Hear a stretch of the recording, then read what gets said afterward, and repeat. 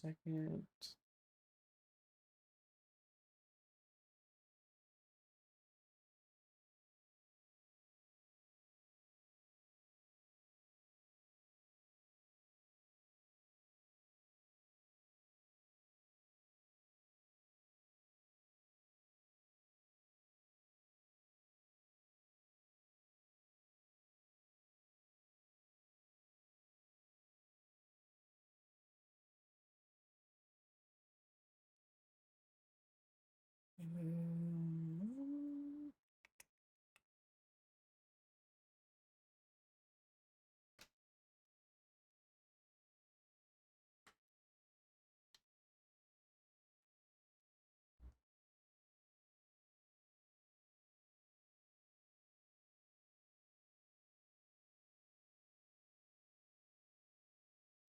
Get all my stuff loaded up.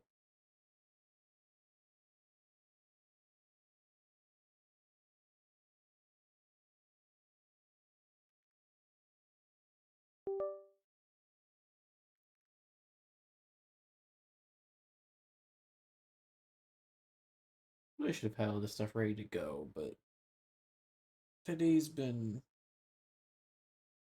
today has been a day.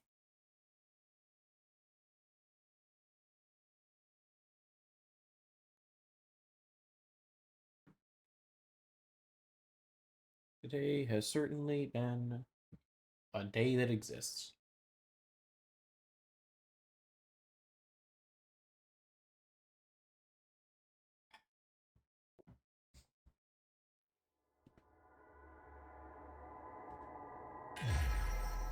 Alright. We're not gonna do any funny business this time around. No messing with Game Breaker or anything. Actually, speaking of that,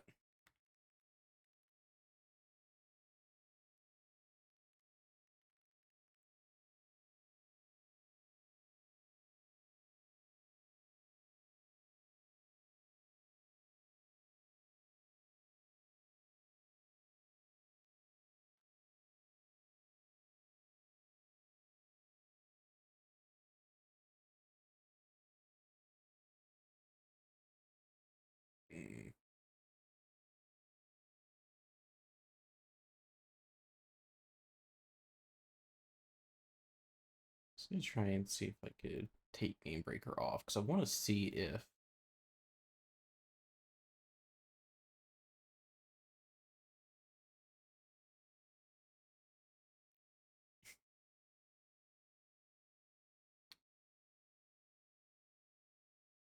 wanted to see if I could take Game Breaker off to prove that my thing.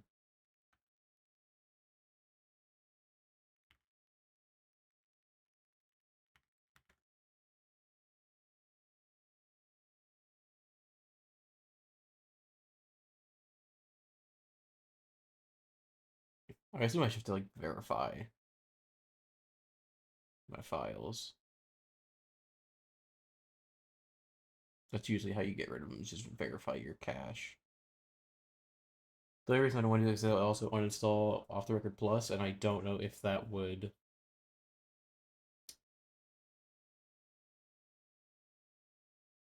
back up my save files.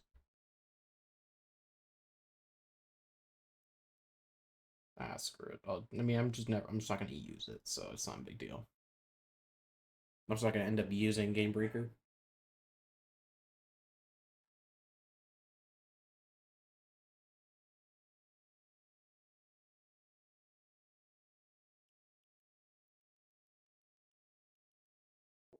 I just gotta remember when I save, don't save in the first file, because that's just in case I ever do go back to 2 times game clock.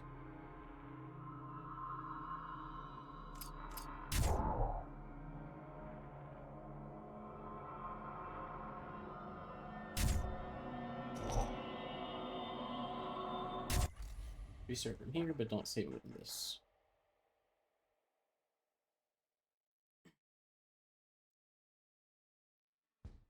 I clawed my way. I haven't gone through the intro of this in a while. Because even when I was setting up the save for Game Breaker, I just skipped through it. At that mall. I won't watch every cutscene, mainly just the ones I want to watch. God, it's gonna feel so, like, cathartic in a way. Things were good. Like, it's gonna feel so nice and simple going through this without having to worry about, like, the game moving at Mach 10.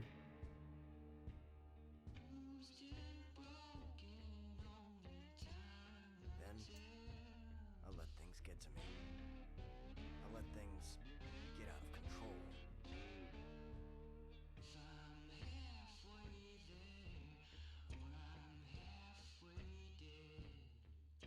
I think deep down, I knew I hadn't uncovered Again, I would like to, what was going on. as much as I would like to try and have a full run with 2 times, I think at the end of the day, the game itself was telling me it didn't want me to. Like, the game itself was saying, like, nope, you're not allowed to have this. Because 2 different runs I had just break out of my control. Things got pretty dark. But this is my chance to get back in the game. It is weird how actually, like, really good that cutscene is. And it's a shame that no other cutscenes are done like that. They could use some more of that in this game. Then again, I feel like that cutscene's very serious, and they did not want this game to be that serious.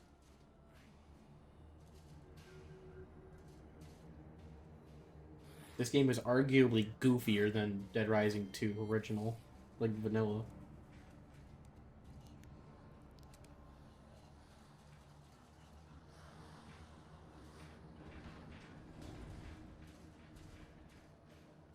Excuse me, sir?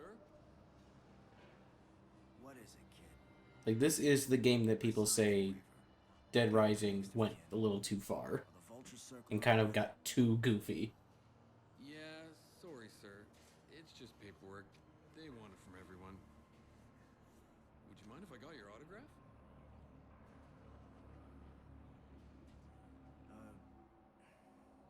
Sure. Sorry about that. It's just, it's been a while. You've always been a big hero of mine, Mr. West. I was really bummed when your show went off the air. Wow. I do like that line from Frank, are the vultures circling already? If anything happened It is interesting, because it feels like Frank goes in here, Yeah. and, like, he gets in there and he just wants to be in the limelight. It almost has an air of, like, he wants to die. Bad idea after all. Like, some of his, like, language he uses, it sounds like he would be fine if he just died, which is very interesting. The original zombie killer himself. The one, the only.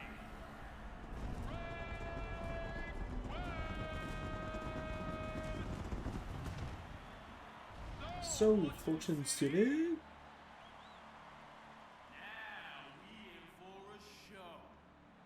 The rematch of all rematches. Now Frank's gotta kill zombies to earn cash. Bigger the death, Bigger the payoff. Especially if you use those corner grinders. I do like a good grinding. But first, TK has got a personal message just for you, Frank West. You gotta be willing to risk it all if you're ever really gonna.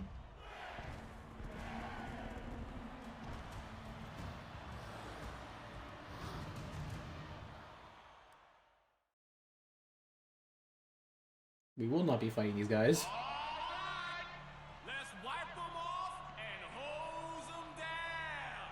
Let me hear it, people. And show I was wondering why that cutscene looked weird. I think it's because that's a pre-rendered cutscene. none other than the famous zombie killer, Frank West. Because, yeah, he didn't have, like, any of the cosmetic stuff on him, or his camera. Baldness remedies to earn him some real cash. Yeah, so it's not a... It's a pre-rendered cutscene. That's why that looks... That runs at 30. Whereas everything else is going to run at 60. Baldness remedies work too well. But we just getting started, people. The carnage is just beginning. Beginning. So right now, let me hear you Make some noise.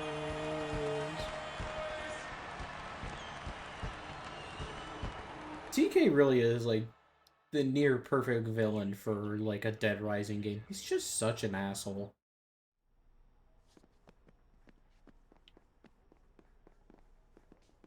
Like, he is just such a dickhead.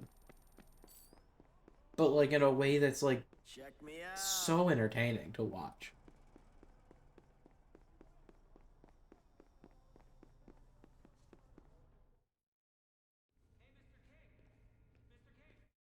Mr. King. Remember, not a word of this to anyone. Damn it.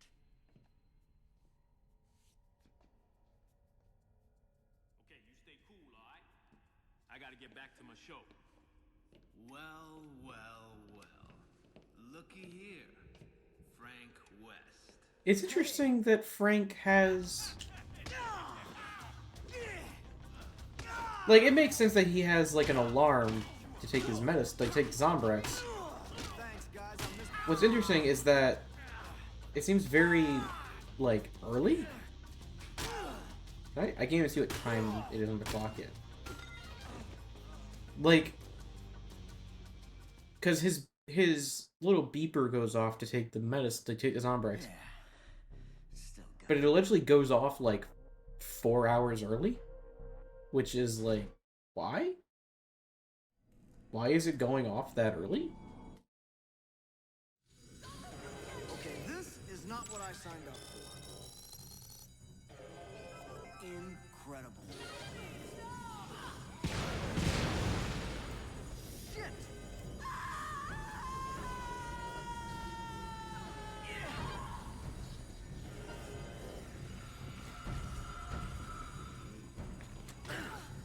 Ow. Who would bring a kid here?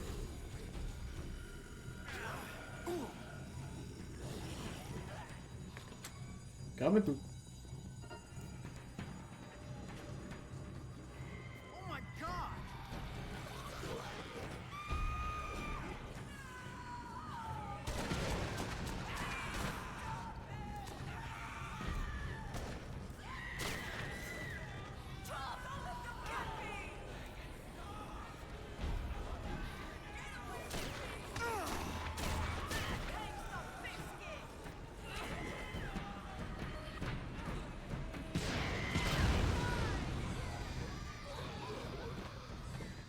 Rest in peace.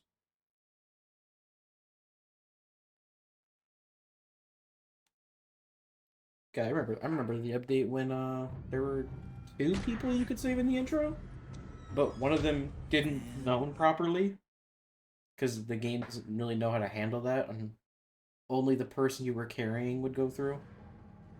So we all had to, like, scramble back.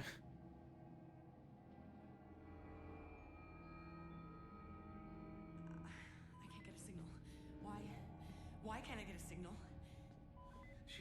She was looking right at me and they had her and I couldn't do anything. She went down without a sound and I had to get out of there. I just ran. You sure did. Okay. Is the map glowing? Box of Zombrix. It looked like the map was, like, pulsing. Like it's a pickup. I mean, it technically is, but... Also, if this is, like, a zombie defense shelter, why would they not have the drug that saves people from turning into zombies?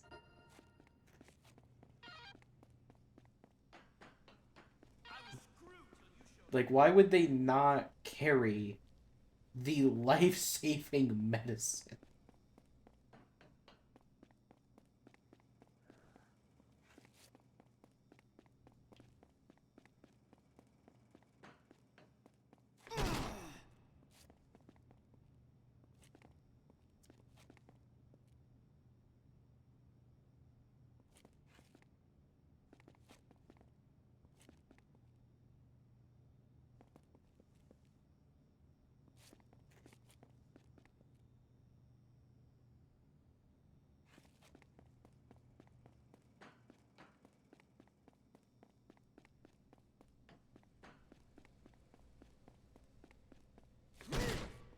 just a bit silly to me, you know?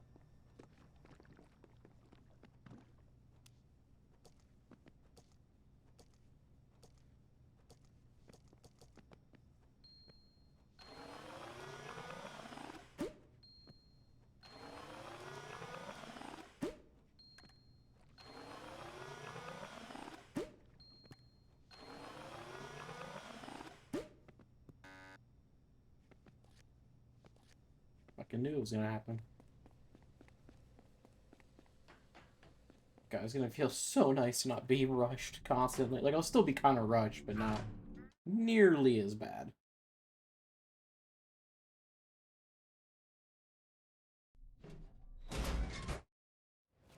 Nobody ever thinks of the vents. What's up? Frank, I found a travel brochure for Fortune City. Right now you're in the Royal Flush Plaza. Roy's Mart is on the other side of the mall.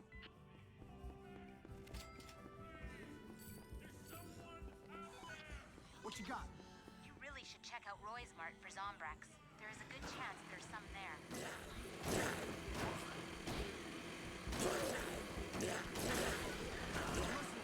Hey Frank, if you go to the Yucatan Casino, watch out. It looks like there's a tiger running loose in there.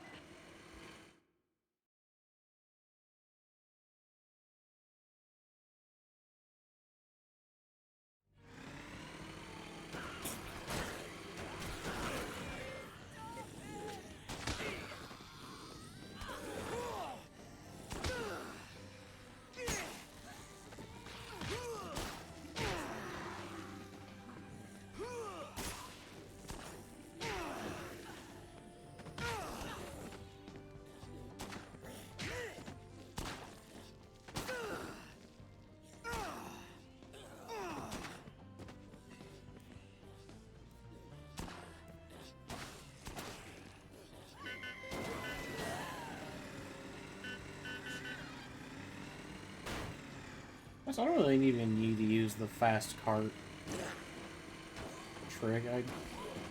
We're fine.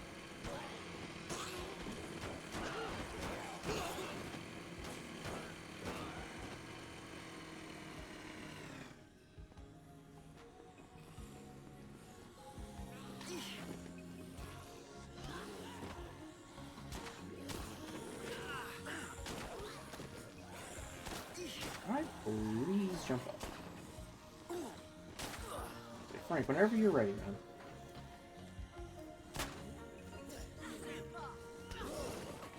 Let's move! Hoof it! Keep up!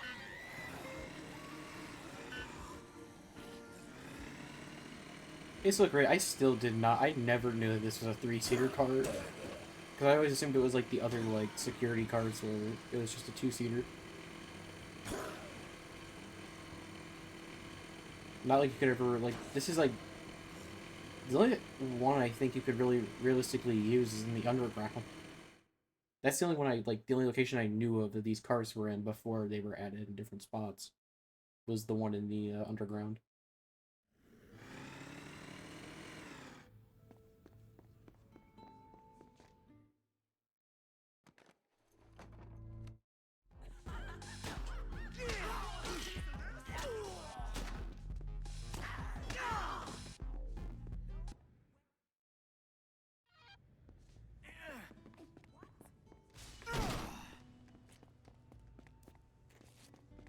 Thank God, Zombrex.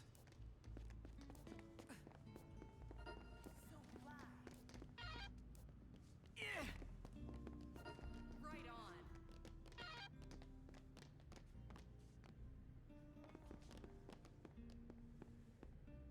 Come on, speed it up!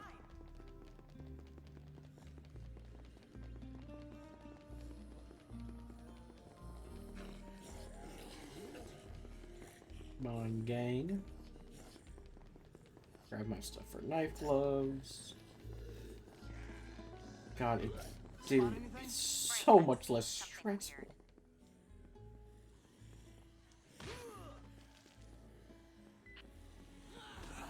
Where's the Bowie knife guy? Alright, Bowie knife guy just decided I don't want to spawn. Fuck you. Alright, that's cool. Quick, follow me!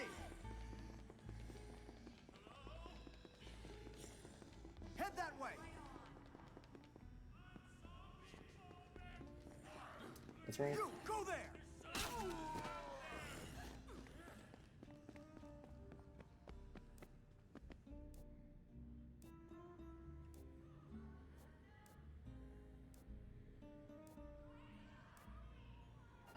Sure. In the closet. This is my favorite place to be.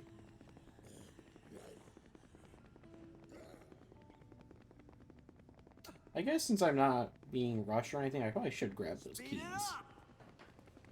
Shouldn't I? I probably should actually grab the security keys. Go that way. I should be able to remember their locations. None of their locations are too awkward.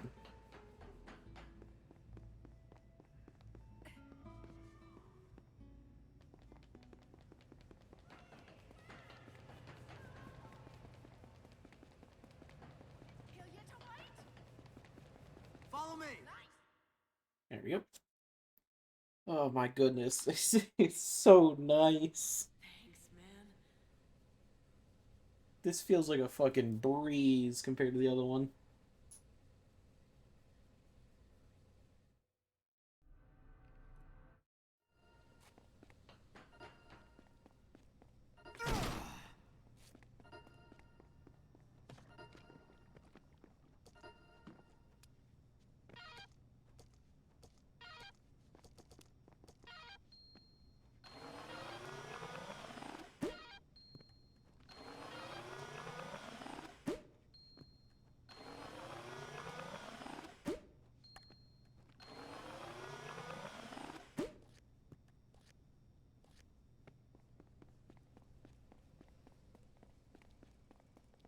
I was sure I was a goner.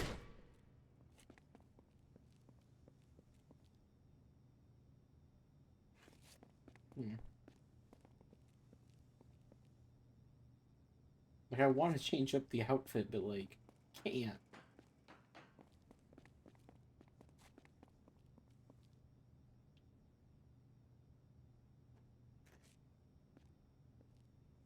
Looking sharp.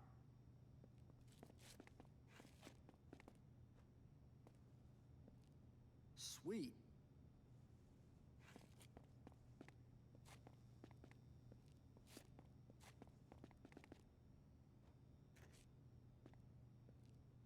Yeah, I like this.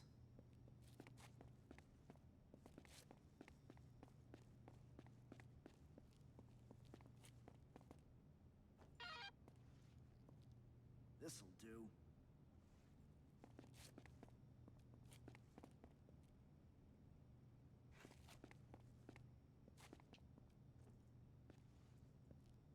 This fits.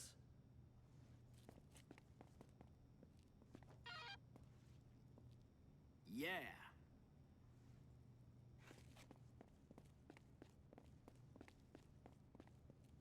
Fried rice? You're telling me a goddamn shrimp fried this rice? This fits.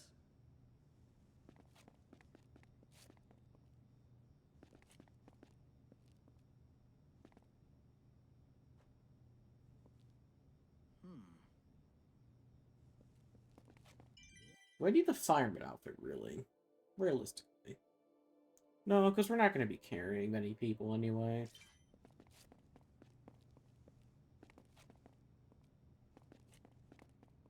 I guess the question is, what do I want to put in its place?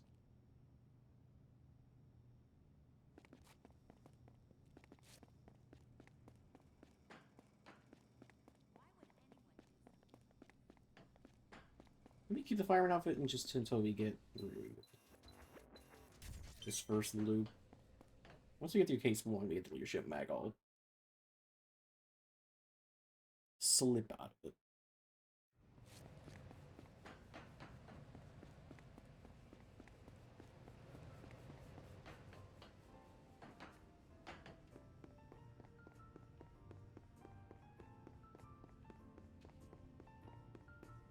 Well, what do we have here?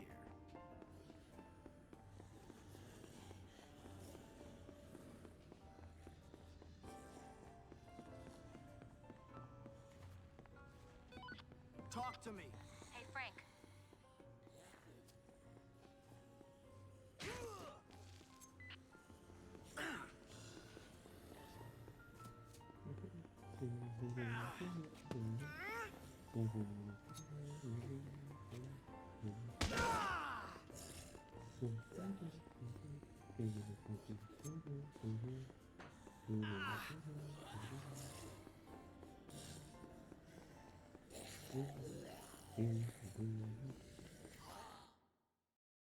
Grab the Juice Boost magazine.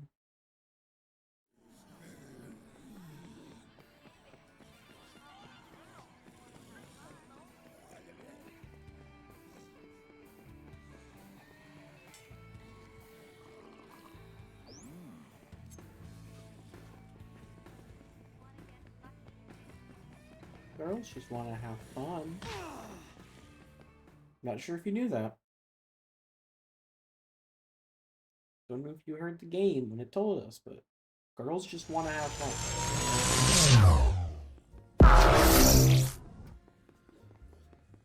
I see I corrupted another person with this sound. The cursed knowledge of knowing how amazing that sound is.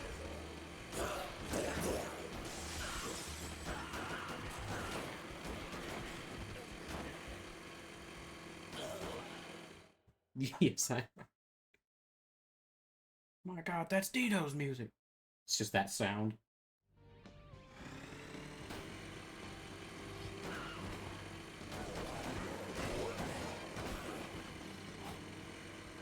So how are you doing today, Dito?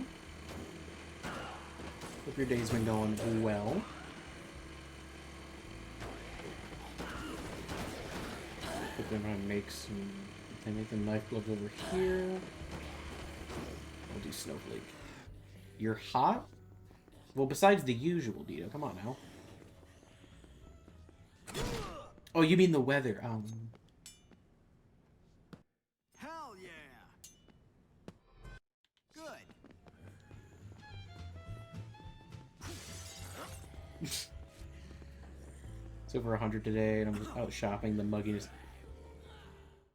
Yeah, my niece had her birthday over here today, and I didn't go outside too often, probably like the kids were, but Hey, you! the times I did, it was, disgusting. My family was giving me shit because I switched my clothes out. I'm like, it's hot. Those clothes were disgusting. I needed to change.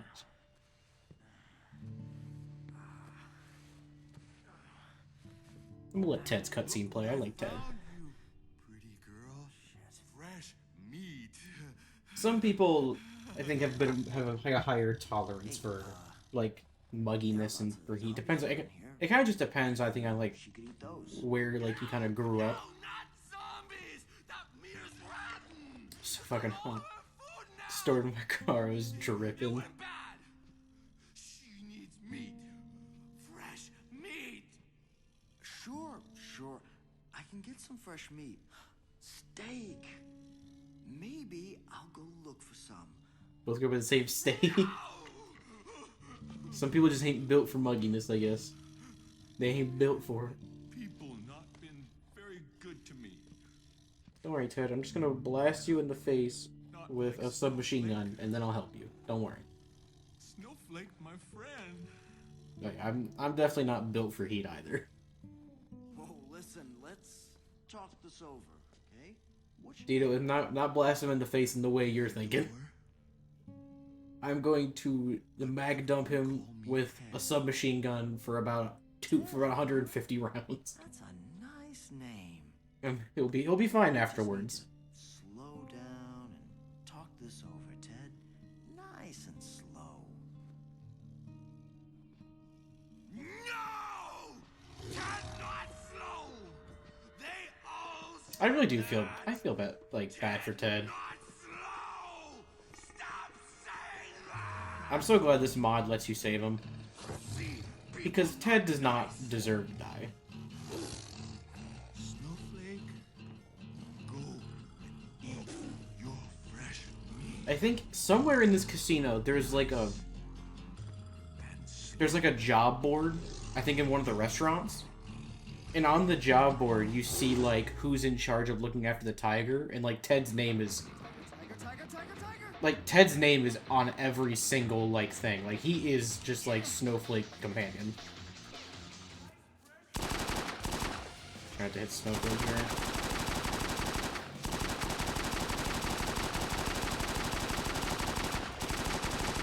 There we go.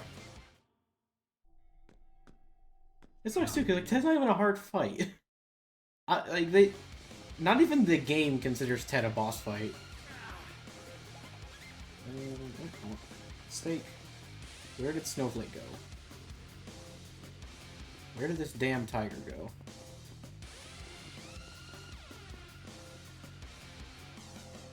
Is she gonna go for that? So fucking fat. Yeah, like... I don't think Ted is really a boss fight. Even by the game standards. Okay. Where did she go? Oh, there she is. Don't run, don't run, don't run.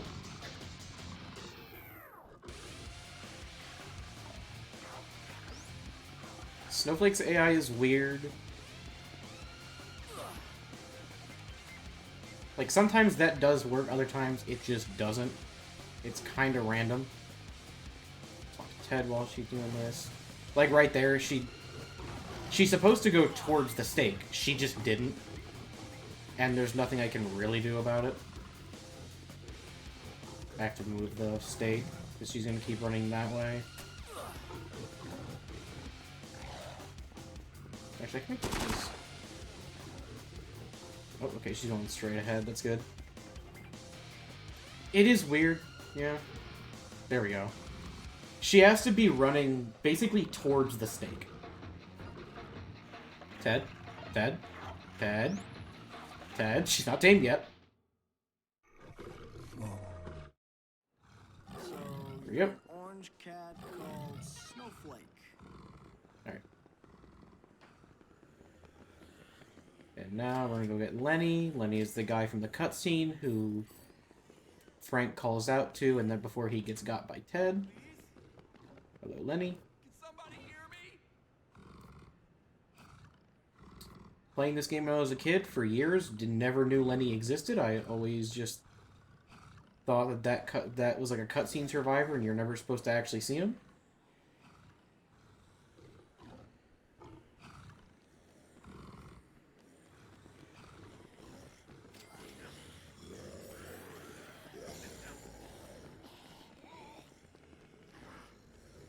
Keep moving, Lenny. Let's go.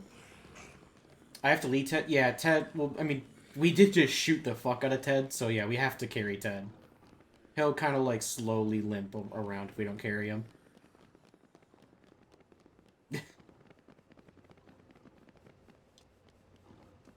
There for right now. Going here. On the slots. It's the only way to turn on the slot machines in here. If you don't do this, you just don't turn them on. Let's go this way. We need to go Palisades and then okay. Hurry up! It's been a while since I've been able to do this loop as intended. Because when I did 2 times speed, I could not do this loop because I just didn't have enough time.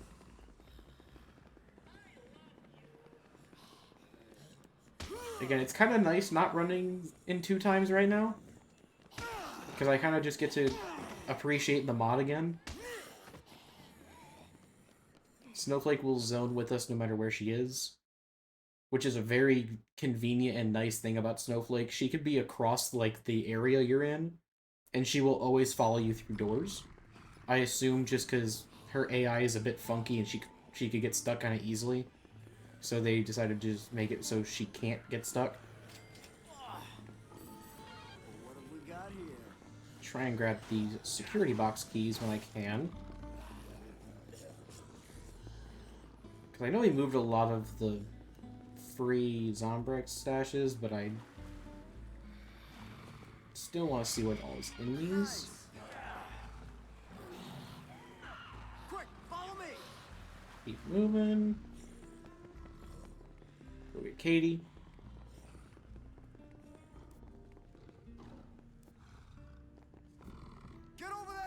Yep.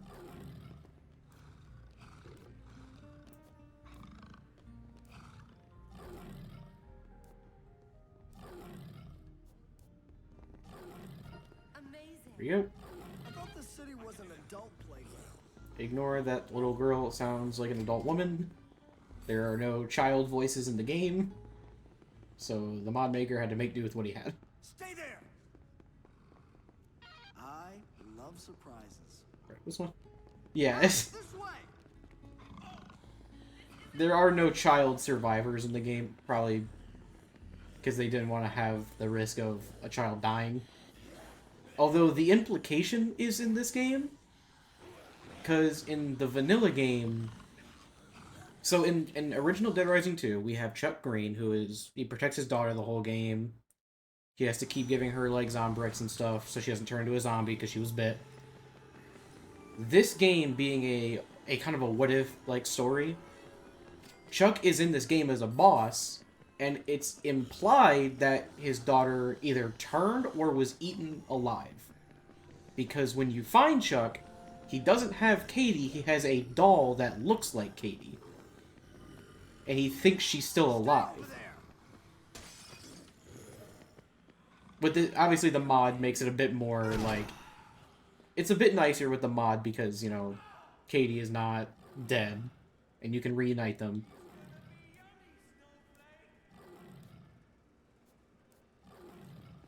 Also, this door... I had to go through the glass because that door is normally locked. Katie got grabbed. I need to...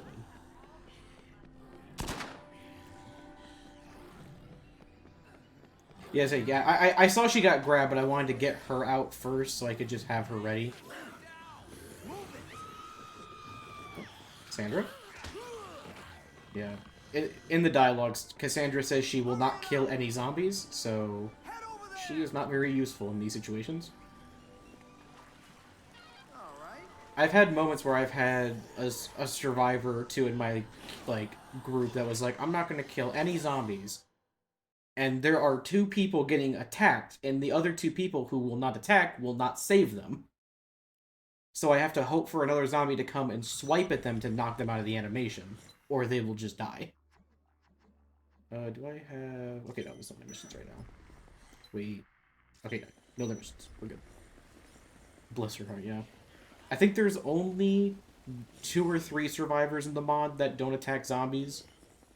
And they're pretty early on, which is nice, because if they were later, this would be a fucking nightmare.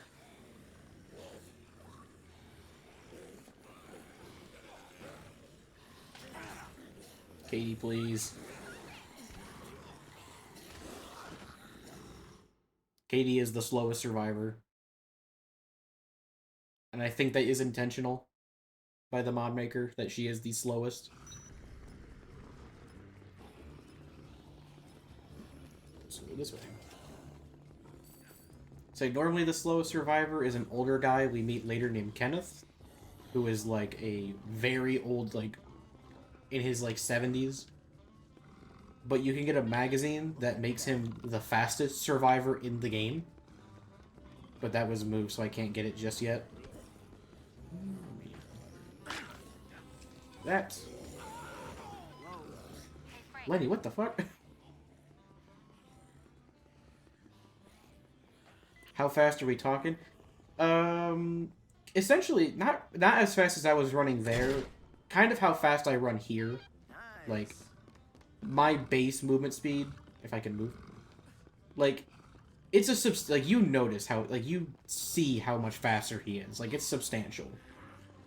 But it's hard to show. And we won't see him for a little bit.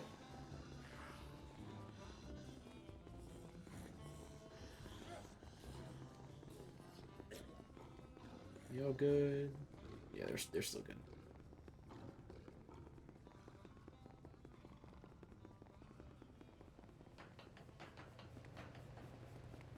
See, we can grab the there's 2 people outside with that mission, but we can go grab them in a bit. I might actually have time to be able to grab them before this case starts. If they can all make it back here fast enough.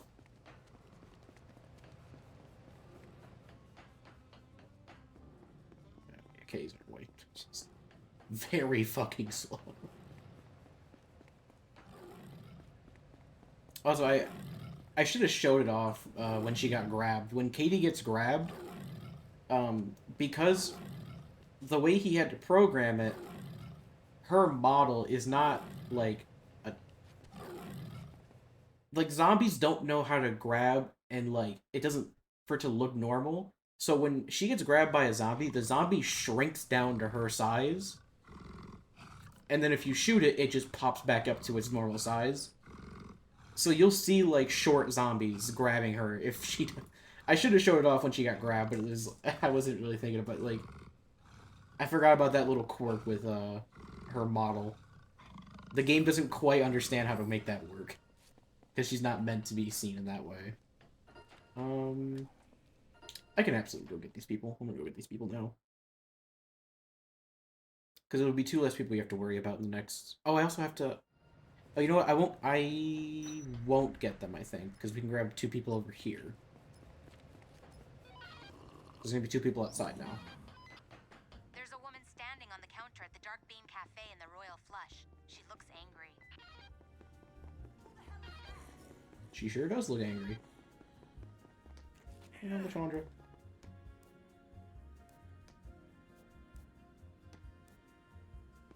Now you got it. Let's go. So we'll find her husband, who is upstairs. Essentially on the opposite side of the mall. Yeah, this mission in the base game is very funny because she's on the counter at that coffee place, and he is in a store that is not even 5 feet from where she's standing, and you can hear him crying in that store. So it's not even like he's hidden. Like, they could easily, like, in this one it makes a bit more sense they're on the opposite ends, but in the base game, he could easily find her. Wait for it to get over here, it's faster for me to join. Follow me. Don't mess with me. She gonna... Okay. Oh, interesting. Oh, interesting. She doesn't smack the taste out of his mouth this time. That's usually what she... They're supposed to hug, and then she hits him with the pipe. That's how, like, their little reunion's supposed to go. I guess, like, because I called, but, like, they weren't available, it canceled that? That's weird. I have never seen that. Oh yeah. Well, let's just smack them.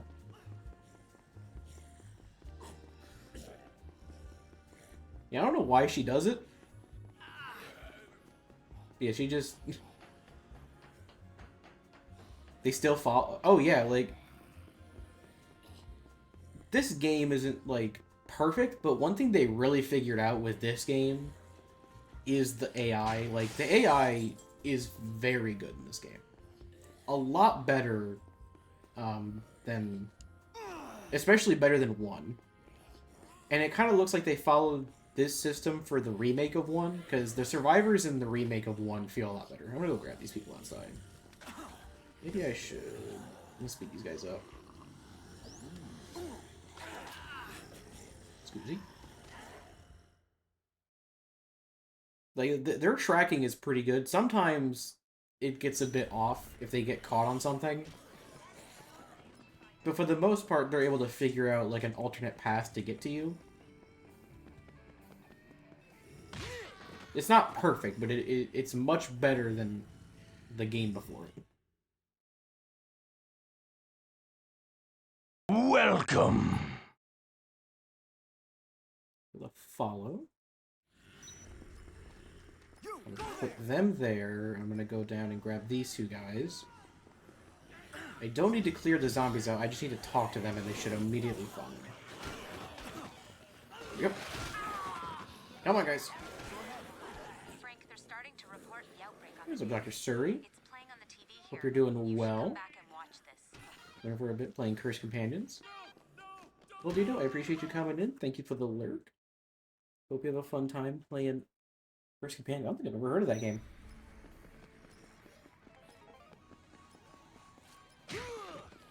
I hope it is fun.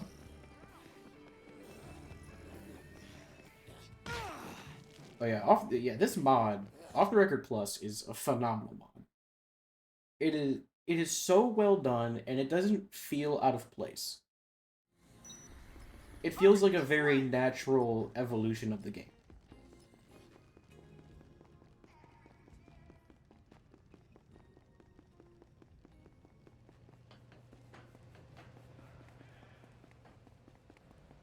This mod scratches my itch of rescuing people in the zombie outbreak. It really does, like, because like if like when you play these games enough, you realize just how much downtime there is, and you kind of wish there was more to do. And this mod does perfectly scratch that itch of like just deleting the downtime.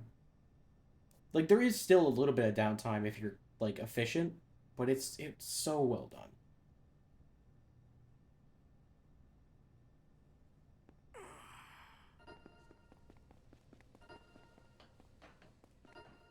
Like I cannot give enough props to Collins for making this mod. Like it is incredible.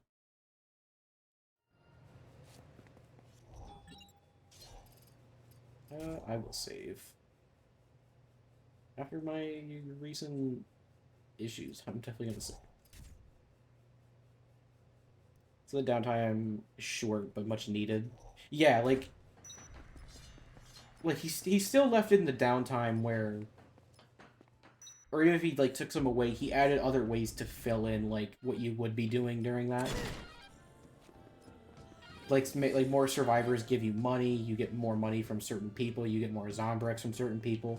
He added ways to kind of make up for the less downtime, but still left in enough to where you don't, even if you're swamped, you still feel like you can do something about it.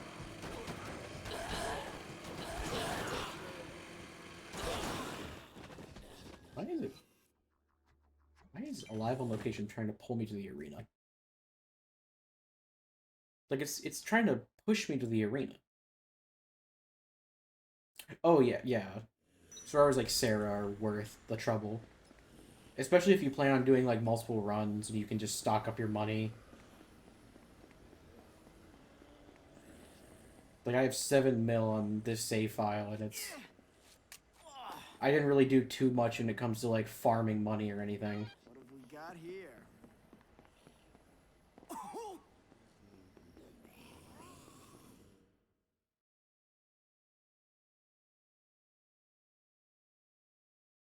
I think this file has been has been the file I've used for every iteration of the mod. So where'd you learn those skills? Nice. I'm glad we've all realized that he is doing the Bisa. I mean, I was telling like he basically kind of confirmed it, and he was, I was telling him it's like it's one of the most requested like additions to the mod. Like in the community, it's like everyone knows it's when it's coming. Hey Frank, Yeah, I can't wait looks for like it one of too. those looters has set up a pawn shop inside Moe's Imaginations. He might have something worthwhile in there.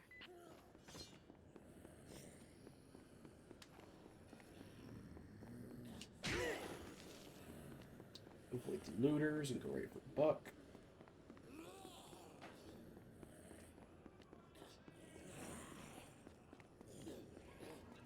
Rebecca can handle herself. Only issue is lack of models. I met one guy who does his own to get these models in the game, hence why so many female survivors. I think he does a good job with like what he has. I think that's kind of like, that's been like my biggest like,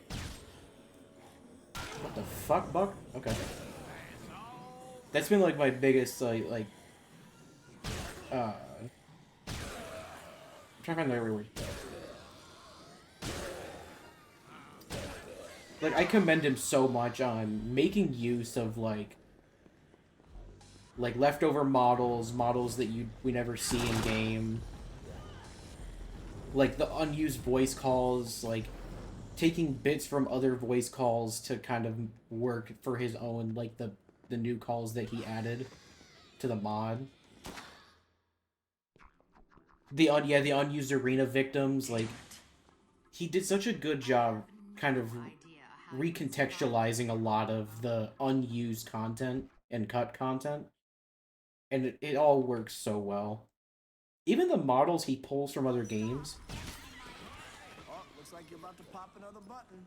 I don't know how he managed to make some of those work in this engine, but like whenever he ports a model over, it somehow just works. Like some of the models look natural in this game, and I don't understand how he does that. Like the only ones that are really out of place are like the Walking Dead models. But even then he finds some way to like, oh yeah, they're like stage play like people that are just like dressed in makeup. He finds some way to make it work. Let's grab our good old friend Leadership Magazine. Well, look at that. Leadership Magazine, my beloved. I didn't grab this key over here.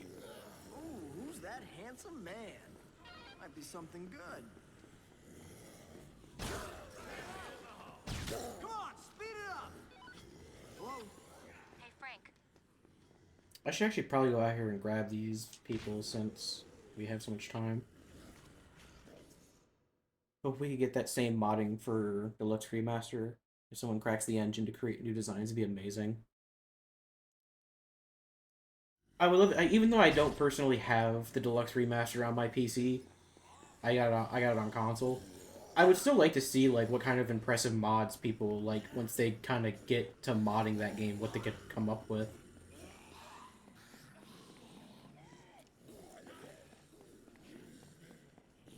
There's one thing for sure, like, while it's not like massive, like the Dead Rising modding community for what they have, like for what we have available, like pretty impressive stuff.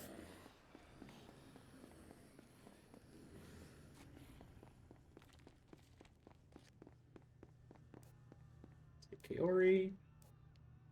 I know Bug is grabbed. Give me a second. Oh, sorry.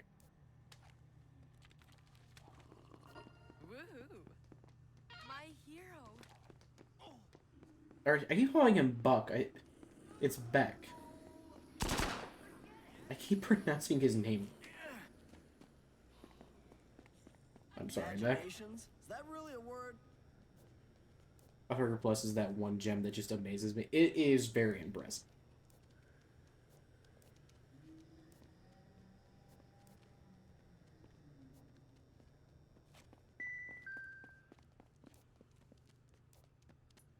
Let's get Jill.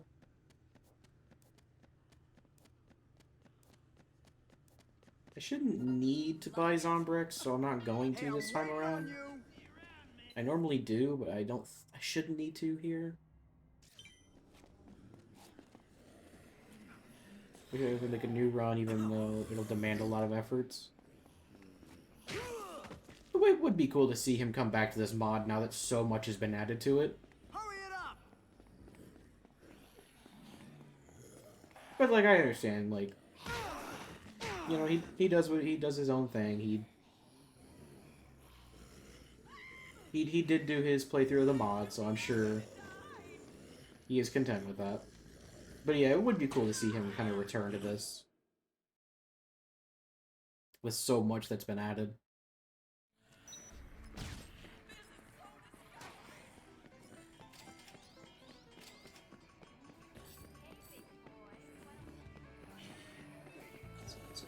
Back.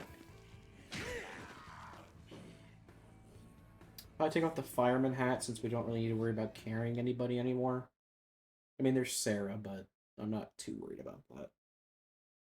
I also learned that Sarah can just walk on her own anyway, so... Even more so, I'm not really worried about her.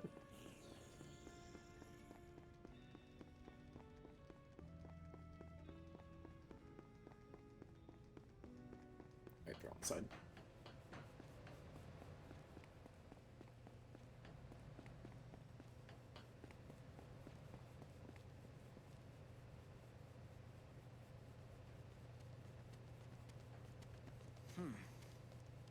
So try to grab some of their security keys that I've missed.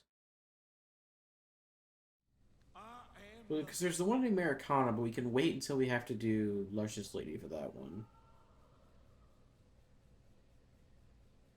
There's the free Zombrex on the roof. I should probably go grab that if you haven't moved that. Real Genius is how all the servers are well routed. I remember fetching females in Elizabeth to gun down the cure guy. Also the bunny. Yeah. That was another thing that like I was so impressed by, was how he figured out how to like the routing of survivors is so smooth.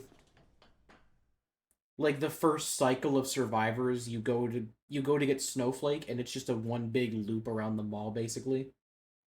And they all route so well. Like I was very impressed by that. I don't really need the assault rifle yet. He still hasn't got enough of the machine gun.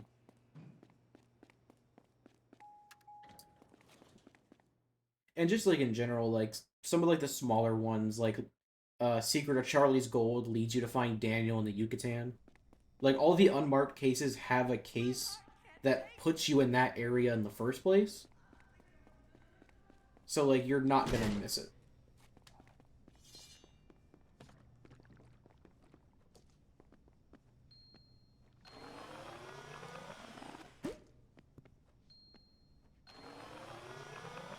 So this movie, when I fuck up in the round, I can improvise a new one. Yeah, like there's ways to get around like that. It just all makes sense. Everything just flows very well, and I can't imagine how long that took to route everything out. Bash Daniel's skull. He's only asking for $200,000, and you are going into the vault for Secret of Charlie's Gold anyway. And I think he actually increased the payout, because normally it only gives you 500,000, but I think he upped it to 600,000 with the mod.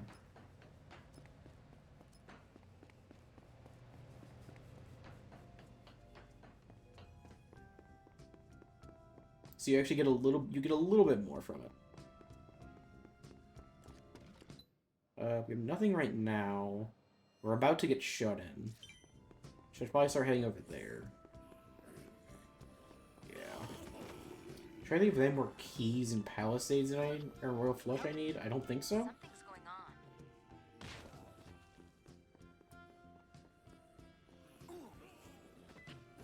I also suggested a survivor for a side B.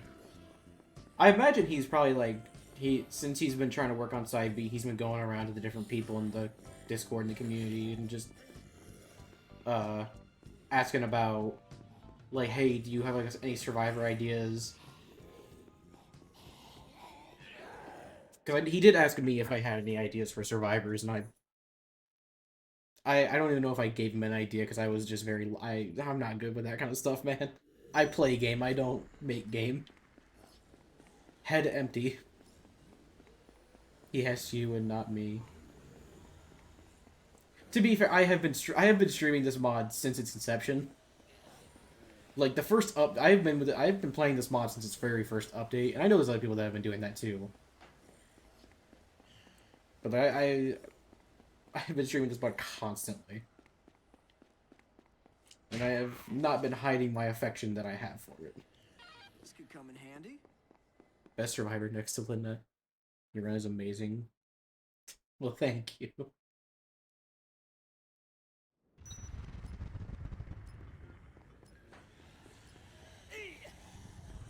Yeah, I'm hoping, like, somebody can figure out that 2 times game clock run. Me personally, I don't know if I can do that. Like, at this point, I don't know if I have that patience to stick with it. But I'm hoping that, with as far as I got in my run, that somebody can figure it out.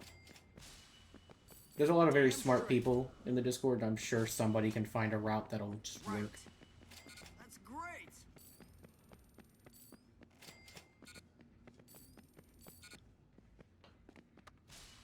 Oh yeah. No, I don't have every key, but I don't see what's in it. I do have. Wicked. LMG, you're actually gonna want to take that. Nice. Yeah. Uh-huh. Great. Yeah. Hell yeah. All right. That's not what I wanted. That's great.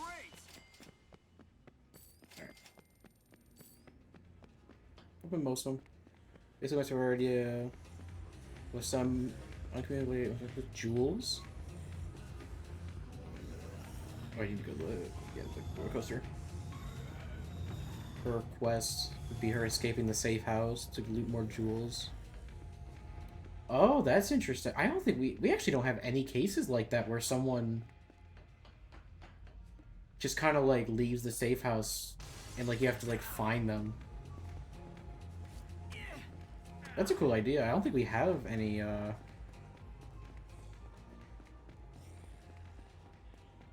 we have any survivors like that. Try to not fuck this jump up. I know there's the free Zombrix in here too. I need to grab that at the bar.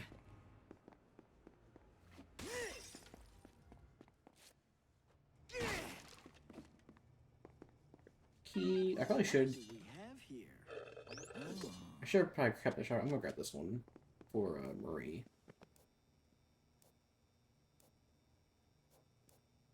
Based on an existing character, disaster report. You find a challenge woman next to a man stabbed to death, and she's looting the jewelry store. Interesting.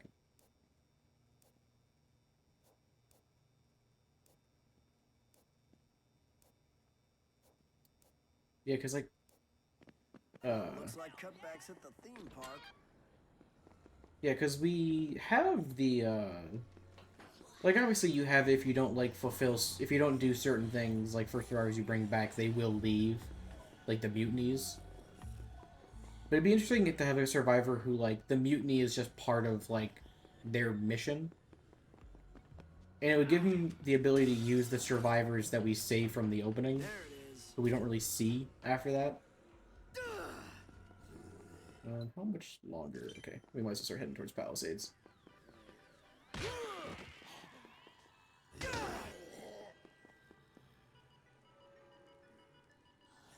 She spawned in everything diamonds next to two dead looters. You don't have to talk much and only follow given gems. None appear in the story. Interesting. Yeah, that'd be really cool, actually.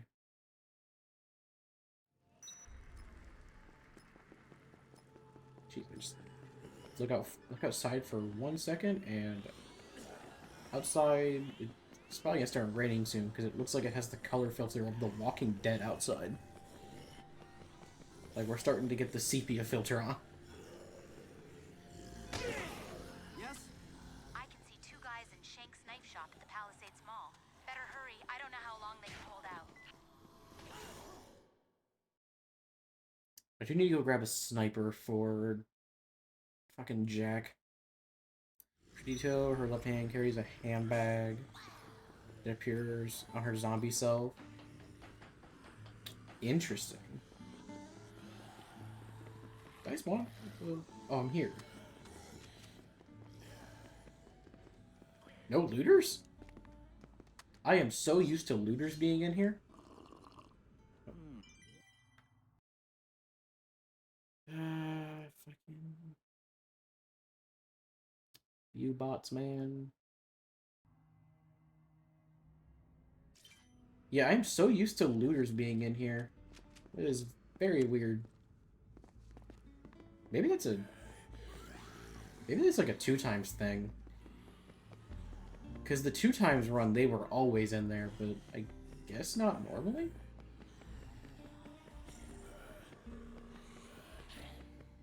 I got no clue.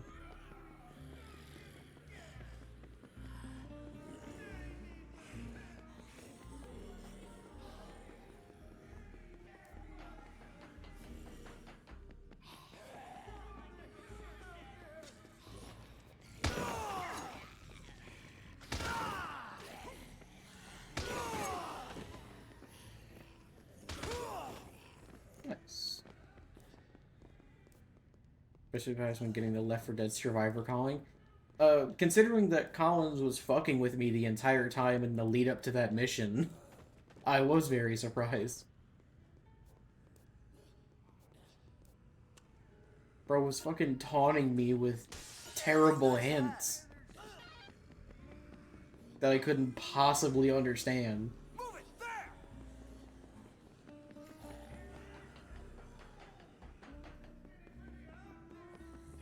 Dude had me crashing out because I just like, cause he kept repeating the same thing. I was like, that doesn't.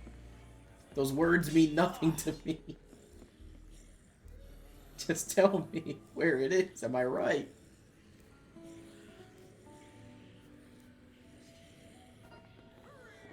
Amazing guy. Legit joined my VC when I was doing a tier list Survivors was my first run.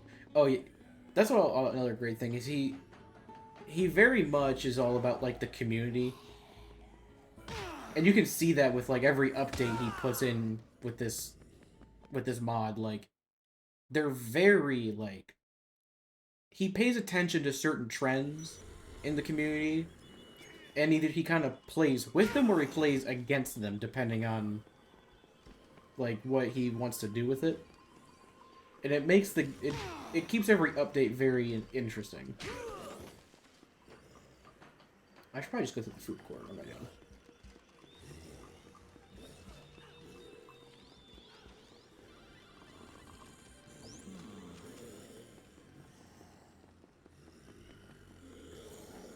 Like, when he saw, like, everyone just completely taking advantage of the leadership magazine, and with how easy it was to get it in, like, the base game, he was like, alright, I'm moving it. I was trying to get him to put it in the lockbox that you have to go into the underground to get that one key in, like, the little, like, figure 8, and it would be in that lockbox, but I think that was too mean. Because then you wouldn't be able to get it until Case 3 Boomtown. Or no, not Boomtown, Sign of Life. Because the underground's completely locked off until that point. And I think he figured that was too mean. That's 5 layers of fucked up. He said he wanted to make it harder, and he wanted people to stop, like, kind of over-relying on the leadership mag so early. And so I was like, well, here, you could do this. Thankfully, he didn't, and he just put it behind Case 1, but still, I... Just remember that I could have really fucked us up. There's the Easter eggs, like names and convos. Oop. Oh yeah, all the Easter eggs to like people in the Discord and like just other like big names in like the Dead Rising, like just community in general.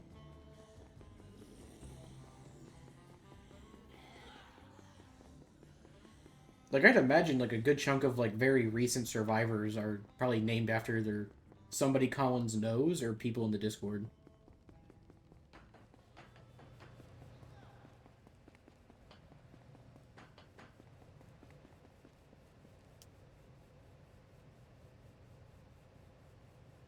This group to get back. What is our time like? We actually have a bit of free time because we don't have Luscious Lady until 1. I really appreciate it. God, it just feels so cathartic to not be rushed so heavily right now. I get a moment to breathe. Billy Co-op was more stable as you're the friend. Yeah. These games... And I was telling Collins this because my game had crashed.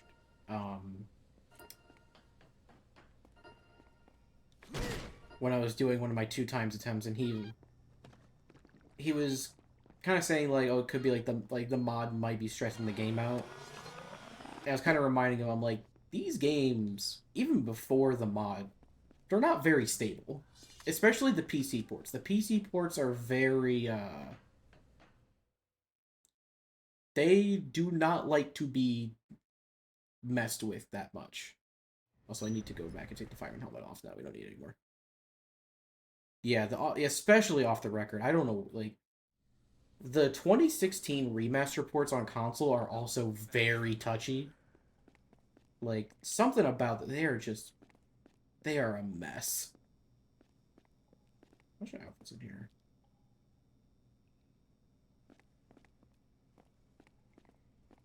It's outfit. It's best scientist. It's prison jumpsuit.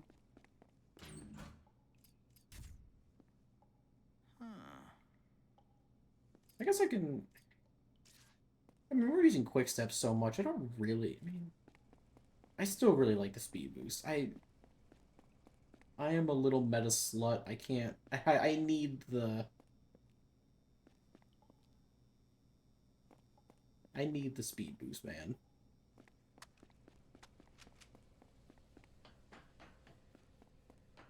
Ninja outfit, speed boost, and the soldier outfit for extra ammo. We all love a little bit of meta. Collins did say, and this is I can share this because he mentioned this on the live when I was doing the live run for 2 times. He did say that the speed boost from the sports fan outfit was going to become permanent. Was time. I'm actually gonna go in there and grab that key now. So, yeah, he said the sports fan like little speed boost would become a permanent addition, so that we don't need to use this outfit. And I told him that he actually patched in free will. I said that's insane if that's true. You actually found a way to hard code free will into the game, because now people can like change outfits to more interesting things. Like, will I still probably use the soldier boots? Oh, absolutely. I love having more ammo in my guns. But will it be so nice to not be restricted to, like, a piece of the sports fan set? Oh, fuck yes. Hell yes.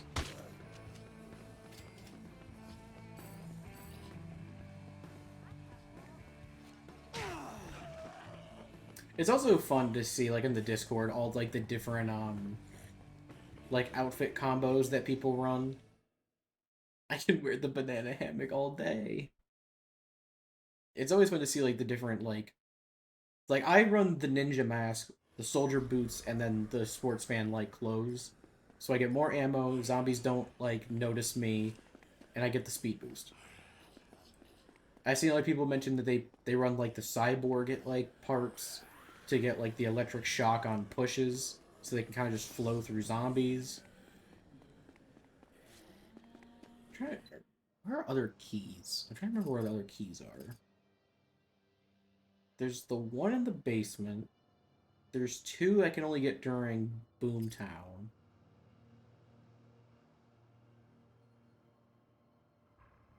But I think those are the last 3 I need. Oh wait, there's the one in the sex shop. Should we grab that one? Chef hat, firefighter mustache, banana hammock, and soldier boots. Just like a stripper chef in some shirt. That's crazy.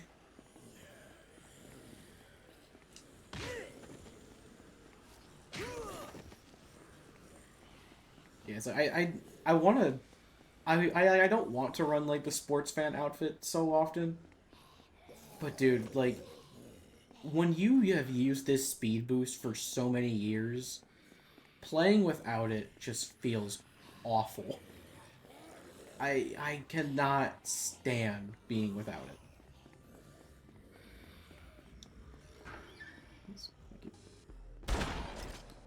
No, mag. There's Well, look at that. 69.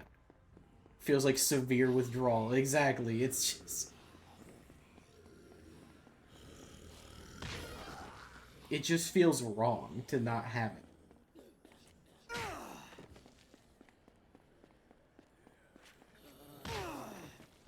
So I think there's only 3 keys left that I need to grab. It's the 2 during Boomtown inside the locked rooms, and then the 1 underground, which we can do in Sign of Life. Because I should have all the other ones. Unable to get drunk. Yeah.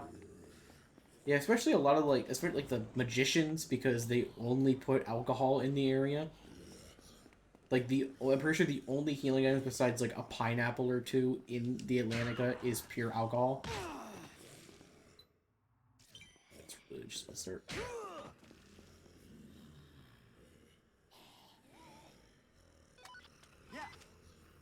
Frank, there seems to be a dancer throwing up in the Americana. Slappy. Oh yeah, the. I can't speak. Yeah, Slappy has the liquor store right next to him. I didn't die. We're fine.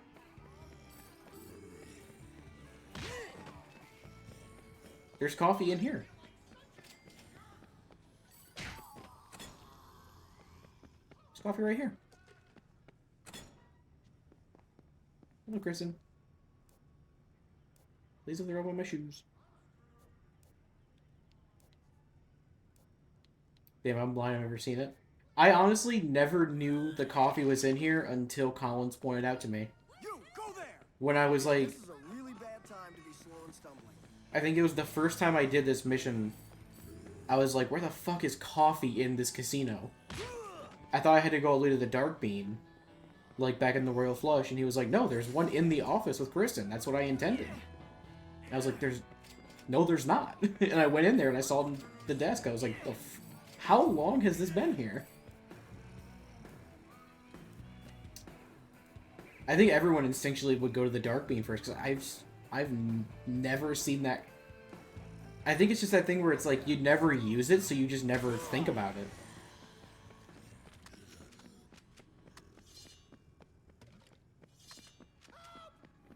Let's go. Lashondra makes the place too famous. Lashondra and all the damn quick steps, man. That is like the place for quick steps.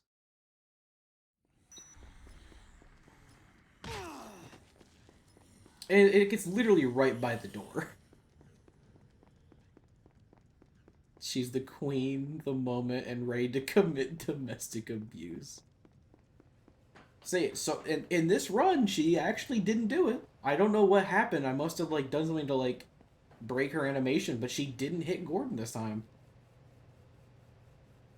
She hugged him and then she turned around and got confused. I broke the Matrix. Gordon didn't get his ass kicked this time. I don't know why it happened, but Dude, you totally wrong. I'll take that.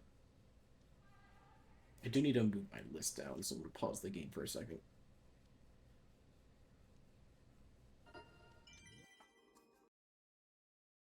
Scroll down on my list.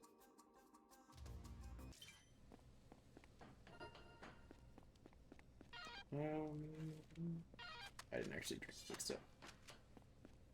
I forget when this damn hidden case. I always forget the time for like the hidden boss fight.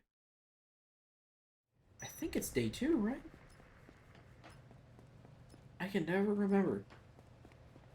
Legit have to write down Chandra didn't beat Gordon. I think it was because like when I went to I talked to him once and then called as they were walking up to each other. I think for some reason that like broke the AI.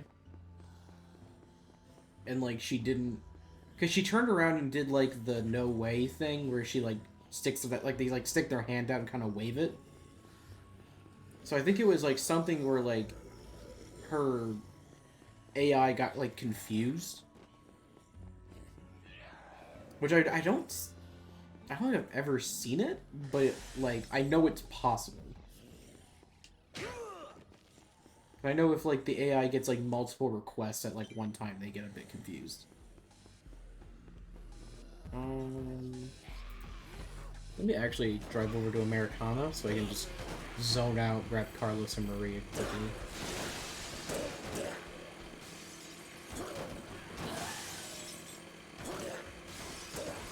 Coming through.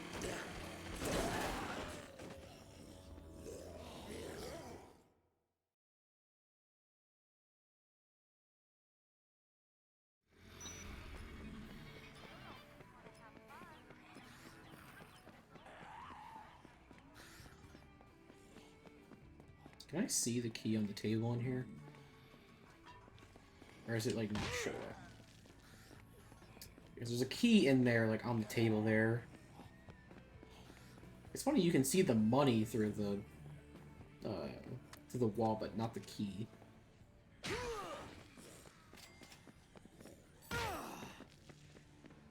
Let's wait around here for a second. Don't worry, I tried the same. It would be nice to just find a way to get, like, you don't need them, but, like, it'd be nice to be able to be done with the security keys before Boomtown.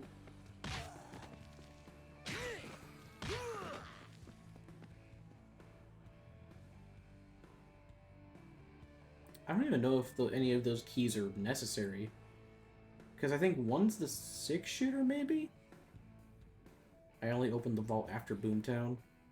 I make a couple trips, because I pass by it a couple times, and I just go in there whenever I feel like I have the moment to do it. Oh, we started level 1 and get overwhelmed by scoops, that makes sense. Yeah, I'm sure if I did this at level 1, I would be more, like, stressed for time. I like my new game plus. Plus, it also means I don't have to do Frank, poker. I see a woman trapped on top of a booth in the platinum strip near the arena entrance. Be careful, though. She's got a gun.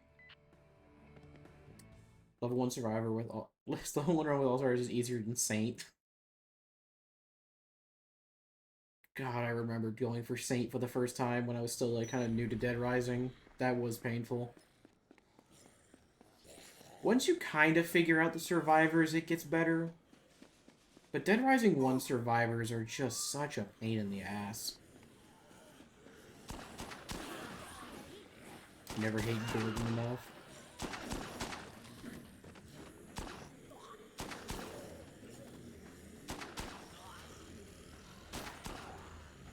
God, Gordon is one of, like, the worst Dead Rising 1 survivors. Because, like, again, at least with Aaron, he's in a group. And he kind of is in a better location where you could just take him straight out. Gordon, you have to take this weird route of going back through to get to the entrance plaza. Like, it's so... Like, the route you have to take Gordon through is so awkward. Especially because I've done, like, an all-survivor speedrun for Dead Rising 1 just to get a time for it.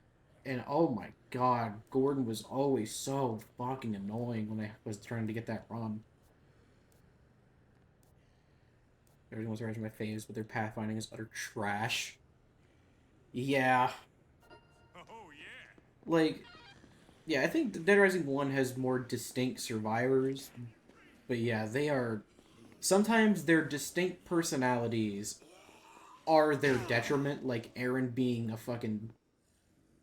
Aaron being the biggest wuss you've ever seen and will... I don't know how Aaron and Gordon always find a way to end up on the ground crawling.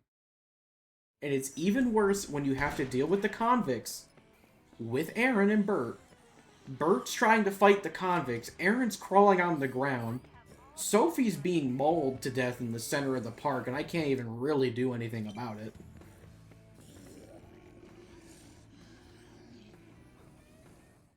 Orange Swan's an awful time. Yeah.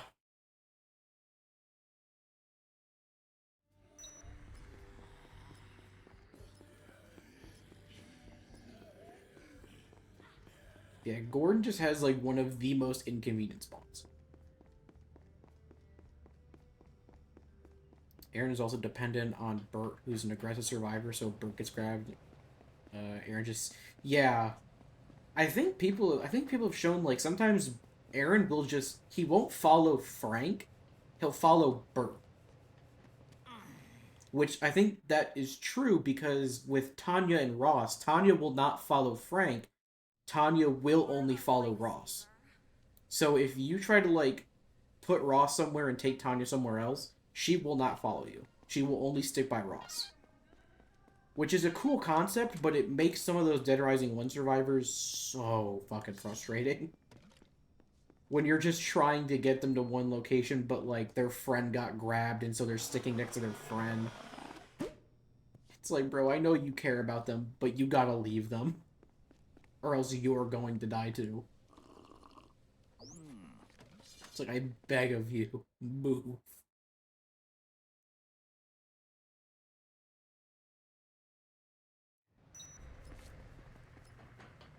Oh, I mean, like if we're talking, yeah, like in universe, Tanya is a great partner because yeah, she does not leave Ross behind. Like, she sticks with him no matter what. And even if you go through with Ross's wish of giving him a gun, like she just defects on you immediately. Which in gameplay, like the player may find it annoying, but I mean, I honestly can't blame her. Because this random guy just shows up, your boyfriend's like, hey, give me a gun so I can get my revenge. And then he just fucking paints the ceiling with his head. And you're supposed to follow that guy now? I wouldn't. I would absolutely not. She makes the right call immediately trying to kill me. Some friend wanted to create extra Dead Rising soup concepts. And I made one annoying soup that's like Ross, but double it. Oh, God. Would you rather give Ross the gun or double it and give it to the next person?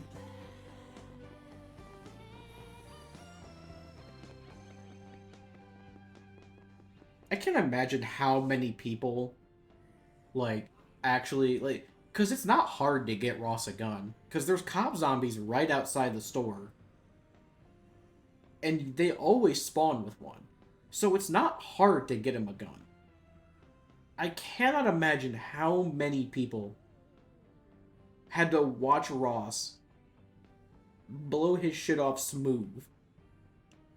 Because they were just going with the dialogue. We're just like, oh, he's requesting a gun. Because I think the game by this point has already had another survivor where you have, like, there has to have been a survivor by that point that has been like, hey, give me this thing and I'll follow you. You better check it out. So players are going in and thinking like, oh, if a survivor requests something, I should give it to them so that they can go do what they want to do. Like, they're not thinking about what he's going to do with the gun. And then later you have Simone the Gunslinger where she requests a gun and you're like, do I give this to her? Do I give Simone the gun? Like, I know she explicitly says, don't worry, I won't use it unless I have to.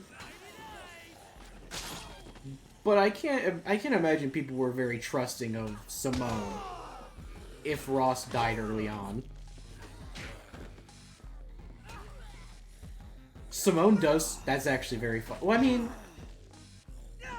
I imagine a lot of the Dead Rising 1 survivors do survive. Because it's never, like, they never say the government kills them. They just say the government takes them away. All right. Like, the government just shows up and puts them in helicopters, probably to do questioning. Since this was the first zombie outbreak, so they probably just did, like, intensive questioning on them. And then they were like, okay, don't ever talk about this outbreak, and you'll get to live. And then Frank West fucking blew the whistle on the entire outbreak, and they're like, well, I guess it doesn't matter if they talk about it now. That must have been so nice to be a survivor from Willamette. Like, and you're told, like, you're probably told you can't talk about this outbreak. If you do, like, we will come after you. And then this random reporter who you saw there for maybe a total of, like, 5 minutes, who saved your life, spills the whole story about the whole thing. And you're like, well, I can tell my family what happened to me when I did my vacation to Colorado. I can tell them about my trip to Willamette, Colorado now.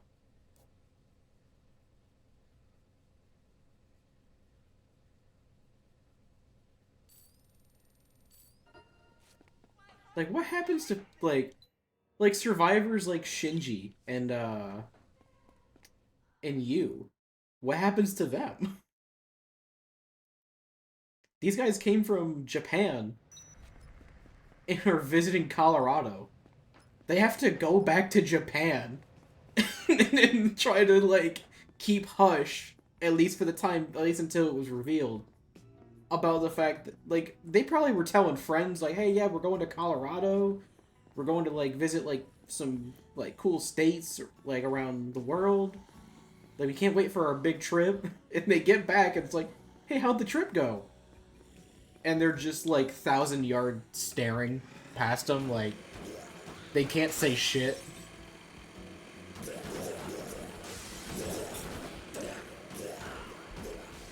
They're afraid an entirely different government in the world is gonna come and, like, silence them if they start talking about it.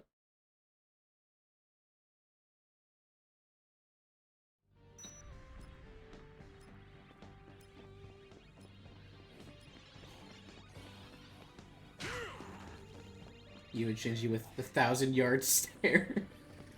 That's what it would be. Like, again, like, they talk about, like, they mention, like, that this is a vacation. And I imagine they told, like, friends and family, hey, like, me and you are gonna go on vacation to the US. We're gonna go visit, like, Colorado.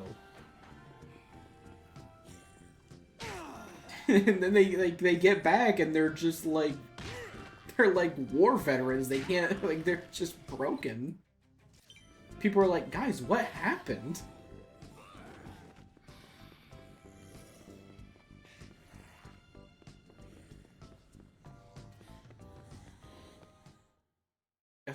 I think, yeah, you and Shinji, I think, are the only foreign survivors in that game. So they're Paris syndrome, but American. Yeah, I think you and Shinji are the only foreign survivors in the first game. I think everyone else is strictly for, like, local. I think that's what I think everyone else is local, like Willamette locals.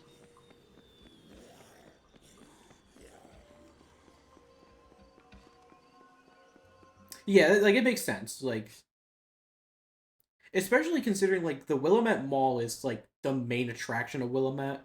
I imagine it's supposed to be, like, a Mall of America-esque thing where, like, obviously to us... Did I come in here? I came in here early. Obviously to us, like, the Willamette, like, from an outside perspective, the Willamette Mall is not huge, but I imagine for in-universe, this is probably, like, the fucking Mall of America. Like, this is, like, a big deal. The mall being, like, here.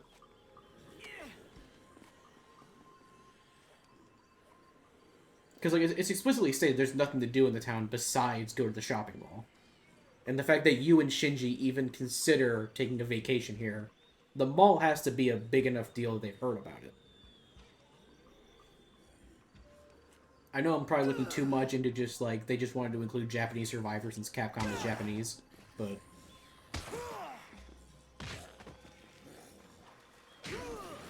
it's cool to just think about the in-universe type thing. I mean, Dead Rising 4, while it doesn't exist, they do rebuild Willamette Mall as well, and it's the Memorial Megaplex, and it kind of does look like...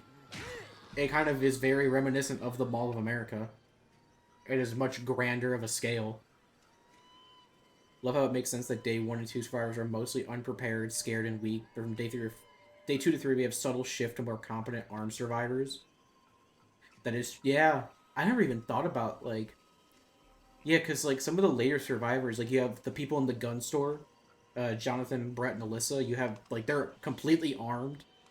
And it makes sense that they've taken over the gun store since you assumedly killed Cletus by this point. Is it 4? It's 4.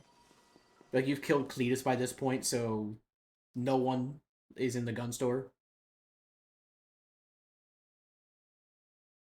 I wish there were more situations like that where, like, you kill a boss in, like, kind of a key area, and, like, survivors kind of take it over after that.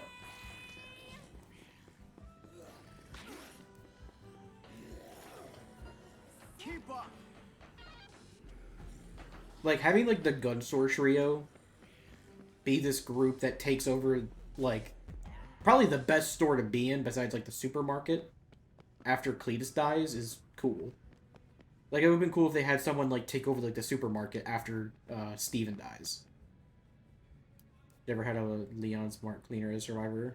That's, yeah, that's what I'm, like, that's exactly what I was, like, having someone that comes in after Steven, because he's kind of, like, keeping, like, he's Because, I mean, you have David, the survivor, Shadow of the North Plaza. Hey, keep up!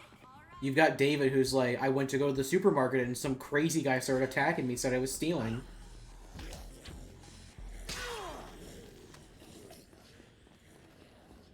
It's little connections like that where they build up survivors and, like, psychos before you're even gonna be close to meeting them.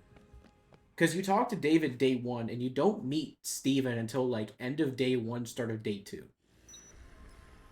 And by that point, like, enough time has passed, you probably don't remember Steve. Like, you probably don't remember David mentioning the whole thing about the supermarket.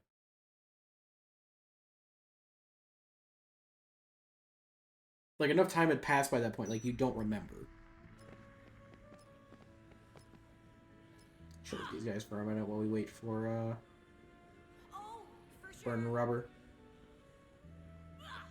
You're the best. Remember scheming 3 scoops that are child missions to each other's groups that leave weaker members behind? Interesting. Spot anything? Hey, Frank. I just kind of wish I kind of wish they did that with, like, the cult in Dead Rising 1. Like, it'd be cool to have, like, you take out, like, Sean and then, like, a lower member takes over, or...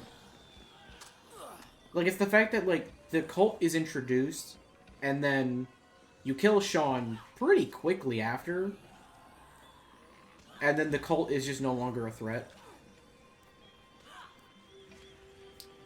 Yeah, even, like, rescuing a cult member.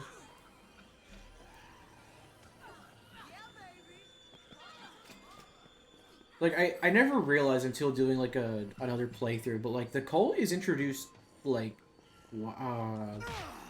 it's end of day 2, they're introduced, and then by the end of day 2, start of day 3, you're fighting Sean. And it's like, oh, I thought we were gonna deal with the cult for longer. It's like, I thought the cult was around much longer. But no, you only really have, like, 2 groups of survivors you have to worry about with the cult. Yeah, and they all just disappear once Sean dies. So there's only, like, 2 groups of survivors that you have to pull through a cult. And even then, the cultists don't really care about survivors that much. They only really care about Frank. Which I guess canonically means that all the survivors are believers, and Frank is the only non-believer. I guess.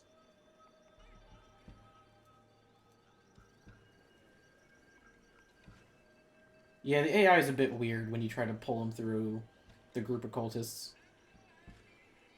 I will say, whatever programmer made the big wall of cultists that are in the movie theater before you fight Sean, I hope you stub your toe. Because, oh my god, that is one of the most annoying things to deal with. Especially going to fight, like, Sean's a pretty challenging fight. And then you have this weird, like, phase 1 section where you have to fight off, There's a woman lying on the floor. like, a big-ass wall of them. It looks like she's barely alive. And, like, they don't use, like, the sand attack that much. But it feels like when you get to that wall, there's, like, I don't know what it is about that group of cultists, but they spam the sand attack. And if you so much as walk in, like, the area where the sand used to be, you're caught. It is one of the worst areas in the game. Oh yeah, when they spawn after the fight. That's great. You have got the lobster look down. Yeah, I forgot they. Oh my god. At least you rescued Cheryl, am I right? God, remember when people thought they were gonna censor the Cheryl mission because they removed the erotica tag? And then the game came out, and they somehow made the Cheryl mission even, like, more, like, horny with the voice acting? Like, hey, shout out the voice actors. They did a good job with that, but oh my god, that mission, it feels so much more awkward to play it.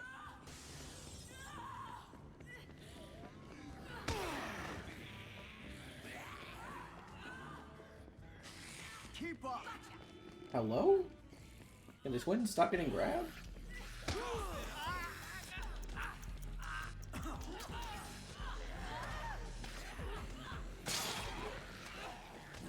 This way. Hurry it up. Honestly, I didn't even really mind the, like, censorship stuff because it didn't really matter in the first place. You still got points. And, like, they just added the points to other categories and made the camera way better anyway.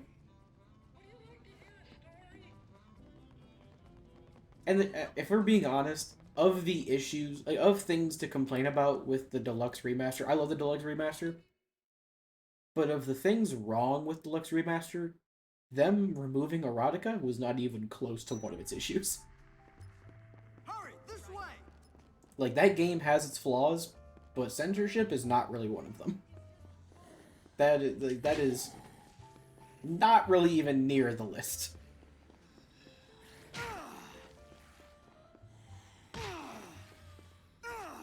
I think the floaty controls is kind of the bigger crime. And people say, like, Dead Rising 2 is floaty. Like, I can kind of feel it, but Deluxe Remaster is very floaty.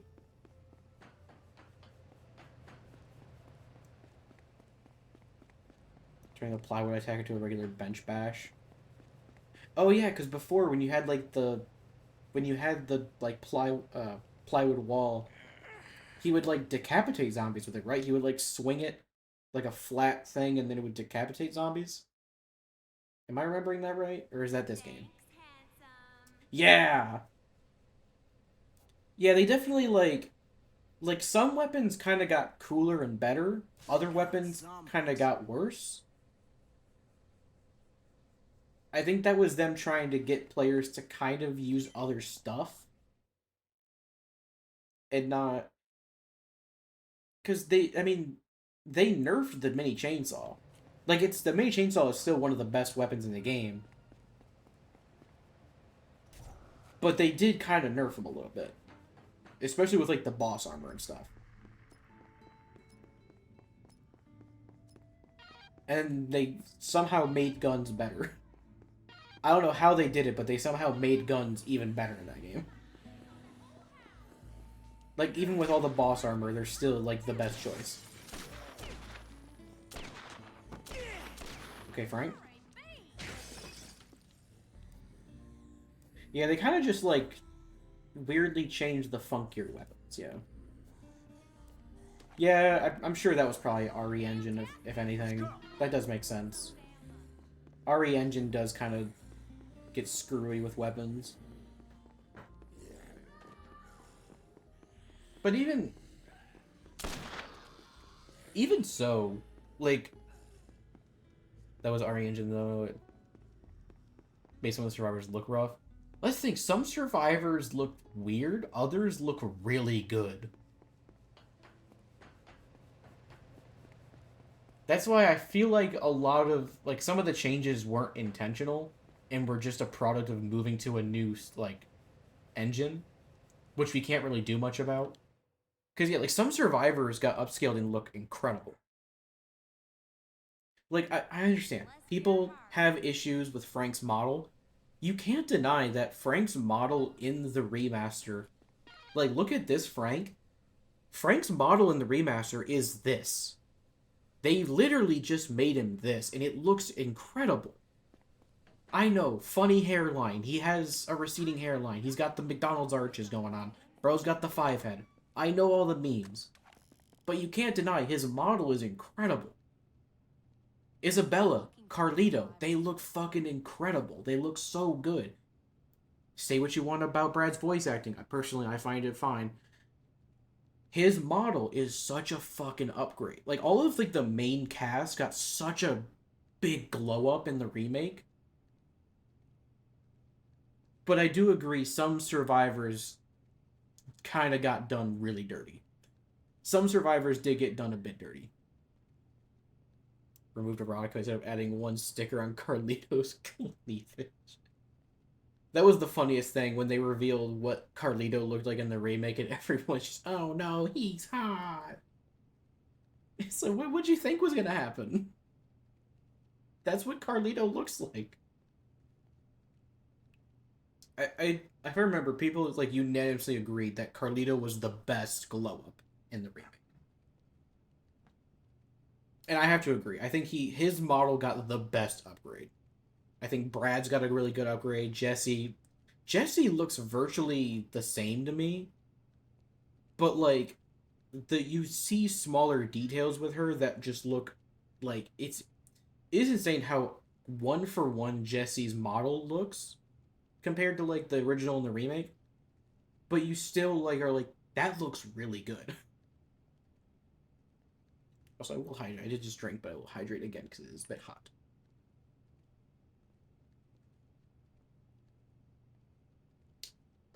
Brad did have a. I think it's the mustache. They gave Brad a very pronounced stash. That, yeah, he did have a little bit of a Steve Harvey look there. But honestly, I kind of think it worked. I liked Steve Harvey Brad. And I thought his voice actor was good, because it's his voice actor, oh fuck, what's his name? It's the voice actor that does Jax in Mortal Kombat 11, I think specifically. And maybe Mortal Kombat X, I can't remember. I liked Brad's voice.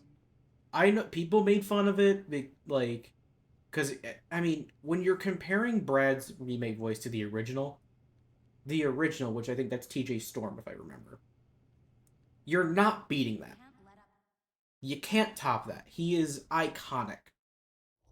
But I think the new Brad voice actor did a really good job making his own, and I think it sounds good. I understand the remake gets a lot of shit for voice acting. I think it all sounds fine. Yes, there are some iffy line reads that you can't deny, but I think that, like, for the most part, across the board, the acting is good. Yeah, like, OG Brad is... You can't beat it. You cannot beat that. And he didn't try to, and I appreciate that he didn't. I appreciate that he kind of gave his own deliveries to certain lines.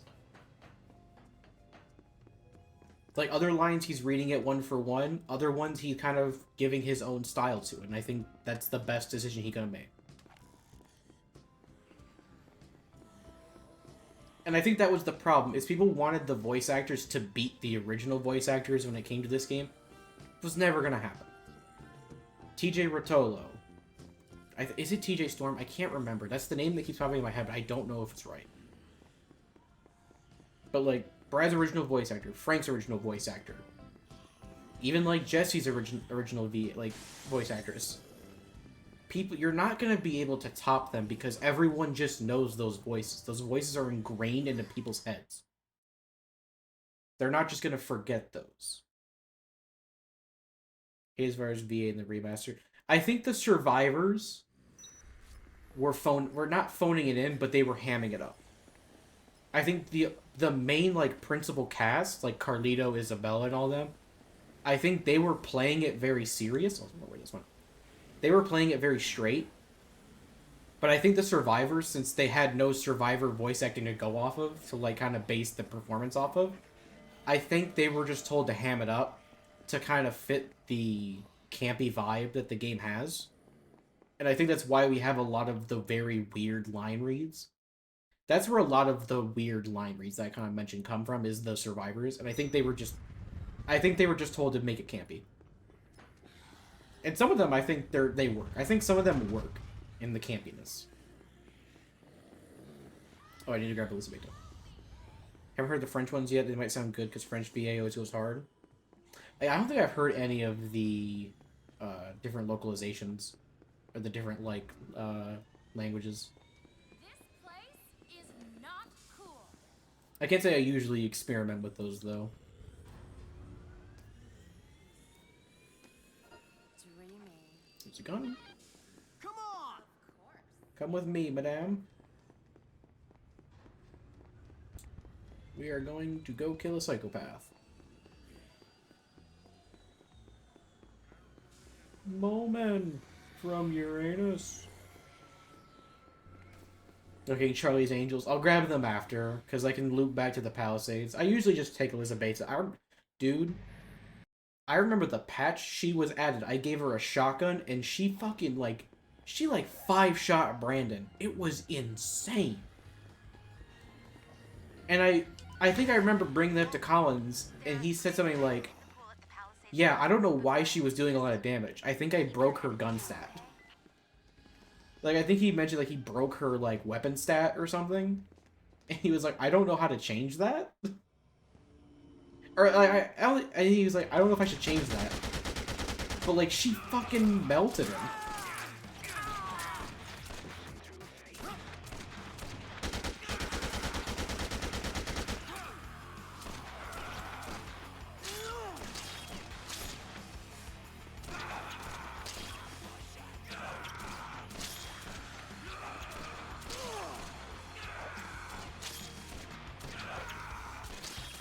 Dude, fucking Dream Team Elizabeth right now. Let's go.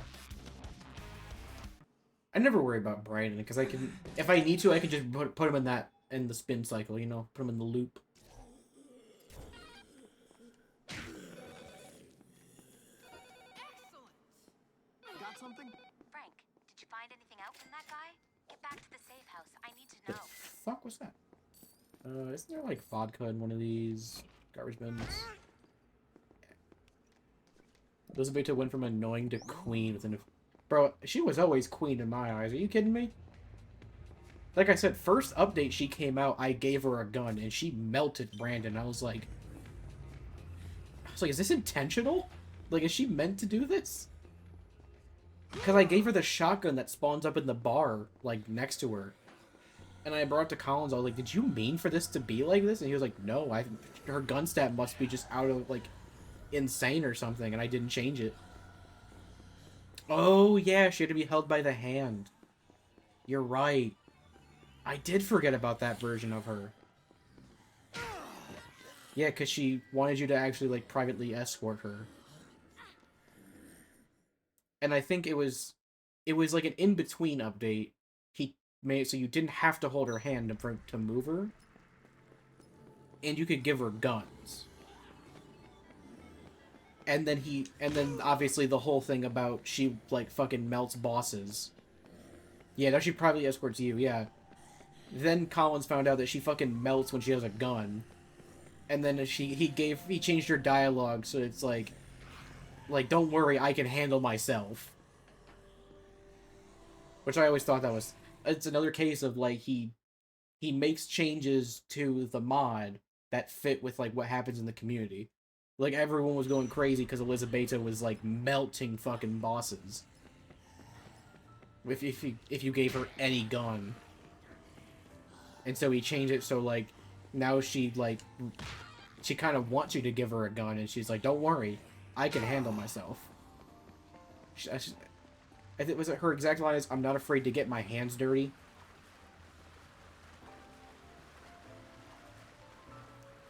Code achievements. Oh my god.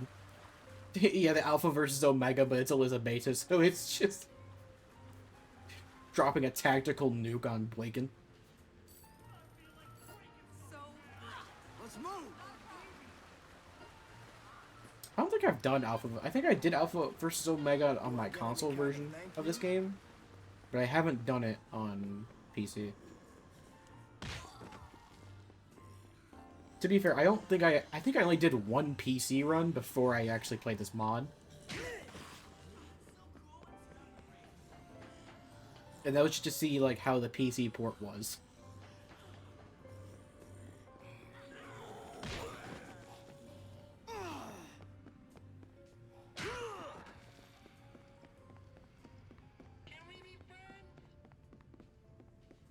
Also, yeah, he can't code in, like, achievements, but he could code in, like, certain things that, like, acknowledge you doing that. Like, find ways to acknowledge if you, like took Elizabeth to, like, Boykin. And, like, she has, like, a comment afterwards if, like, she lands a shot on him or something. He could find ways to do that. Queensguard, kill 4 psychopaths with Alyssa baked in your party. Sometimes you wonder if she's escorting you. Oh god, so it's kind of like the oh god, there's another achievement. It's Tiger Tamer. You have to tame Snowflake and then have her attack a psycho. Which is funny because the psycho that you see like next by that point is usually Chuck. It's either Chuck or Brandon, so you have to bring Snowflake either to fight a hippie guy who is cutting himself with glass, or a drunk cyclist who's trying to run you down. Both options, not great.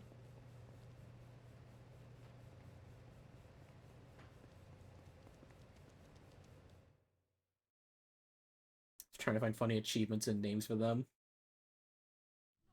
You shouldn't have.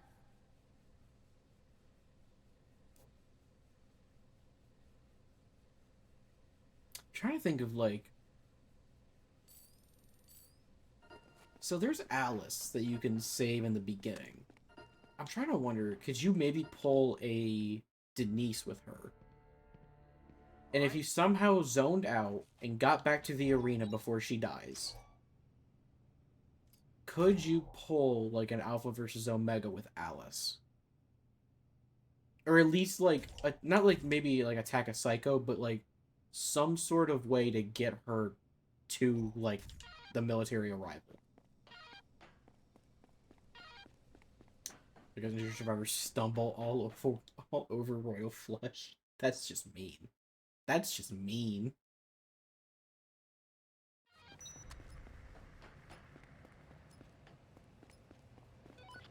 Hey, any leads? Frank, you better get to the Pub of Gold in the Silver Strip.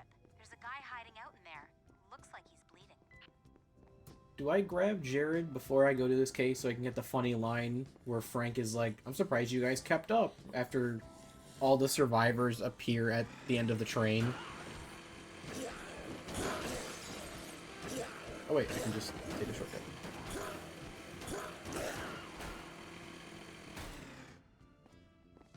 I can't remember if they do that in Dead Rising 2 as well.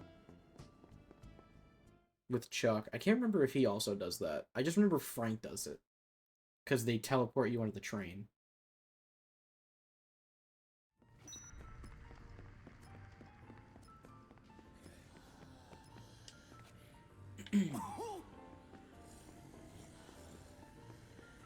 I wish Alice had a request. We rescue her first and does nothing later. I mean, to be fair, if you were in that initial outbreak, I'm taking a nap the entire time. I'm in one of the rooms. I'm sleeping. Don't bother me. Don't come in. I don't want to see anybody until the military arrives to rescue us. I don't blame her. The sleeper build. Jesus. I would just be like, don't even look at me. Don't acknowledge me. I was there when this shit happened. I'm going to bed. There is definitely Yes, Frank, there's definitely a story here. It's called You Jumping on the Train.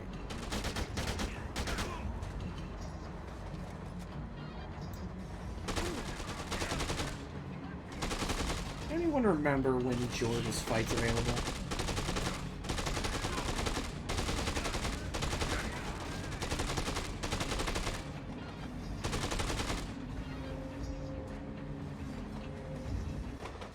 I cannot remember when George's fight is ready.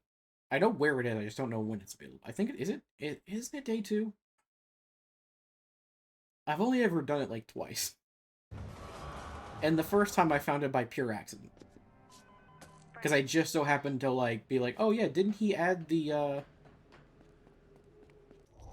Beckham's gonna make a survivor off you? Technically I technically have one in the mod. I think it's all the way at the bottom. I think it's alphabetical. Yeah, right here.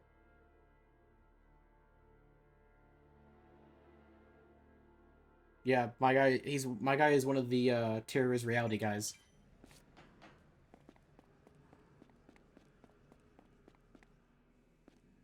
Alright, I need to get here. That's where one I need to get both the keys down here while I can. While I have some time. You killed all my snipers in my the elderly target practice.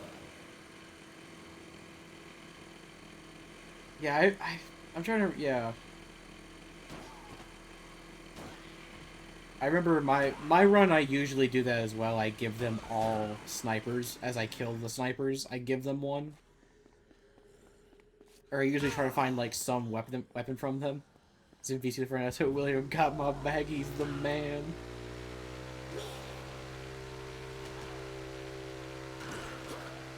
Oh, no, this is where the Zombrex is.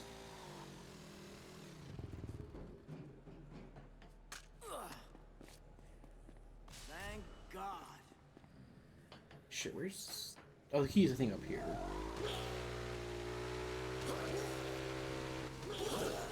Yeah. Key is right here. This same turn the target practice into snipers. How the tables have turned. Nice. It is very cathartic to do that. Like, it's always so nice, especially because of like how much smoother it makes the sniper battle. Alright, I need to go into the tunnel, so I need to go back this way. Frank, back on the way. I don't really need to waypoint this. I just want to make sure I'm going the right direction and not taking like the long way. Reverse hunting, equip every target practice with a sniper rifle.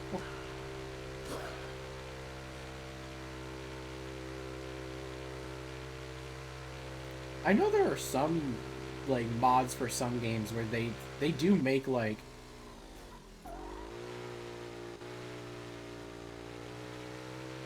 how do I do like oh there we go, it's reverse. I'm trying to remember how to do like handbrake turns in this game. You kind of like reverse it. Like some games that have mods, they figure out how to add like in-game achievements. That like when you do certain things, like it does like a pop-up in-game, but not like in Steam, obviously. Yeah. What are you doing, Nittany? Give me 1 second.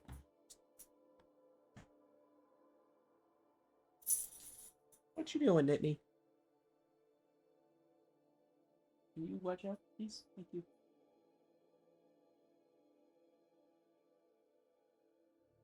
What you doing?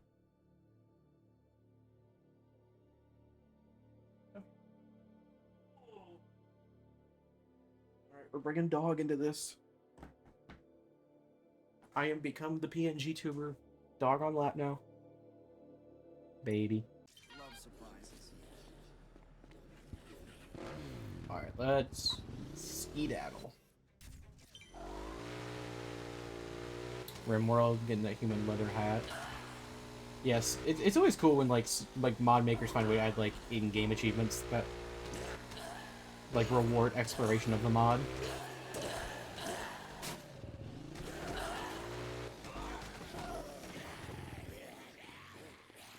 Excuse me.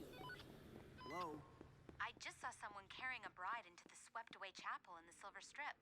Kind of a weird time to get married.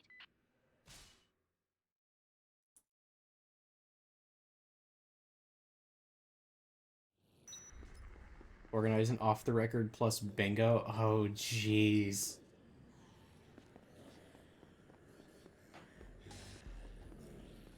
I feel like that... I mean, with the nature of this game, that would be a bit tricky. I guess with, like, debug mode, where we could, like, put ourselves in, like, any position, we could do that. But I could imagine that being... It's a cool idea. I know Collins was a part of a video where they did, non-objective coding game. Well, yeah. I understand. I'm just saying, like, the nature of this game being kind of like a timer on rails. Like like if an objective like requires a certain case to be done, you kind of have to put yourself at that point. Yeah, like yeah, I get what you're saying. I'm just like it's like, oh, do like fight this many psychos. It's kind of something like, oh, through an entire. I guess I could see that then. Like the objectives are made to be done like to take time and to go through a run. That would actually bring back. That actually would bring in use of like Game Breaker, where we could like purposefully speed up the time to maybe get certain things. Because otherwise it would be like 10 hours. Roughly. Well, 10 hours with cutscenes, but it would be quite some time to be going through them all. I should probably fight Randy first. We'll fight Randall. I have an LMG, so this would be nice.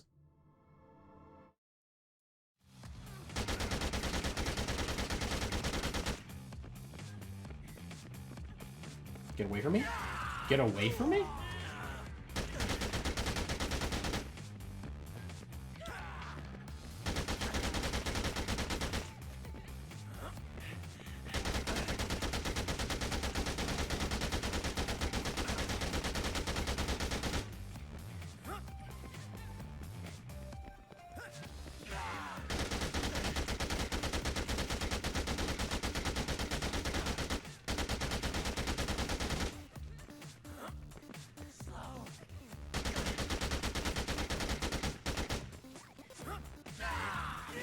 Alright.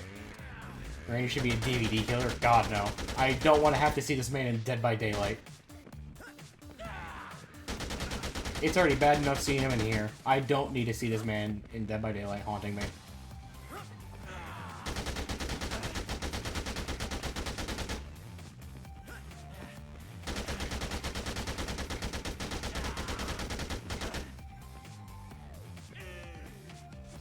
Yep. Okay, that guy had issues. Outstanding. Forgot he makes it so Danny wants to be carried.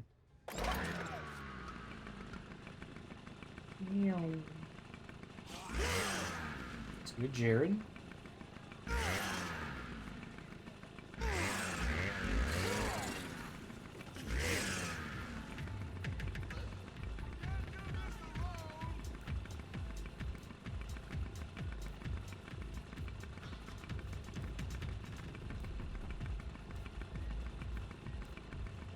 Sure, if they had a Dead Rising DVD killer, they'll probably do Adam. Yeah, Adam would definitely be like the killer to represent Dead Rising if they were going to do a Psycho. I really didn't need my incredibly expensive. I mean, I want Chuck just because then we can get Firewater as chase music in Dead by Daylight, but I mean, that's just me personally.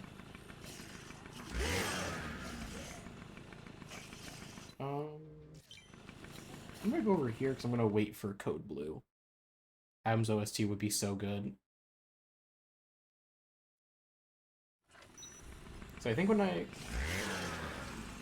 remember running through ranking all like the boss musics, and Adam, I think my top four were Adam, Leon, Chuck, and the convicts. Which I mean, like, fork found in kitchen, like, surprise.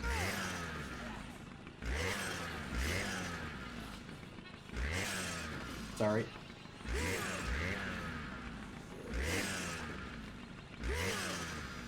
Try to see what survivors we could get. I mean, it'd probably be, like, Frank, Chuck, and Nick. And then maybe, like, if they... Alright, Jared, fuck off. If they really wanted to, they could do, Annie, since she's technically playable in the Dead Rising 3 DLC. And Dick, since he's the co-op partner in 3. Hey, Frank, I saw a paramedic carrying someone into an alley off the Silver Strip. He might know where to find more Zombrex. Oh, I wanted Dead Rising in Dead by Daylight for fucking ever, dude. Give me Frank West as a survivor, that shit would go so stupidly hard. Give me a perk where I can get a one-time flashbang by just using the camera. Like, come on.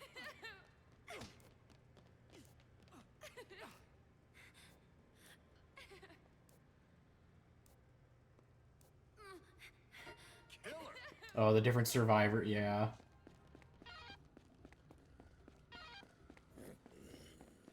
Well, there's the lady over in Royal Flush I have to go grab as well.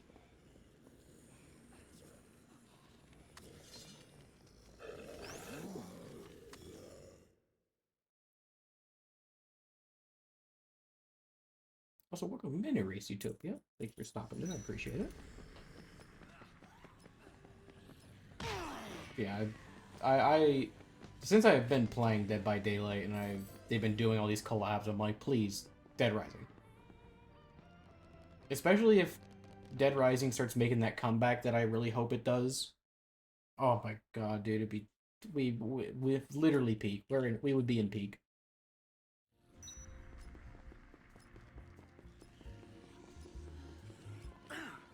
I think the remaster sold well enough. I have to like really look at like its numbers, but if I remember, it sold well enough.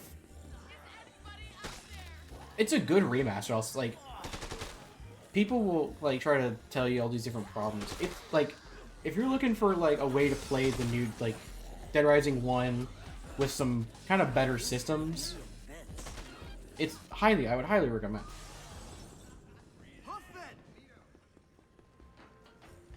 It's like, you want to play Dead Rising 1 with AI that's not going to get caught up every 15 seconds on one zombie.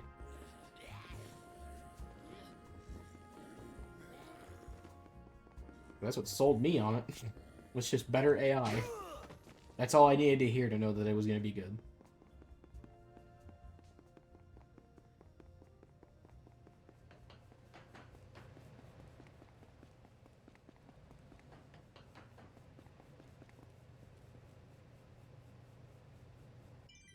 Alright, I wish they said when these missions are. Do some of the remodels. No, like we talked about that earlier. Some of the remodels are really good. Some aren't as solid, but I think that's just RE Engine being awkward. This is perfect. Only by DR Deluxe Remaster or someone makes an off the record plus like mod on it with extra scoops. That would be cool. I needed this. Again, I would love to see what the community could come up with.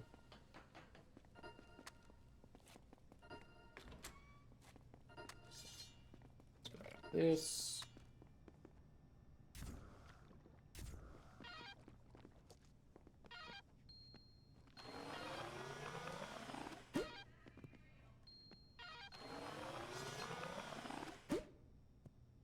Juices. Kelly's face, she's 19, but Deluxe Revenge, she looks 39. Kelly's 19? Really? I don't think I ever knew that. I don't really know the ages of a lot of like the Dead Rising 1 survivors. I know Aaron. I think the only one I really knew was Aaron because he's like he's like 21, right? And like Bert's like 23, but for some reason, even in the original, Bert looks like he's 30. I want to see. Can't remember. I'm hoping that by some miracle, Collins has sent me the time for this mission.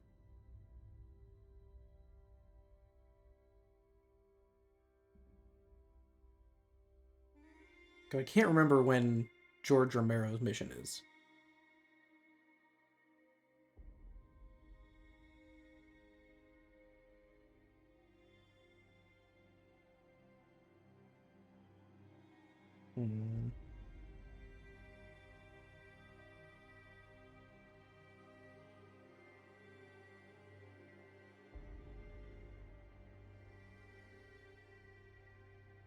God damn, I'm trying to remember.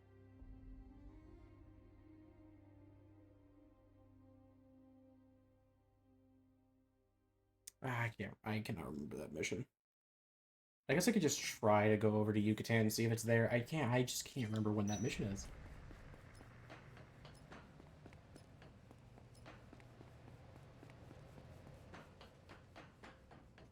You know, maybe it's around now because they're giving me the... Because we're gonna buy me a drink first in here in a minute. So maybe it is over there.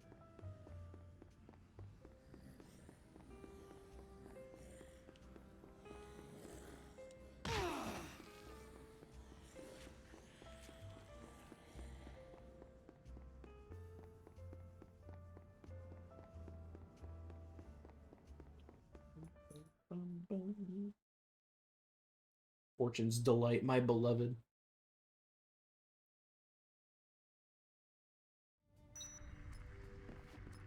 I think the mall music from Dead Rising 1 and Fortune's Delight from this game are like my favorite music tracks in all these games. Like of like the ambient music, not kind of like boss songs. They're just so good. I think all the mall music in this game is good, but of the specifics, those are my two. Like, those are the two best. Like, how do they make mall music so damn good to listen to? Like, this is the shit they play when they put you on hold. And it sounds this good.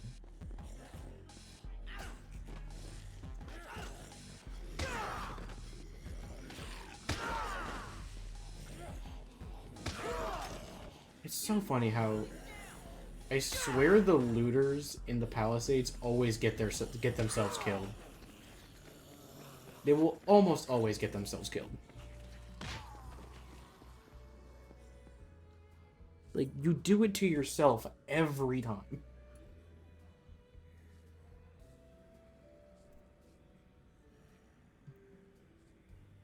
What are you doing? I'm sitting by the door all day. I know, you're waiting for your friend to come home. You spot anything? Something's going on.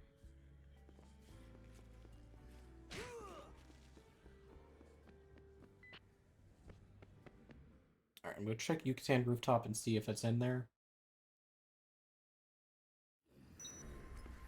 If it is, that would be nice.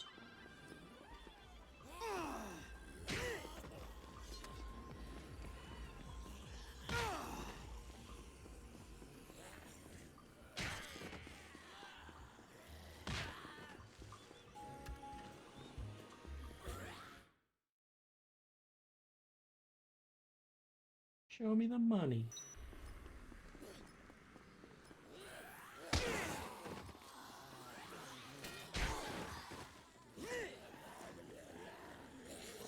Let's see, is it here now?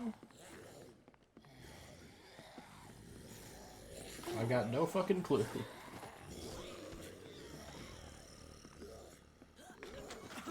Nope, it is not. Okay. When does this fucking mission spawn?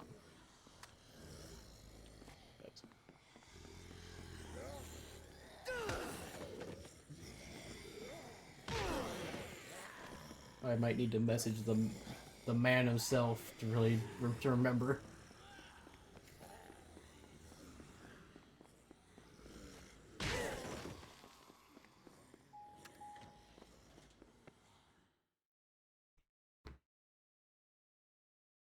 Phone a friend.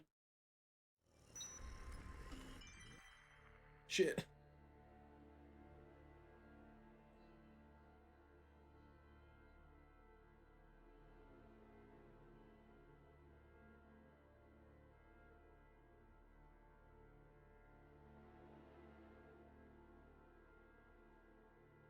Alright. I've contacted the expert. Now we hope I haven't missed it.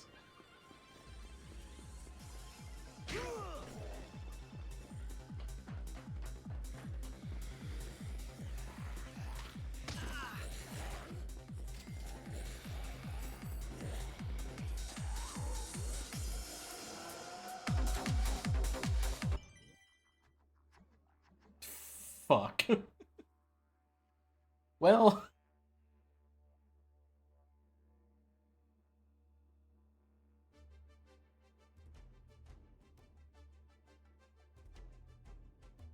well, shit.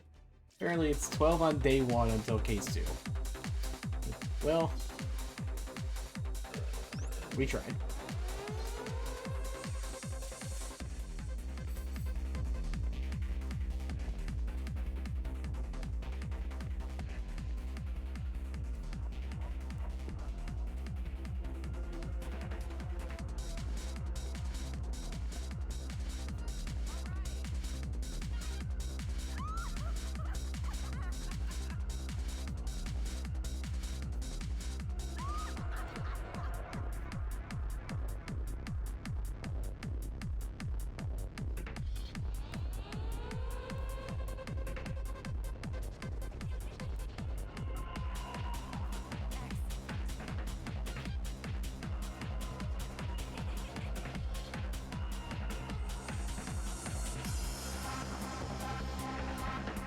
Let's go, ladies.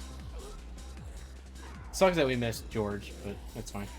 I was prepared the drinks when I got there before I realized they were already laying around. These ladies can't serve themselves. Well, of course. Why would they serve themselves when you're there to serve them anyway?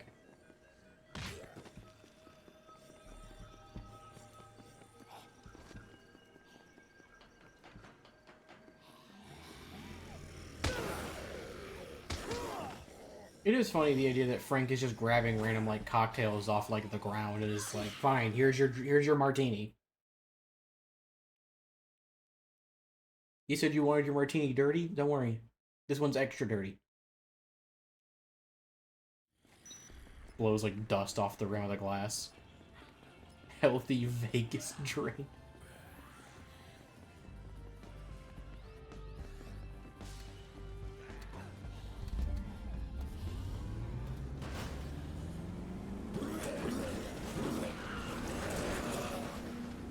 I guess I'm the designated driver now. They're clearly not driving.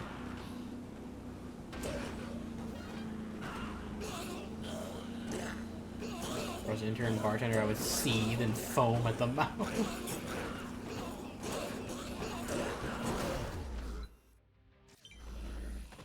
Wait for just a second. Get over there!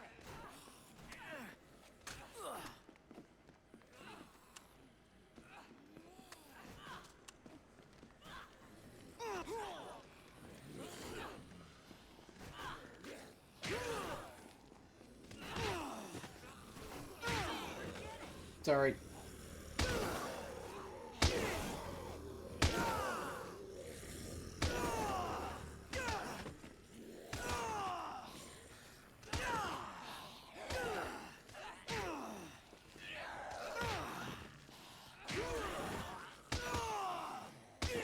Just waiting for the case is going to be in here to spawn in.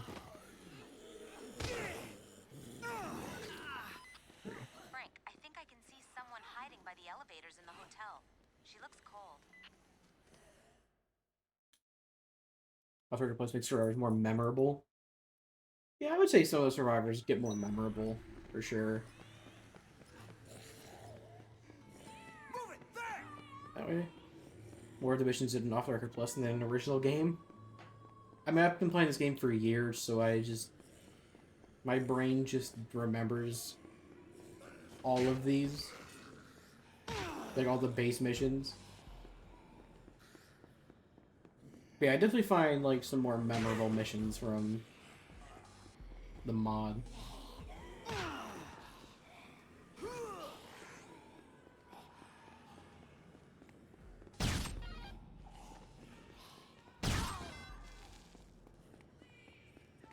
Which one is my favorite? God, Colin just asked me that, and I was like, that's a tough question.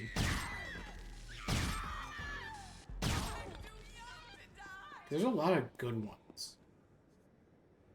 No way. Smooth.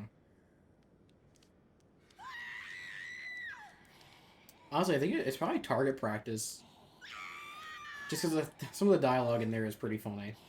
I'm too young to die. Lame.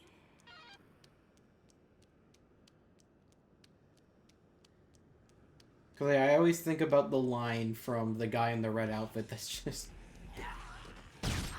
I forget exactly what he says, but it's along the lines of, Red is double points, I'm red. And it's just like him panicking. That usually sticks with me. It's very funny.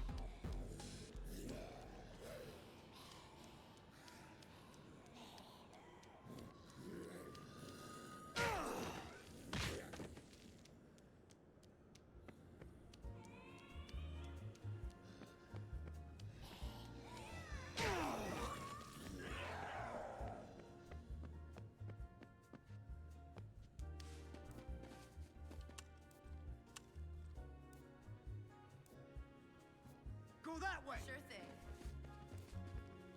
They were tricking you into wearing a banana. That is also a really funny bit, yeah. It's her line that she says before she joins you that just says, "You look like a fucking idiot." I don't know why, but it's just very funny to me. I remember, because I remember when that mission was added, I asked Collins, I'm like, why are so many survivors, like, mean now?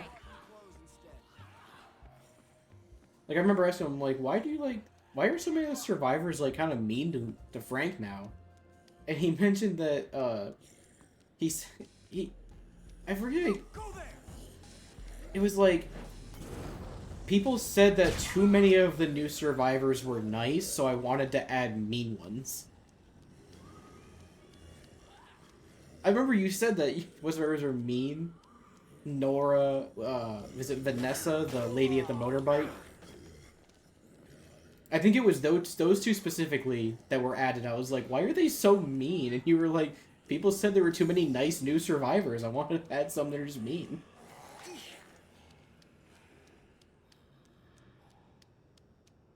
Oh, Kaylee and Liam, yeah, they talk about how, yeah, they thank you. Yeah, because Kaylee gives you Zombrex for a friend, and then Liam is that friend.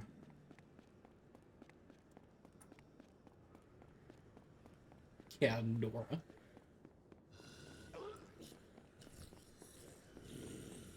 Shit. Didn't I need you to stay on my lap? My dog almost slid off my lap entirely.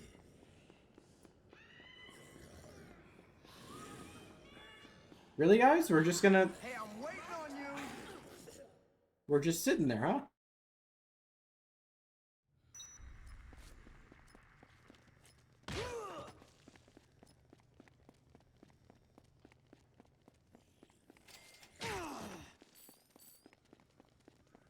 Or it gives me intrusive thoughts.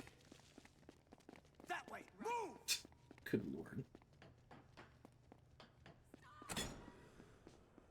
Shout out to normal speed. It must feel nice.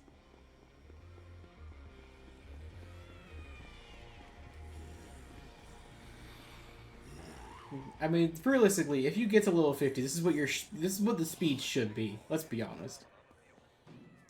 This is how fast you just should be. Frank. Going to kill you, Frank.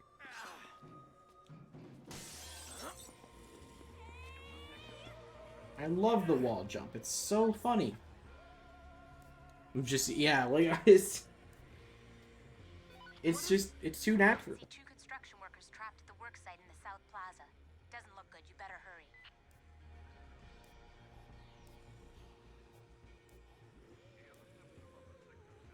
That's hot.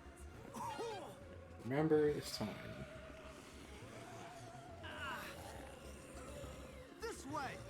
Call her, look away. There we go. Did it right that time. I called her and I looked away, so she teleported down. Got it figured out now.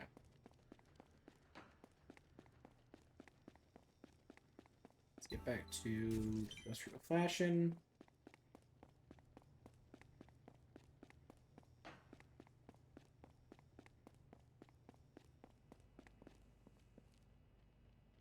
Also, we love lying to Kaylee. Yeah, I'll hold your hand the whole way, don't worry.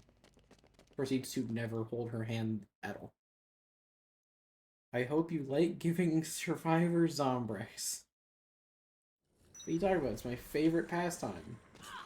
Nothing like reliving the glory days of Dead Rising 2.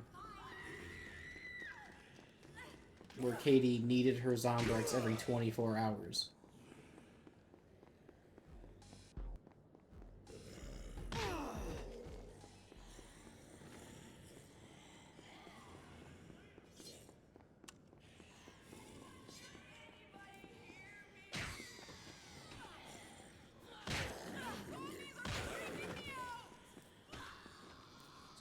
First. Have you noticed all you girls sound the same?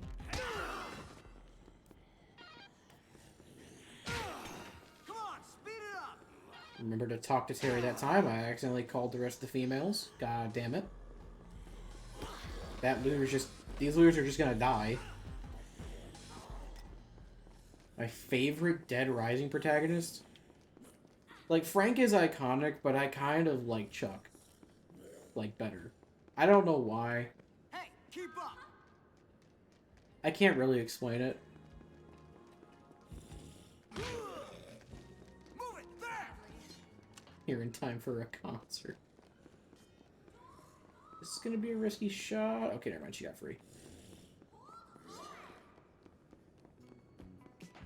Father of the Year every year. TJ Rotolo Frank is... He's iconic. I can't deny Frank is iconic.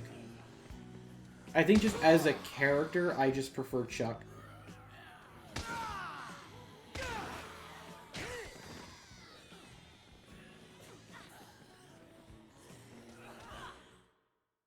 Alright, let's get all these guys back.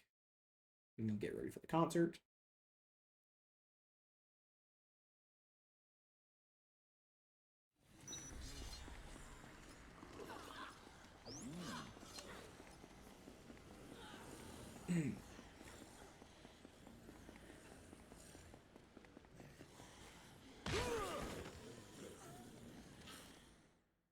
How did... She was in range. How did she get out of range in the nanosecond I went to hit the button? How does it happen?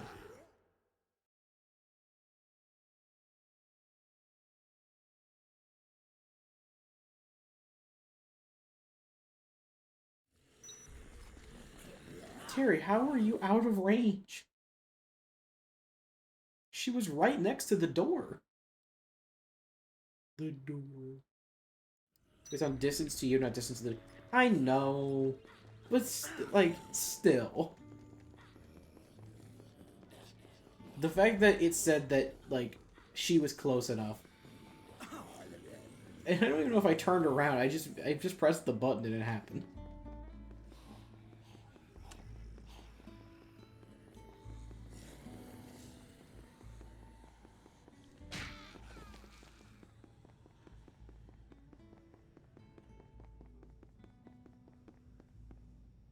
Should all be fine.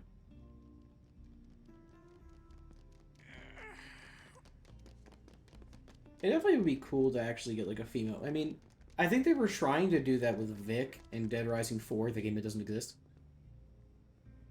Like, they were trying to do... I think that's what they were trying to set up. The problem is just nobody liked Vic. And that's kind of because she was written as a not great character.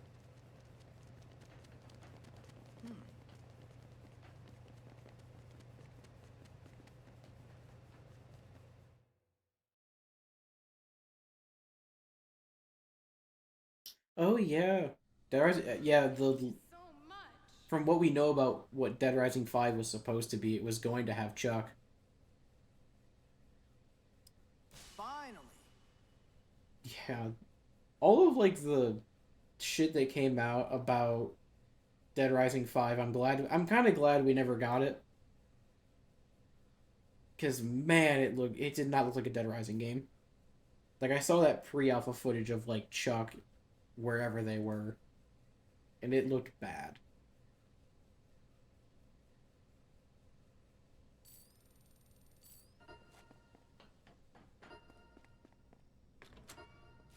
Because yeah, I think they were just going to keep going more and more like RPG-ish with the mechanics. It's like, that's not Dead Rising. Dead Rising's not really an RPG.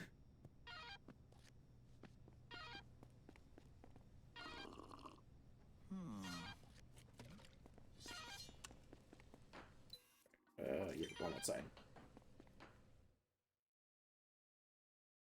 Shaker's made a video about his ideas.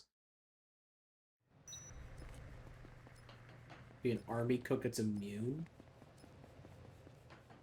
I mean, we kind of... If I'm being honest, I don't really want them to go the route of, like, our protagonist is immune. It's just a bug. Don't lose your Because we got that in 3. And I understand the nature of these games. You're not really supposed to care about taking damage. Like, canonically, your character never gets bit, even if you take damage. But I feel like with Nick in 3, it took away a lot of the stakes for him, making him immune to, like, the virus. Like, it's just... Like, there was no real threat to him, besides, of course, like, the army hunting him down for having his immunity. But other than that, like, zombies were never really a threat for him.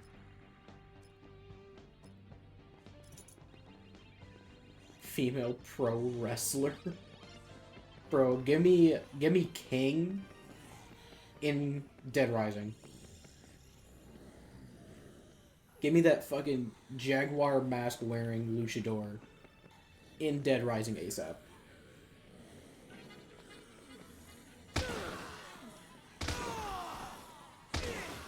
Let me hit a zombie with the Tijuana Twister. That shit would be cinema. That's all I'm gonna say. Wanted to go back to the horror aspects of the game. Yeah. Like, I don't mind a little bit of, like, the silliness. But I think, like, Dead Rising 2, like, vanilla, is... I think kind of where the series should have plateaued with the silliness. Because it made sense that it was a bit crazier because you're in Vegas since the second outbreak. But I do think, like off the record being weirder is a bit much. And then 3 went too serious, but then still tried to have the goofy aspects, and it just doesn't work.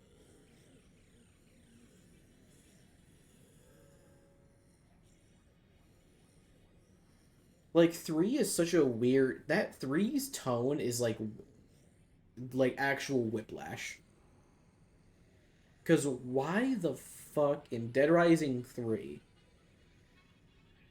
are we getting, like... I think the best example of this is the boss for Lust in Dead Rising 3. Either one of them, the dude in the sex shop or the female cop with their whole ass yitties out. Those tonally are so wrong for 3, which is trying to ground itself more. And it makes no sense. It is so bizarre. Because one minute you're playing a very serious game where, like, the survivors are very, like, oh, we might actually die here, like, there's no one coming to help us. And then you have fucking Dylan in the sex shop, and it's like, why am I fighting a guy with a cock and ball launcher? So what is happening? I do the combo weapons, I just want them to lead more into the horror. Oh yeah, the cultist, like, the cutscene with the cultist is one of the creepiest cutscenes in Dead Rising, especially in that first one. That shot where they do, like, the kind of, like, fast zoom right into Frank's camera, and you just see, like, the cultists all slowly turn around. Like, that's such a good scene.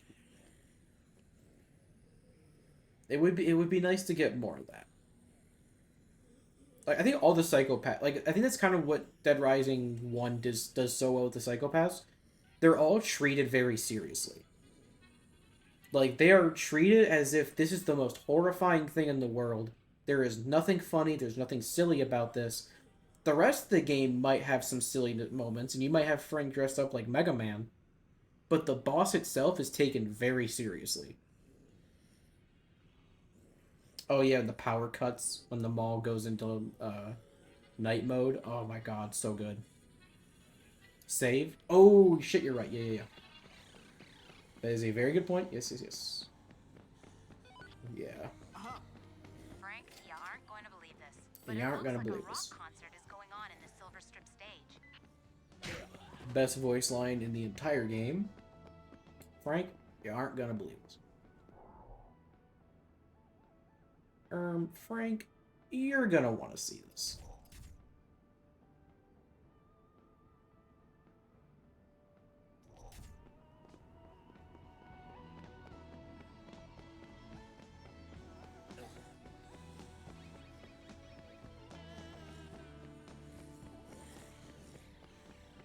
Frank, you aren't gonna believe this, maybe.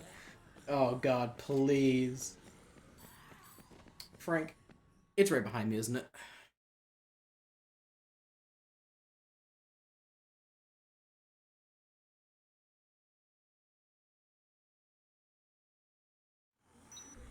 Honestly, Suri, that kind of just seems like what Terror is reality is. Like what they were trying to go for with Terror is reality in this game.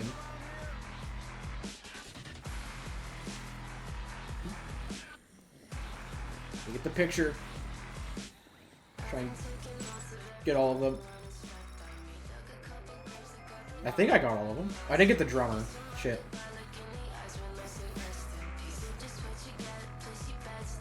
She's so fucking hidden, dude. Frank, you're not gonna believe Frank.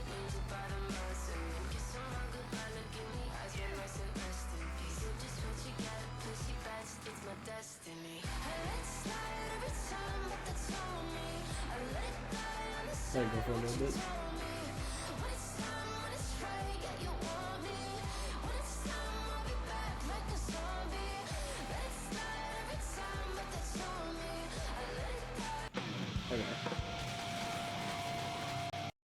Okay. Well, yep. Good thing I saved.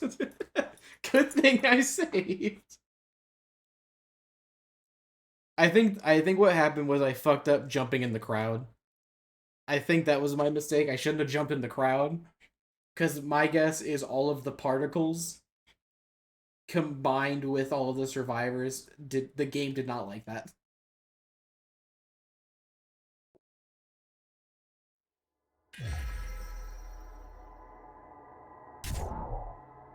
At the minute I dropped down, because I was gonna make a joke like there's no way I could get all of them in a picture. Like there's no shot you get a picture of all of them during that. And the minute I dropped off the stage and I saw like the heads explode, I was like, this is gonna fail. This is gonna crash. Last grab at the same time for all the animations, yeah. Probably another reason I don't want to do the 2 times run with current Game Breaker, because the risk of this crashing is a little, it's enough that I'm worried. It hasn't been a consistent crash, however that may sound, but it's enough that I'm slightly worried.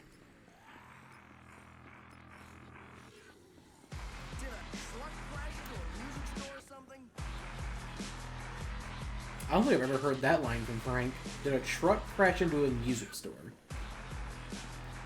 I usually hear the dying cat one. Let me not. Just in case, let me not look at the crowd when that happens. Alright. Alright. Let's cheese it, gang.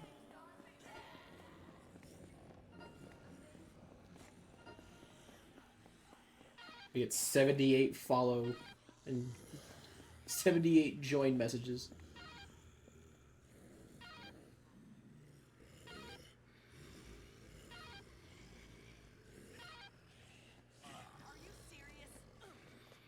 I know I...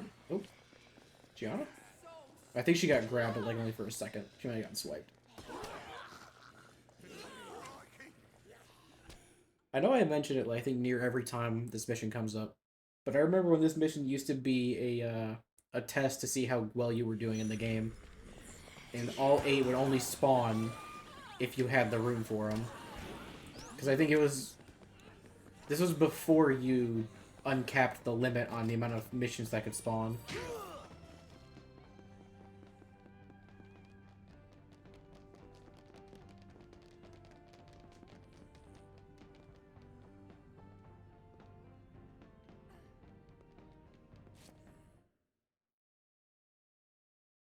Yeah, it was like you had to have all 8 slots freed up or all 8 would not spawn in.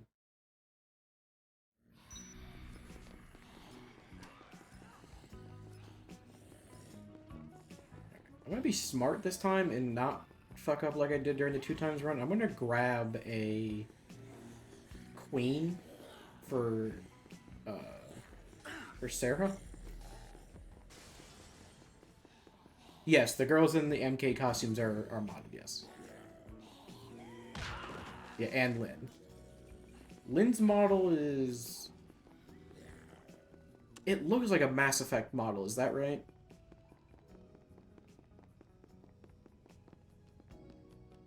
Like, I don't know why. I look at Lynn and I think it reminds me of Mass Effect. It is Mass... Okay. That's what I thought. I every time I see her and I'm like, that has to be from that.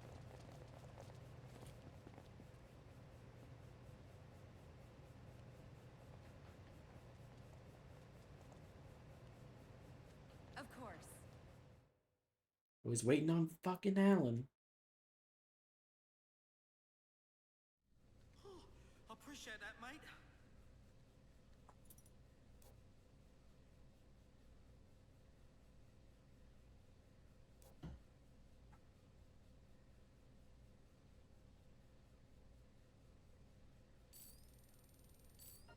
Alright. I already have the freebie. Start heading towards the arena. Yeah, I don't know why. In both of, like, the 2 times runs that I did, I never brought a queen for Sarah. And then get mad at myself for not bringing a queen for Sarah. Because I don't think there's any queens, like, that like... Excuse me, guarantee spawn in the arena. That I know of. I'm nuts. Well, because originally, before you moved her lower down, it was easier to clear all the zombies out, like, with, like, this move or something. And, like, talk to her, but since you moved her closer to, the horde, it's way harder to clear them all out and talk to her before they start flooding in again.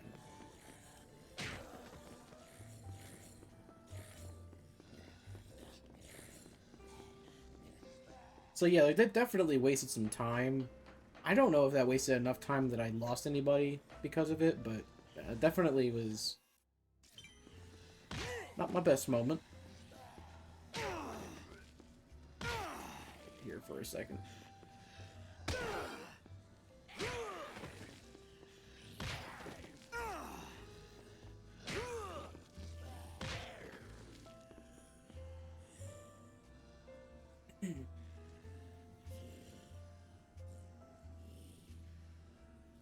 I have 9 Zombrex.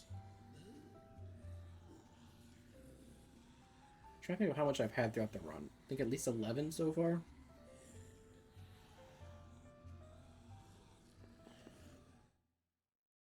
A New Game Plus gamer.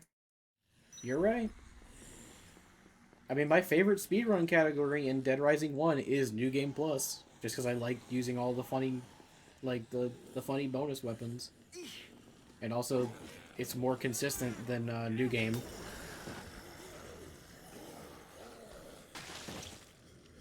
That was the main reason I enjoyed it, was just, like... The strats were just way more consistent.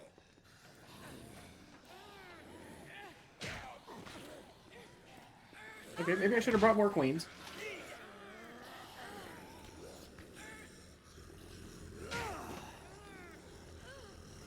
This is good. don't remember the survivor. Her mission is very short. You're not given a lot of time for this one. Which is very, very fun during the 2 times run.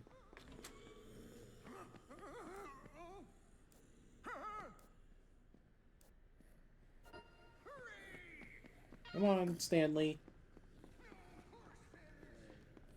Horse feathers indeed, my man. I alpha tested this mission, it had less than half the time it has now. You're insane. You're insane. To be fair for Marvin, you can hear him when you're... Even when you're up by, like, the arena entrance, you can hear him. Like, for Marvin, I just followed his voice. I don't think I used a marker the first time I found him. I just heard somebody else. I noticed the mission didn't expire. And when I went back in, I heard him yelling. And so I just followed that to the green room. Yes, they are mountain survivors. The darks with a lot of nerfs and hidden survivors.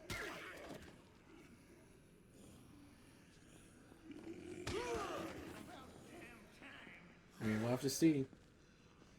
Colin's over here been cracking wise.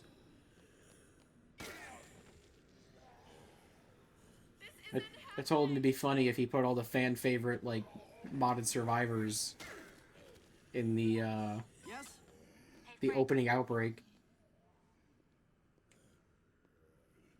Yeah, he just answered. Yeah. Yeah, it was over 200 survivors.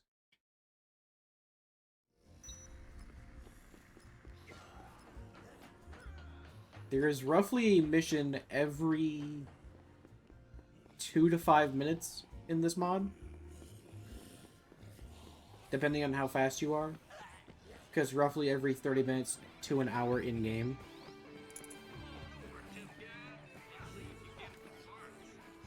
You are able to get them all in a single run. I usually do New Game Plus, but there are people in, like, the community that have done, like, just New Game runs. And got them all without, like, any bonuses. They are more powerful than me. Sarah? How could you even think of taking money that's not yours? Yes, hey, Sarah, you might want to... Hurry up!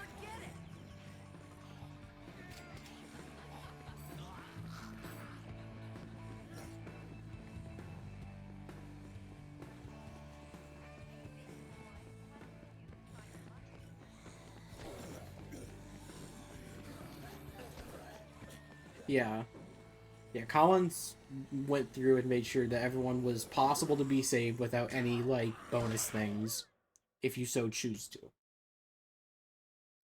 I think the most I've ever done was I did a level 1 run, but I did use, like, Sports Fan Outfit and Leadership Magazine, so I haven't done, like, a full, like, new game, no bonuses run.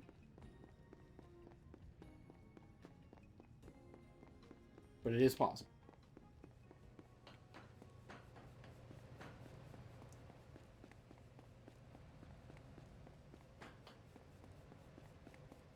I mean, I imagine it can't be that bad. It's just probably more annoying for, like, when you have big groups that have multiple people that need to be carried. But I can't imagine it's that bad.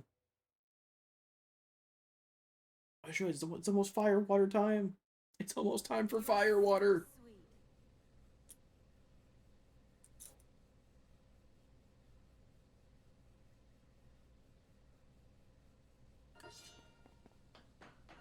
We're almost gonna be blessed.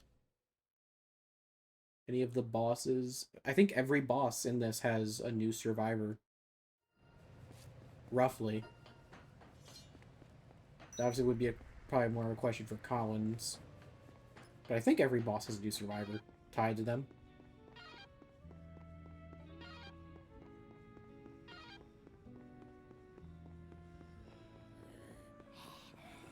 We need to go... Yes, we're going to...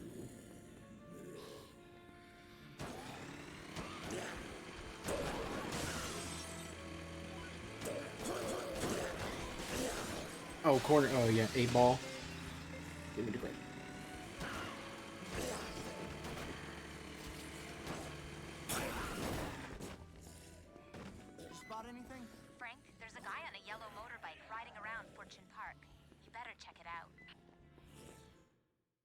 my way.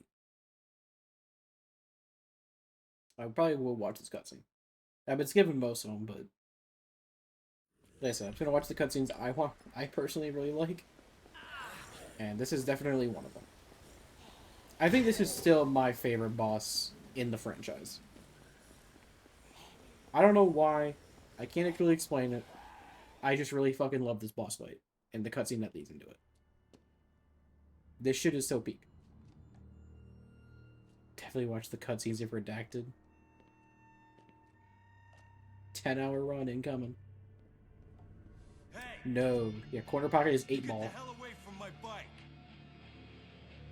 The 3 cops is I fought the security. Chill, okay? Sorry. Didn't know it was yours. It's a nice bike, though.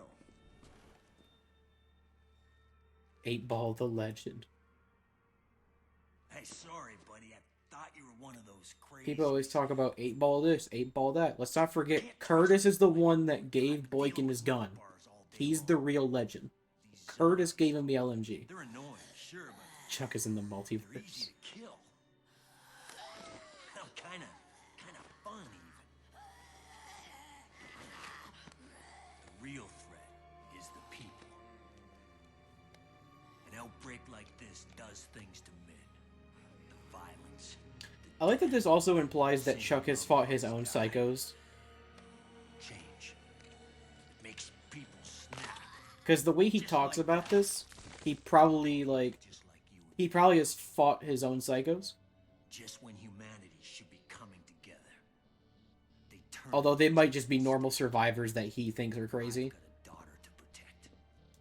I won't let anything get in I think that's the implication, is that he's been killing innocent people. Listen, I can take you both back to the safe house.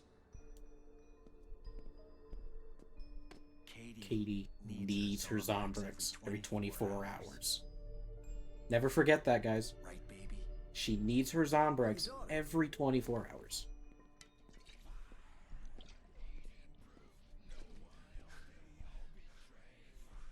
Do you know what would happen if she didn't get her Zombrex every day? Yeah, I'm sure people back at the safe house have already seen it, because she's been there for how long and she still hasn't gotten it? Time, Katie. I'll find something. Is this him after the bad ending? Look, let's get you This and your is dog canonically back when to the safe outbreak house. starts, Katie dies. We don't exactly know how she dies, but you find her bloody stuff in the green room. One of those nut bars. This is basically a what if Katie died at the beginning of the game. What would happen to Chuck? It's assumed that she gets eaten by zombies, or at the very least turns. Nobody messes with my kid.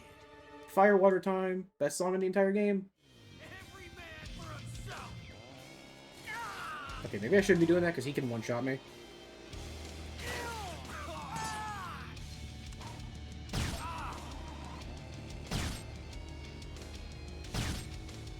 This thing chunks him, god damn.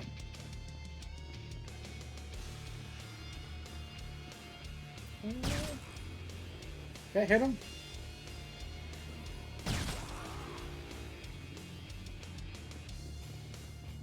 What is he getting stuck on over there? Chuck, come on.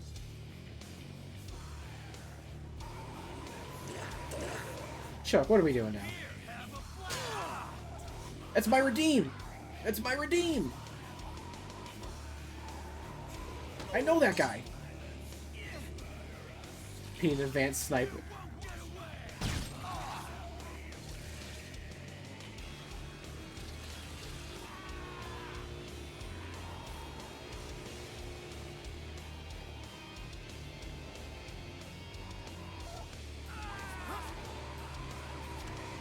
Alright, sorry, Chuck. 07, Chuck. Don't worry, we're gonna save you right now, actually.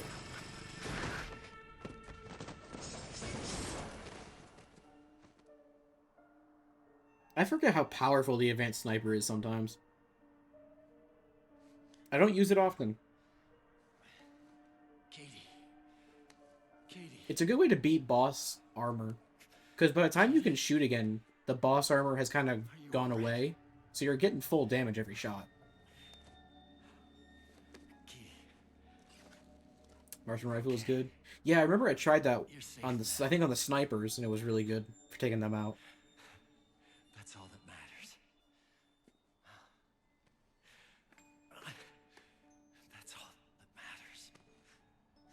Alright, Chuck, wake up. It's not nap time. Can't imagine what I would do if anything ever happened to you. Man, that guy was a few screws short of a workbench. It's not nap time, Chuck. Get up. Come on. We gotta get you back to the safe house.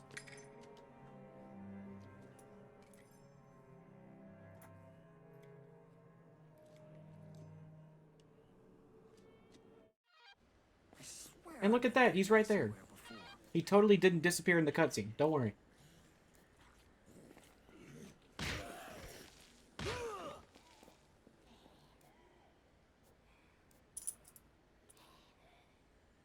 Take his bike afterwards. The disrespect. I won't take his bike now. I'll probably take it later. Alright, Chuck, let's go fix your mistakes. Because that's what the mission's called. So we gotta transform, and his bike's not a two-seater, so. What do we have after this? Oh, brute force, okay. So I'll probably take the SUV over to the also the arcade. The amusement park. Yeah.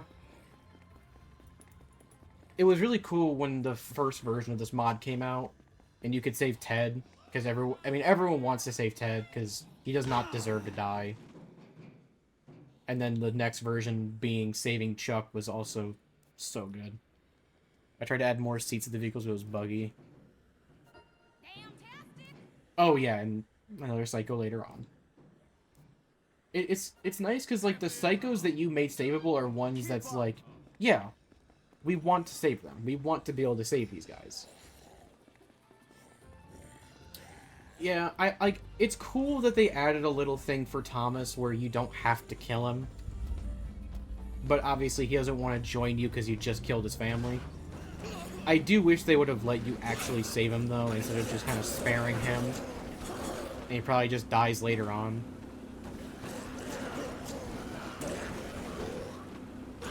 But it was cool of them to add that little, like, nod to that idea of being able to save Thomas.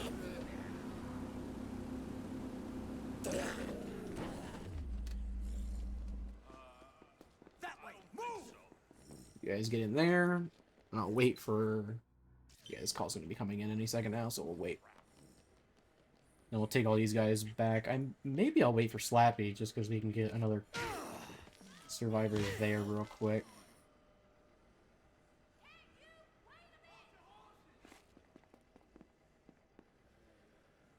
Just wait in there, guys. You're fine.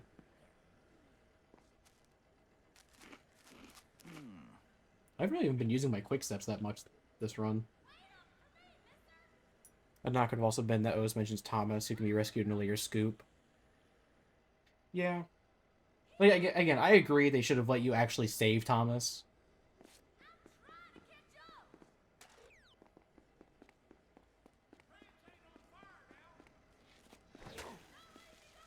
Because that was, I mean, that was like the original, like, Thomas is basically the original Ted, like, with everyone just being like, Thomas does nothing wrong. Why can't we save him? Hey, Frank. Like, Thomas is literally bullied into trying to kill you. He shoots the least, like, of his family members, he shoots the least at you, and usually doesn't shoot at you until Jack or Roger are already dead. And in the remake, he doesn't shoot you at all. I think in the remake, Thomas does not shoot you until you shoot first, or attack him first. He only attacks you in self-defense. And he is the worst shot out of the entire family. I think Roger's the best shot. Jack is second best. Thomas is third. Yeah, Thomas doesn't shoot you until provoked.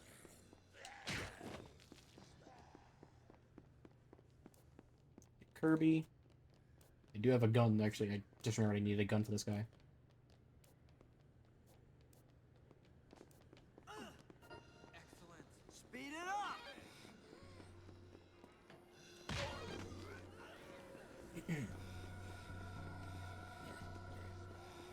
I like that even in back in Dead Rising 1, like, they had cool quirks like that. Like, the snipers all have their own accuracy. And if they actually hit you, they'll...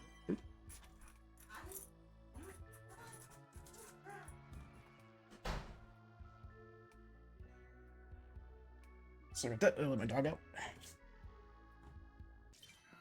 Yeah, like if they actually hit you, like they'll cheer each other on.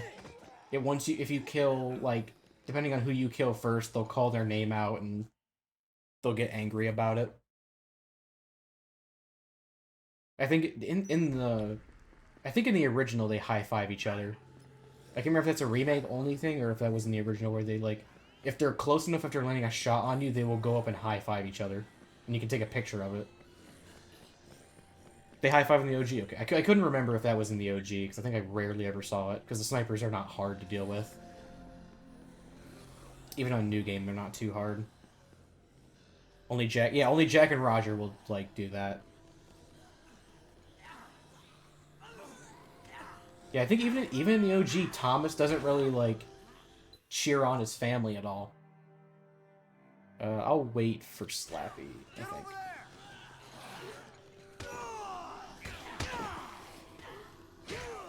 Yeah, he's like...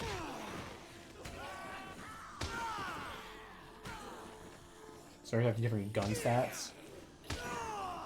No, yeah, I know they have different gun stats because remember that's the reason Elizabeta was like great with like was like a gunslinger in her original like update where she could have weapons. Because I remember I asked you and you said, yeah, her gun stats like jacked and I don't know why. Terry is unironically the best gun user. That's funny.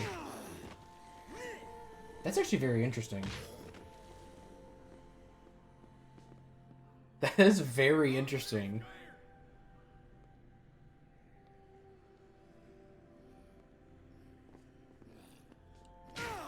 I mean, Terry is a badass because I think of the survivors you save, at least in vanilla Dead Rising 2, she's one of the only survivors that you save that comes out during Breach to defend the bunker. Off the record, they added more that do that, like Tomomi. But in the original Dead Rising 2, I think she was one of the only people that came out of like the doors to help defend the bunker, which is really cool. And usually, when I actually did off the record, and I got to Breach, she was one of the only ones that never died on me. No matter how many times I ran through it, she never died. Alan sucks at using guns. That's really... I mean... Bro only know one thing, and that's playing the fucking guitar. He only knows how to play guitar. He's got one brain cell, and it is all used to play the bass. 50% reduced damage, max damage is 25, only 20 units of distance. So funny. Well, he is also a Brit, too. Terry makes even more sense. She's a construction worker, so she got that... And she's American. She got that red, white, and blue flowing through her. Like, it makes sense. Terry being the best shot, Alan being one of the worst. Like, them Brits can't use guns.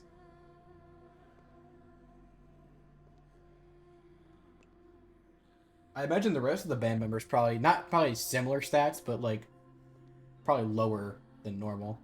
Oh, I need to real quickly scroll down my list.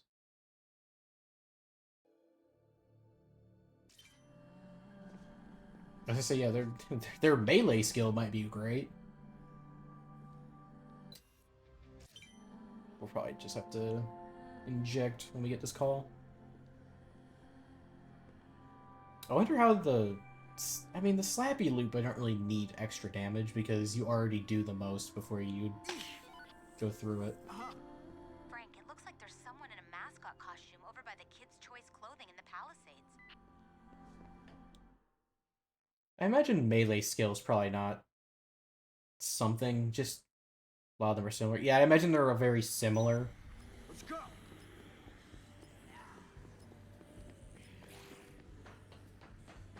Because, like, survivors can't really swing differently or harder. You can't... Like, only the player can really do strong attacks. And that's only with, like, combo cards that you unlock. That way. Move. So it kind of makes sense.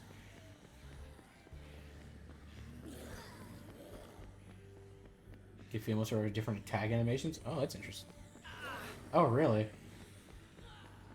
Kaori has it. Just more fuel for the Kaori stand.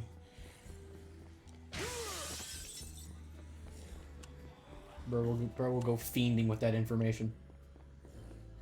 I guess I can try the slappy loop with the sniper and see if that changes at all. Only if unarmed, though. Same with fetching females. Interesting.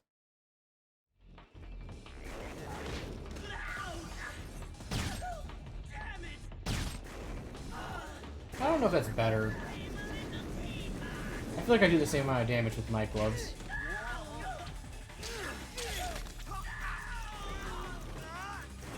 Thank you. Actually, you know what, Slappy? You're kind of a G for that one. You're kind of a homie for that one. I can't lie. Give Kirby a gun. Let him mow this motherfucker down. Oh, did you give Kirby a higher gun stat because he asked you if you have one?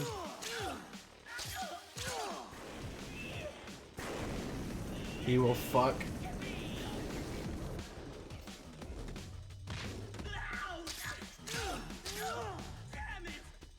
Sorry, man.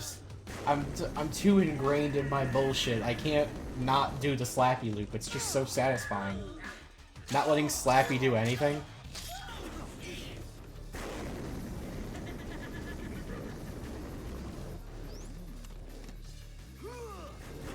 Damn it. Oh, because I had to heal. Because he hit me too many times.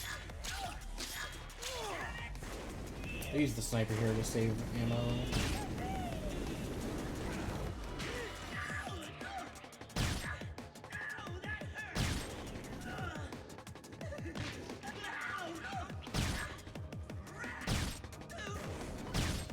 There we go. Curry shoot like crazy when I give him a gun. You put the handgun, he handled business. Better than many. How's that smile working out for you? I forgot that Frank gets like scared by her. Jesus, you get the shit out of me. Leads? Frank, can you get back to the safe house?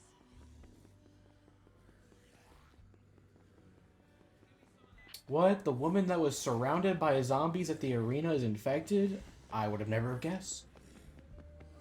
Also, is the advanced sniper statistically different than the regular sniper? Like, I imagine it is different, but like... Like, I'm curious how. When the bunny girls in the Merc before facing Seymour, you saved my sanity so many times. Let's move!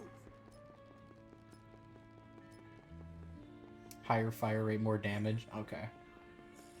Yeah, because I know that, like, the normal sniper's not bad, but it does not melt like this thing does. Like, the normal sniper is strong, but not that strong. Fire rate thing is only noticeable when you give it to a survivor, since Frank's animation lock when you shoot it, yeah. Yeah, I would have never known, like, the fire rate, but I definitely noticed the damage.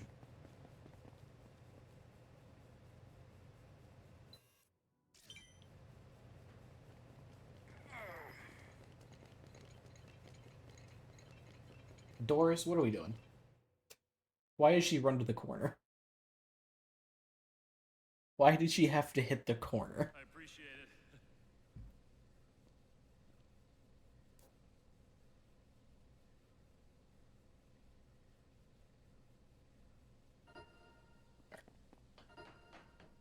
I'll make a couple more quick steps since we're not that low, but just want to keep up on them.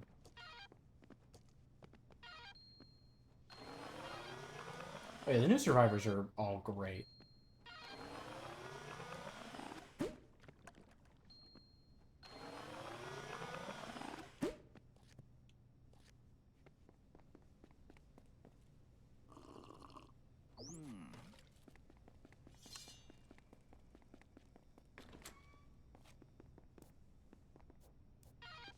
Go.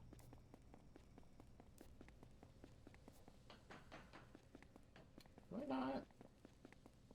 I always forget, like, it doesn't... I wish, like, even on New Game Plus, that gun would appear here. I don't think it does, though. At least I don't think I've done it on this file. If I just had that damn minigun from George, it'd be so nice.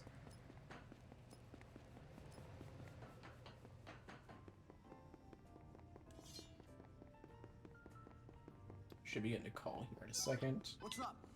Something strange is happening. I'm gonna go super fast.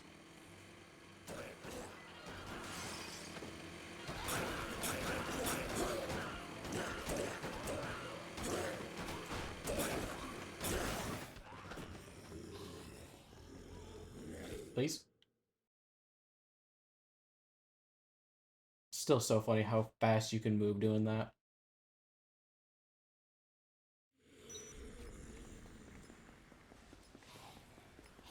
Alright, we need to go to the amusement park. I keep wanting to say arcade and I don't know why. Get the SMG out here. You said it's over by the Silver Strip area, right? It's in like the grassy area. Next to Silver Strip sign.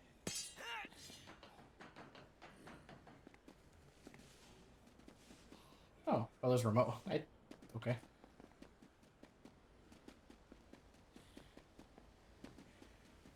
In a bush.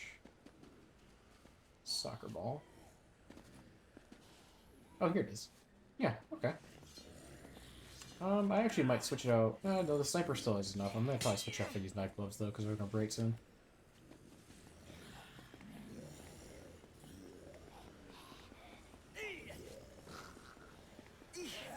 Excuse me, coming through.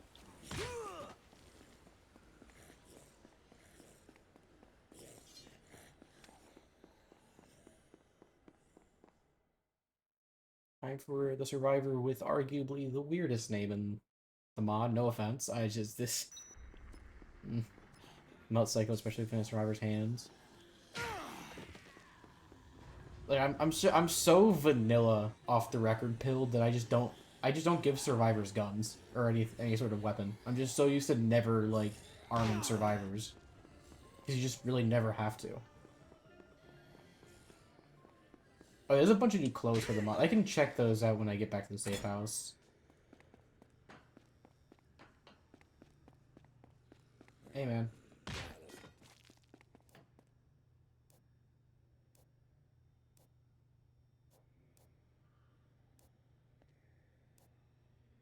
That literally makes no sense. Alright, now we gotta go to the Palisades.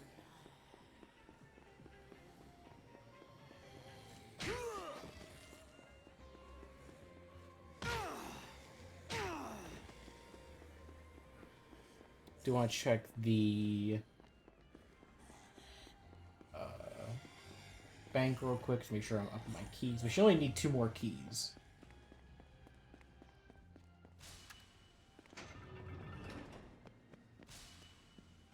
Hell yeah!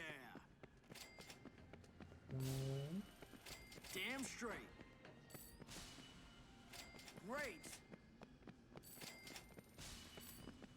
Oh yeah. There's the 6-shooter. Great. Oh, that's right. No, it's only 1 key during Boomtown, not 2. I'm a fucking moron. Yeah. Yes. Yeah, just the one in the Americana. That's right. Yeah. So LMG is tempting.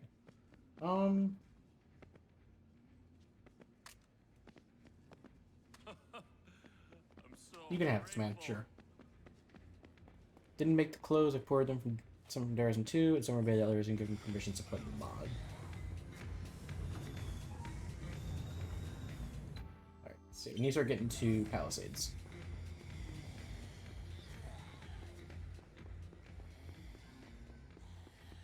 Yeah, I forgot. It's only 1 security key during Boomtown. That's in that Americana lounge. Excuse me. Come in.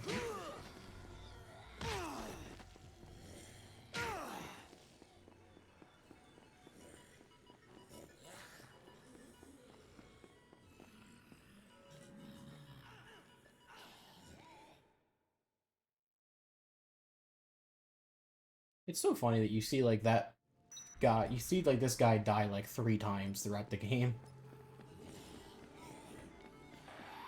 He's technically the first zombie you encounter, like once you're given access to the map. In Dead Rising 2, they don't even get his model right. You see him zombified in the cutscene, then it gets to the game and he's not there. And off the record, they finally fixed that. To where he has his own unique model.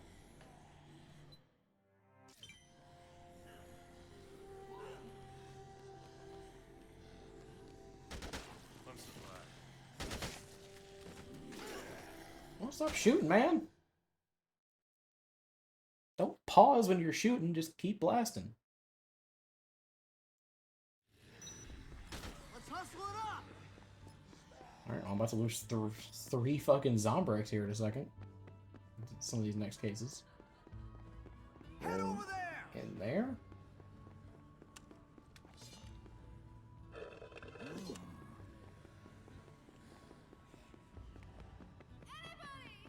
Are you listening?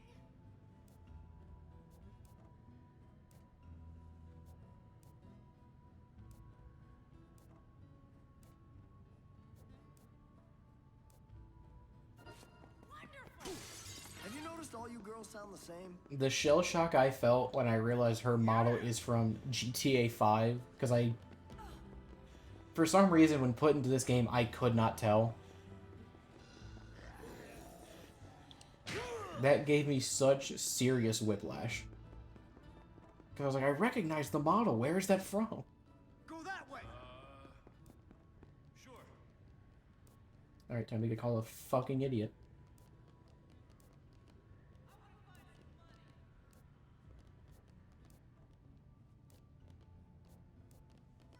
Somehow, I doubt Cindy is very trendy. Sure thing. You look like a fucking idiot. Especially since there's a modder that made a zombie mod and put the Yo Girl in every safe house as a joke. It is pretty funny. Especially because also her character is, like, insane in the game. Frank is fucking thick. Yeah, Frank is, double cheeked up on a Thursday afternoon. Quick, follow me. And he has no reason to be.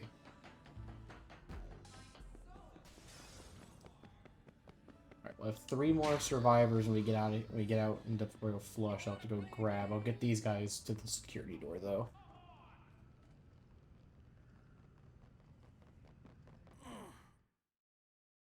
As he should.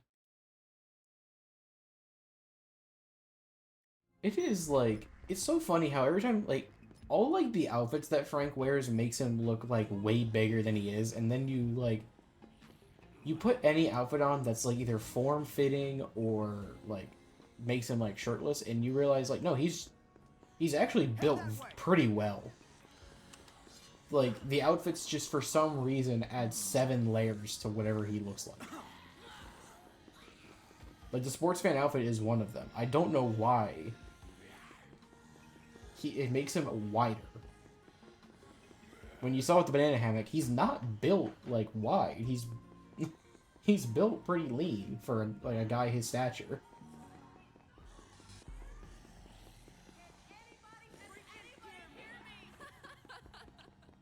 I'll talk to Erica this time.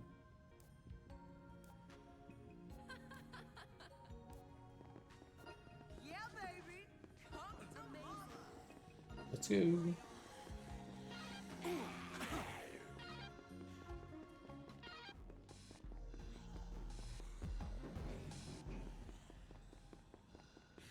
Go quickly as well. It's not for a little bit, though. I don't need to worry about it. I was gonna grab plates for Tape It or Die, but I realized that Tape It or... I'm so used to 2 times where, like, I'm already having to worry about Tape It or Die. I don't have to worry about it sooner. It's not for still a little bit. We're still on day 2.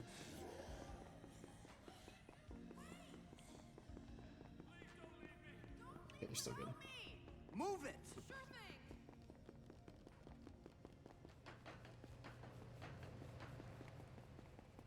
If this is the 2 times mod, I would already be mostly through day 3. That was another feature of the mod. A lot of 2-handed things. I think most 2-handed things you can now store in your inventory. Collins added that for convenience and also to make other weapons more viable. So any weapons that like you would normally drop them if you got hit, no longer you don't drop them anymore. Yeah, everything can be pocketed.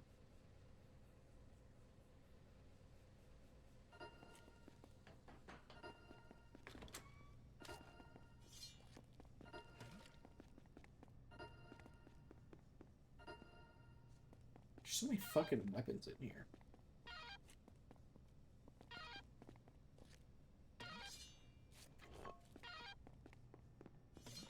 I wonder how Luz's 9-iron would handle this. Changing one item to not be car box, you can jump on to break them again. I see. Oh yeah. Yes. Let me actually save real quick too.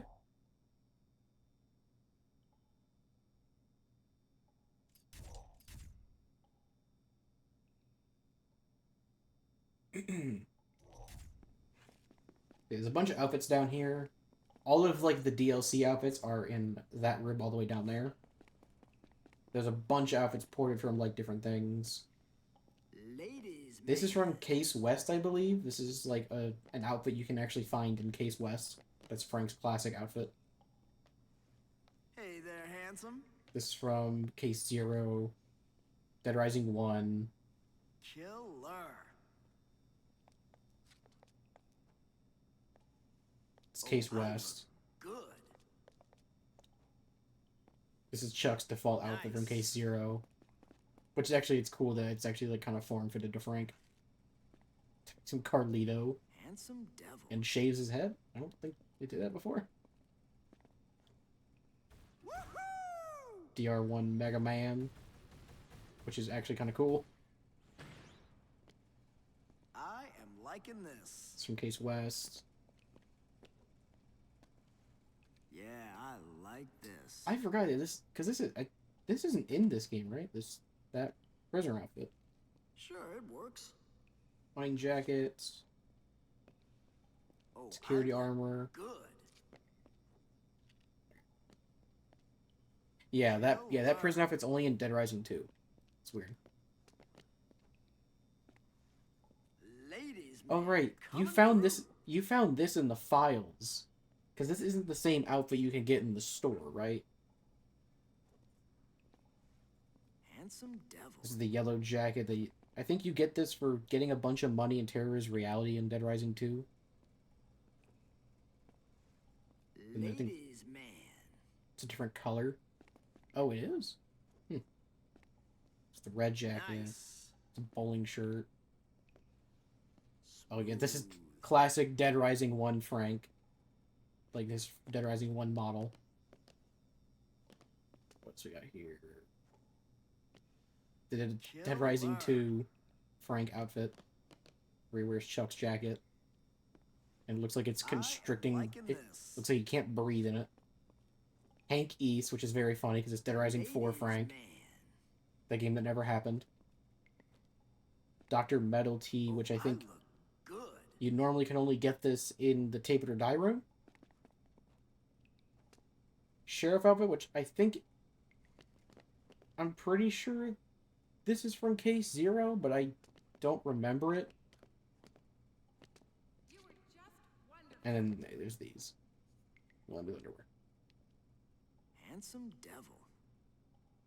Sheriff outfit is from GTA 5? Really? Huh. I would never thought. Hey there, handsome. Let me...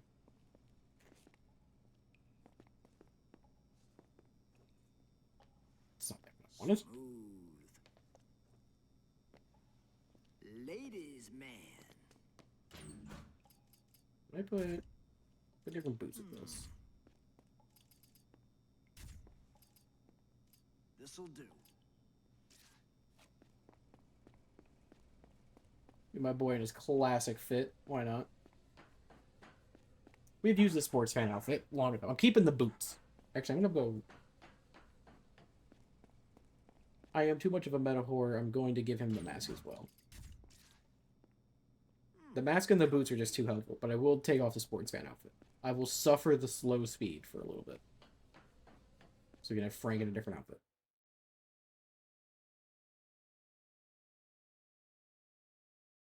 The price, we should have a bunch of cases now. Put on the hammock. No, I'm not going to, because I'm pretty sure the banana hammock literally can crash your game. Frank.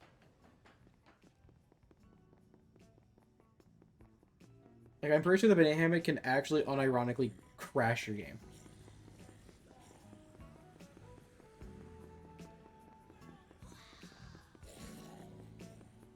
Didn't take the cart this time, I should have.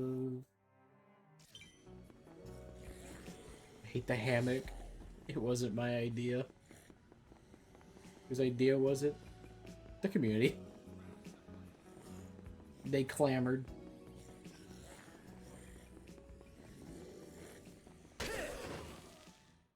The community wants, and so he shall deliver. BB outfit. Oh, God. Just make him the survivor from Dead Rising 3. What's his name? Adam?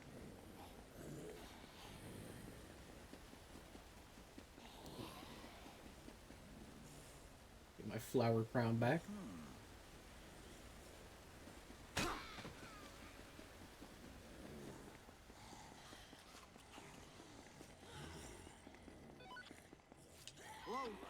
Hey, Frank.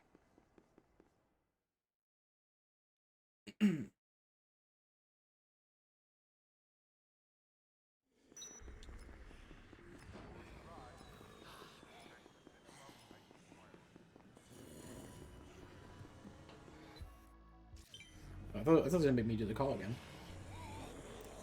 Great imagination, because visualizing Frank and Brad as drag queens, giving each other the death stare, is something deserving of a shit post. Wait, I can give Jessup the fucking water gun again. And Marshall an actual pistol. I can do my favorite thing now that I'm not being rushed.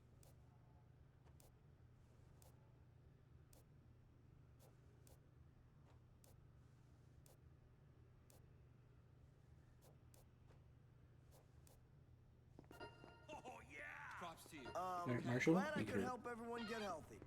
get a real firearm. I don't think so. And Jessup, you get the funny haha squirt gun. Because you deserve it. Hey, keep up!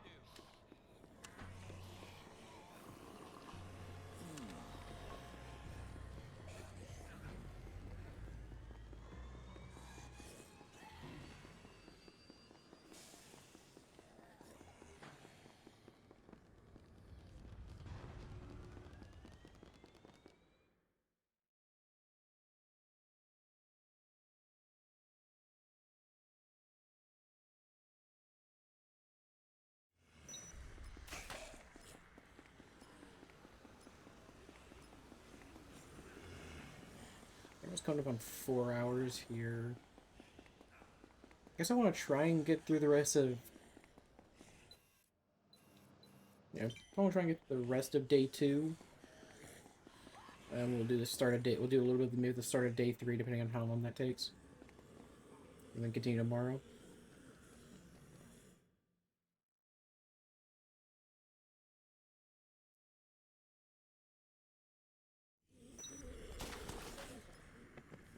So we get Liam. Susie. Stuck with the image in my head, only a shotgun can Brian. That way, move!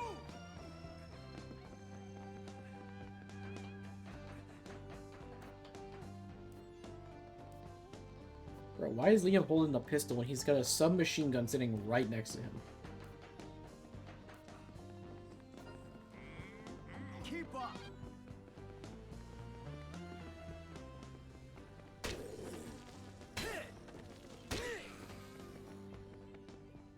Like, come on now, Liam. No, you're just not even trying at this point.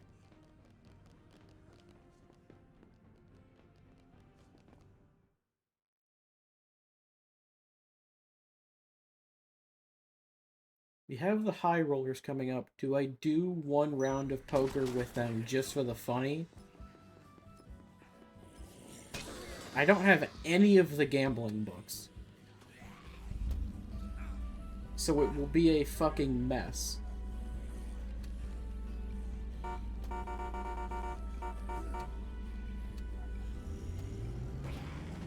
I know what the gambling books are, I just don't want to have to waste the inventory to go grab them. Because I'm just going to end up paying Nevada for it.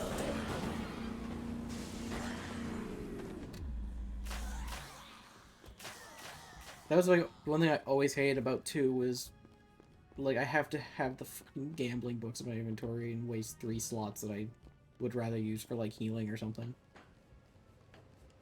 And I would usually grab them like as I would go buy them, so I would have them there for a while, just leading up to high rollers, and I wouldn't be able to drop them until Annie up. Because I would always do Annie up as well. Not a fan of this. Brother. You, me, and a lot of other people in the community. We do not like them. There is a reason Collins added a specific feature to pay them off to not have to play against them.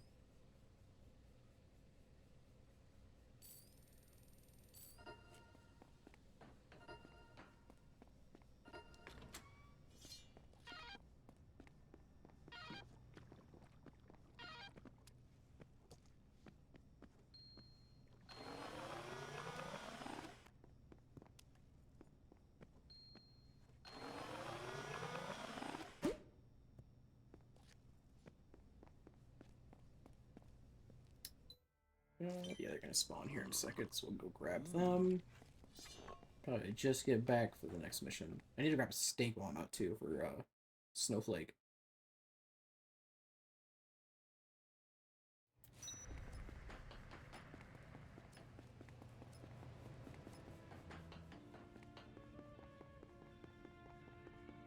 I'll probably take the fast travel just to get right to Atlantica. Because while I wait for this mission, I can also go grab a steak from Yucatan. There's also the steakhouse and or the barbecue restaurant and Americana. I'll just go over to Yucatan because I can just take the trip over there real quick. And I could also re-up the quick step.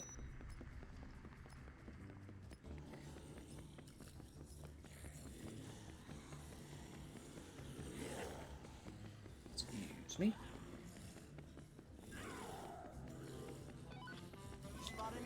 There are 3 people barricaded in the high rollers room in the Atlantica. It looks like they're playing poker for some pretty high stakes.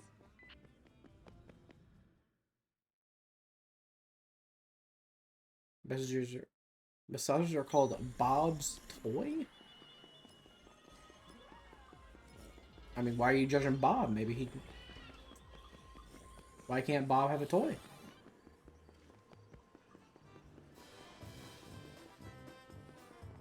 There it is. There it is.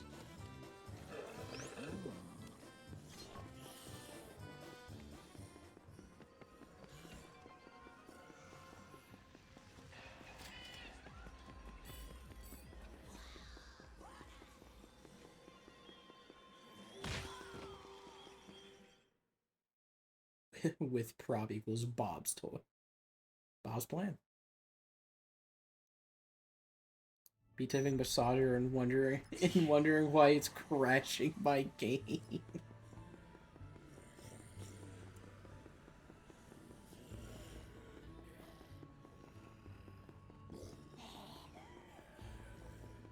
I don't know why they just walking through this area as well. It reminds me of the one sandbox mode mission where it's collect as many massagers and put them up where the fetching females ladies originally spawned. As many as you can within like 5 minutes or something. And it's one of the dumbest missions because they just flood that area with the fucking pink massagers. It's like, why? Why are we doing this? Nevada, why are you hitting the gamer lane?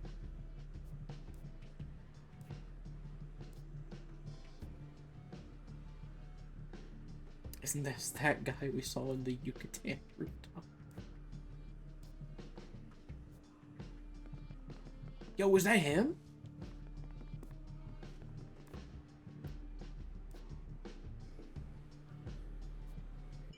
Can I, if I do the buy-in at the table, can I still just pay off Nevada? If I, like, if I zero out on the money? Like, can I just do, like, a hand for fun and still pay Nevada off? Or does that option go away if I do?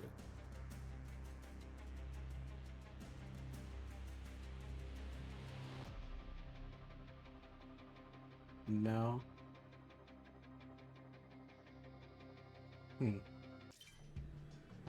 Alright.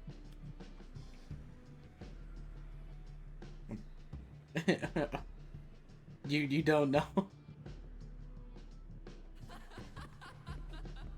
I never tested it.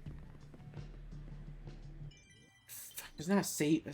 The one that sucks, there's no save point in the Atlantica. For some reason, there's no save in the Atlantica or the Palisades. The nearest is outside.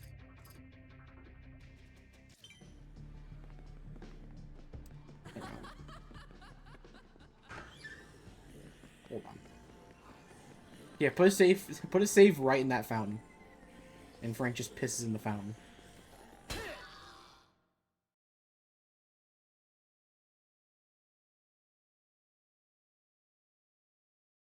That would be really nice, because, yeah, there not being a save in the Atlantica is so stupid. You're telling me the water-based casino does not have a bathroom?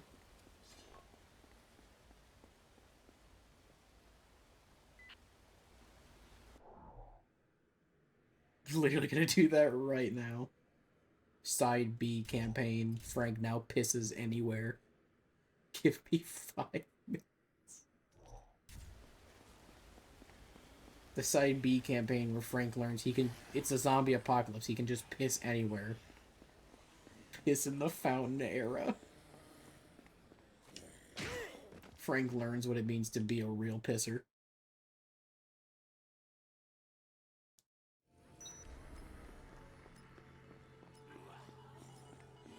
I'm sorry, if I was gambling here and I was in this casino, I'd have to piss every 5 minutes. It's a water-based, like, it's entirely water-based.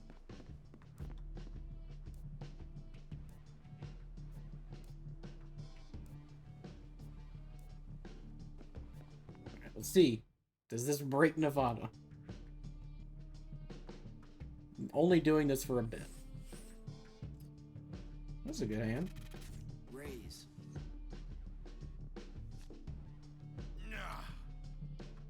Nevada, I want to stab you in the eyes. I'll call. I want to give you 1,000. I want to give you millions of paper cuts with your cards. I know Jessica folded too, but it's so expected from Nevada that I just don't even care if, at that point if she does. I fold. Oh yeah. Case 4-1 will expire, so I'm probably gonna reload the save anyway. Especially if this goes on as long as it usually does. I'll call.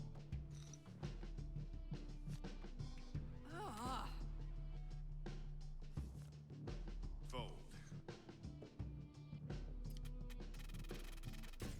I'll raise. How do you feel about that, Nevada? You gonna fold? Fucking shocker, dude. I'll fold. Take a risk, Nevada. I fucking beg of you. No, that's the problem. He's gonna... That's actually the exact problem with Nevada's AI. He will bluff the shit out of you. Bro will have like a 7 and an 8 and a 7 that don't match, and will still go like all in. And it's like you're left wondering why. I'll raise. I'll fold. Like, I bluff all the time, but that's because I'm playing against AI. I'm expecting that, but like, what do you mean? I'll raise. Call.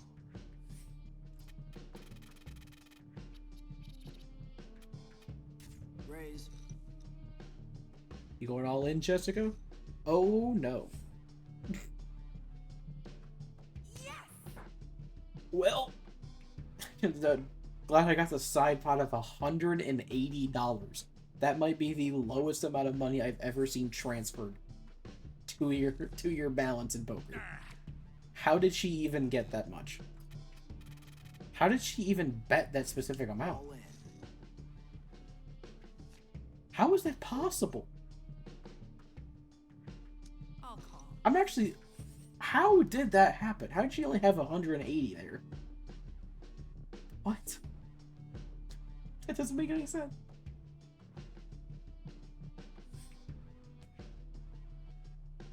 Yes! What was that camera angle? The hairline cam. Oh, well, it doesn't break. Yes, I do hate poker, you fucking asshole. What's going on? Hey Frank, Rebecca's back and she wants to talk to you. Can you head back here now? Well, it's good that it's nice that we know that. You can, if you want to, play Hey Frank.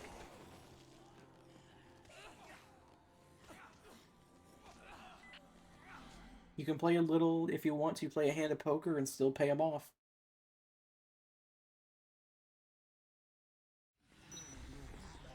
Now we have learned. Now we know.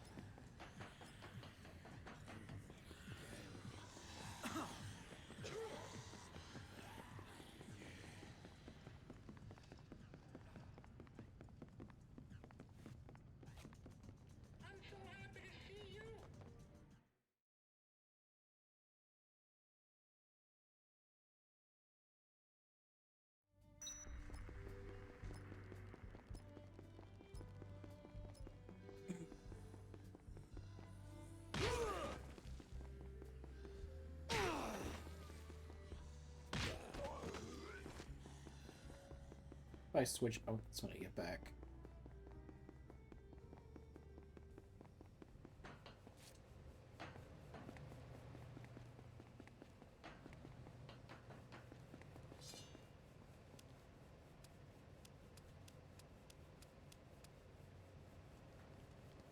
Don't let me just palming my meat. You're all good, sir. Do not worry. Wow, thanks. Your aces, fella, Nevada. I hope you die in a fireball. I hope fire consumes you. I hate you so much.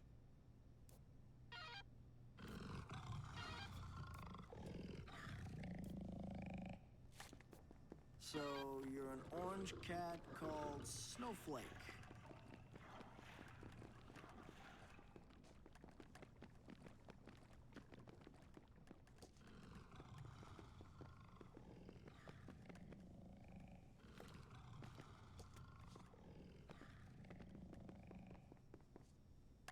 Well, this is awkward.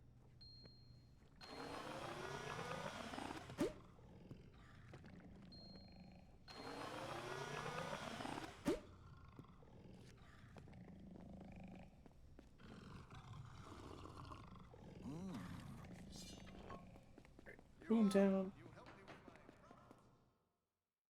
Hey, I don't know what TK's up to. I don't know either. Glad we're in the same boat, Frank.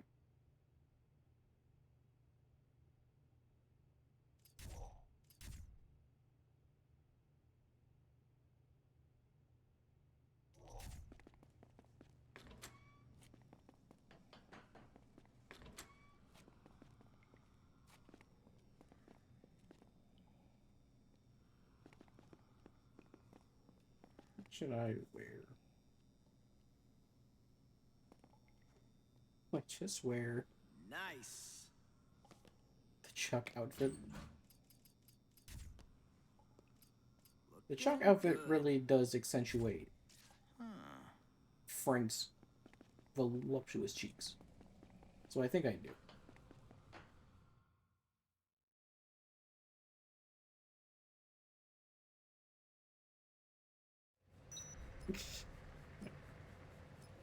Man did it. He had a safe flight to Atlantica, where Frank just pisses in the fountain. You can't say he doesn't know. He is not Those men have set up at the vaults in the Americana, Can't the see. Slot Ranch He does Casino, not do. and the Yucatan. He says to do something. He doesn't. Frank is now a real pisser.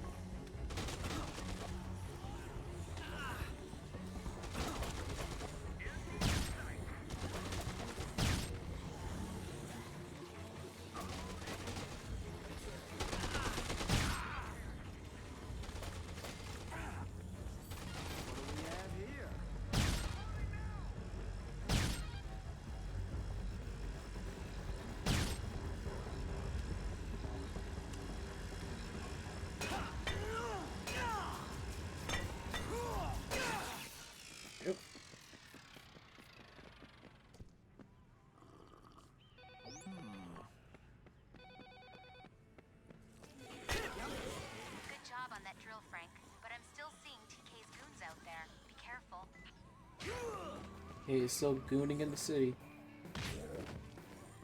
Can't believe him. Can't believe he would do this to us.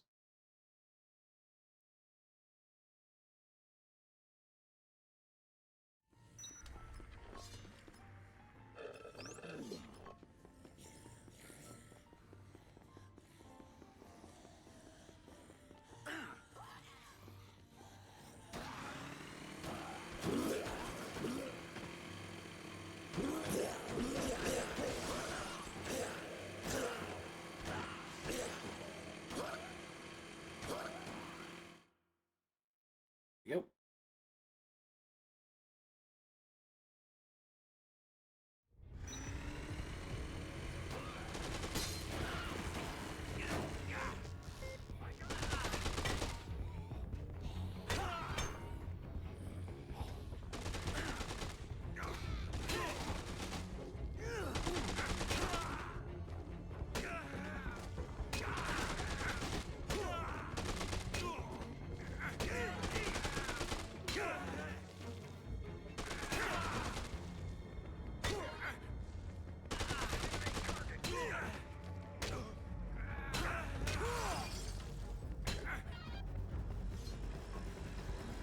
Beating their ass at this golf course.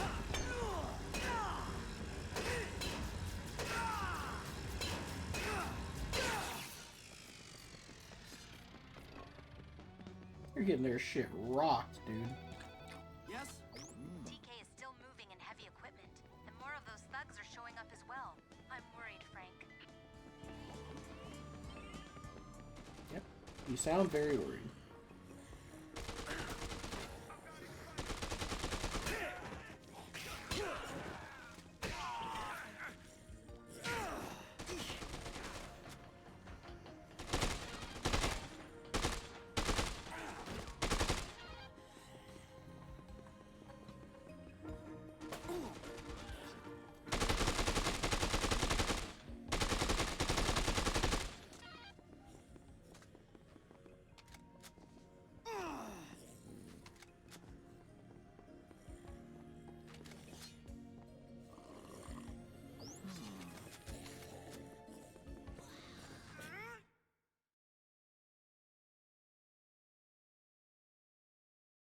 Right, going in the door ass first.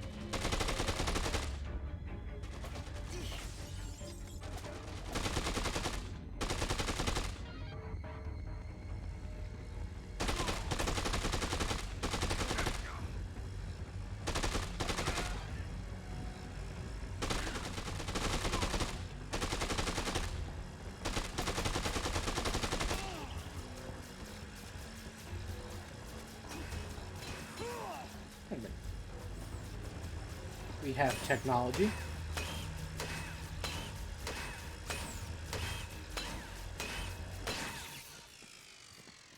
I don't know why I did that. There's no reason to do that. Got something? Frank, this is getting dangerous. There are still more of TK's goons in the city. TK's still gooning in the city. The funniest thing ever. Frank, those men have already drilled through the wall outside the Atlantica casino. You have to stop them. Hurry! For some reason, this is a separate case that comes up. And is presented as like a side mission almost. for whatever reason.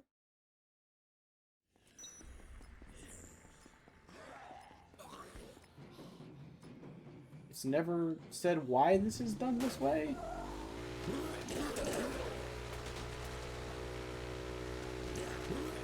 I'm surprised there was never a survivor attached to this. It kind of presents... It, like, shows up as a side mission. I'm surprised you never added a survivor to it.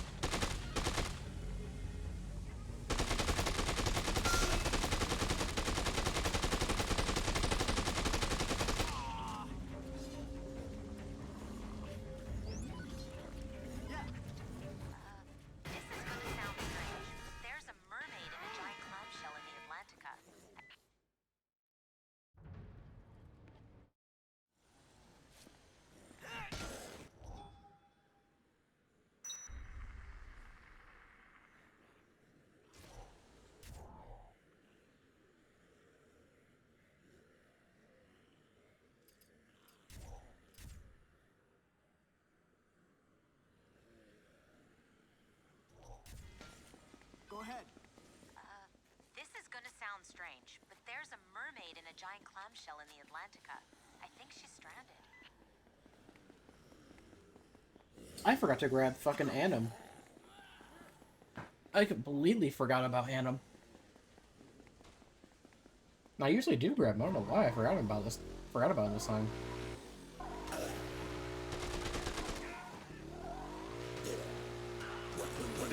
I'm sorry, buddy. I'm coming.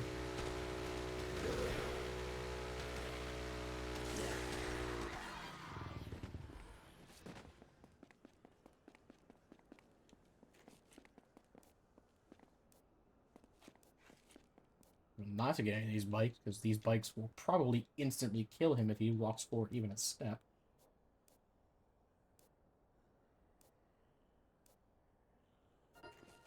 Sweet.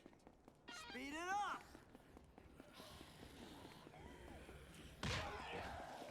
Is animal real name?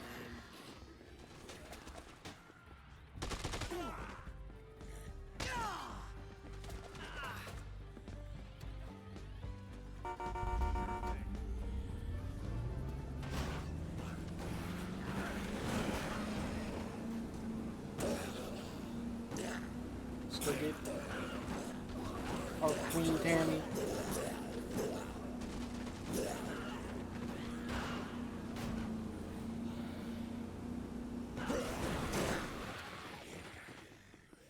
What do you have to know? Who moved the Atlantica van after we leave the area?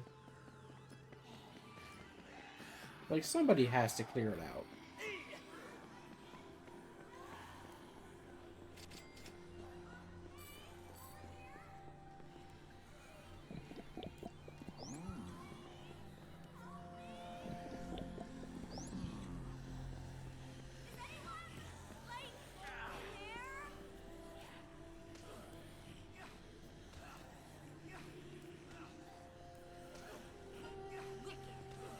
Let's go, Tammy. Definitely the catch of the day. Hurry, this way. Hey, Frank.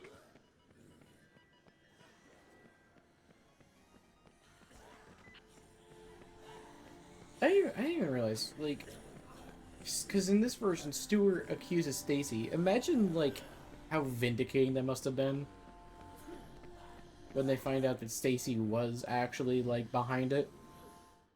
Bro, Stuart was probably hitting the I told you so like crazy.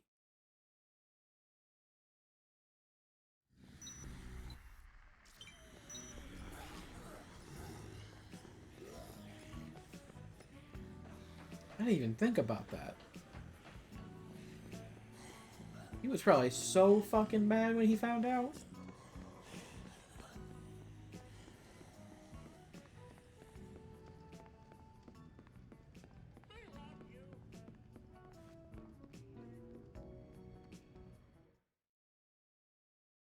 Yeah.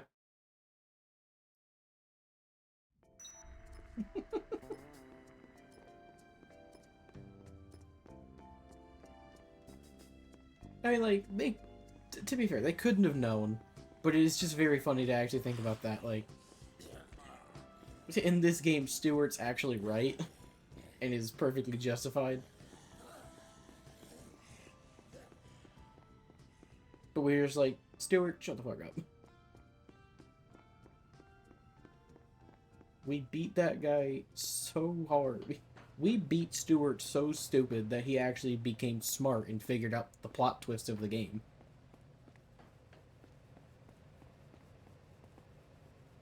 We beat brain cells into Stewart.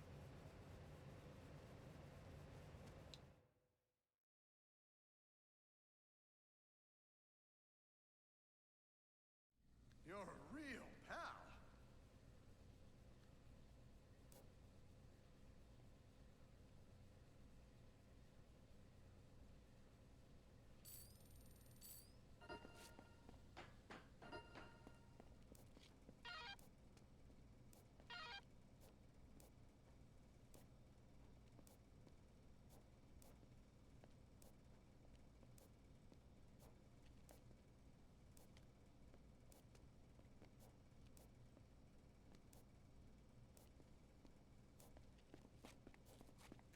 Alright.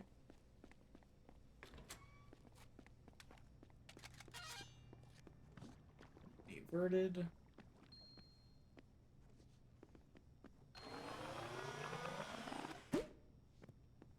We're hitting 4 hours.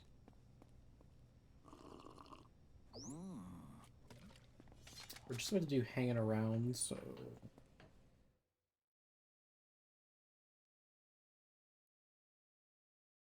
I feel like a bunch like back-to-back here. I think we'll do up to the Bentwood mission. There are two guys hanging from the railings on the second floor of the Palisades. What are they doing? They're gonna fall. We'll do up to Bentwood and then we'll probably stop for the night. Because we're going about 4 hours and... What time is it now? It's almost 12, yeah. Grab Lez's Policeman Go Club now.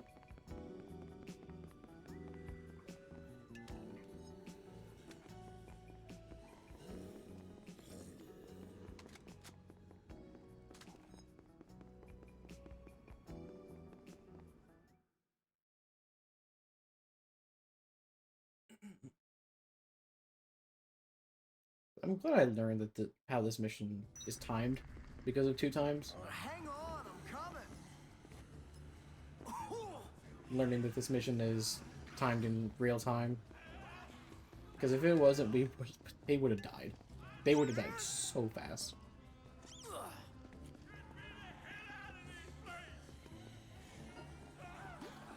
Hey, I'm waiting on you. Irvin got grabbed. It's fine though. Let's go. You fell into a grab. Mark, I hate you.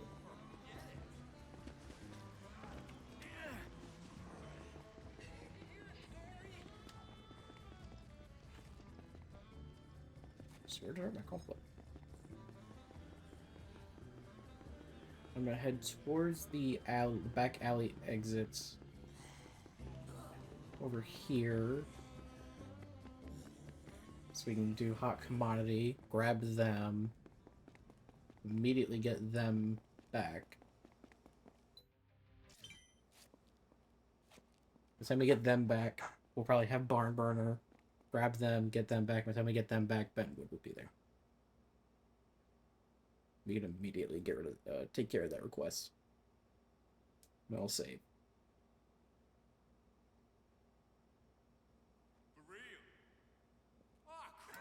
For real? For real. Yeah. As if. These 2 fucking dorks. Positively. Fat damn chance. Sure. I'm down with that. Which, is it Irvin who's the one that's like, like, Mark just jumps over the ledge because he panics. And then Irvin says, like, I saw the other guy jump over the ledge and I thought it was a good idea, so I did it too.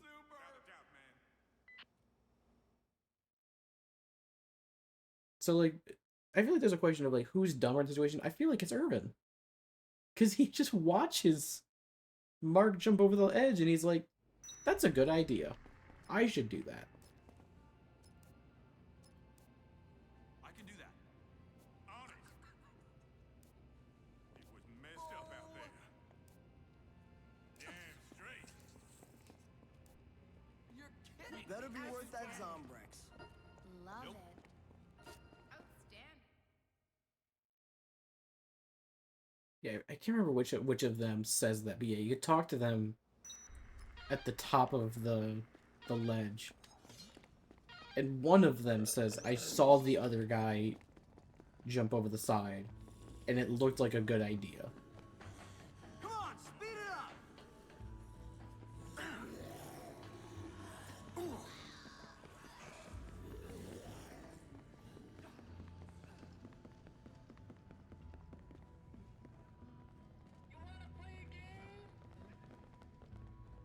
No, Mr. Jigsaw Bear. It's a very smooth run.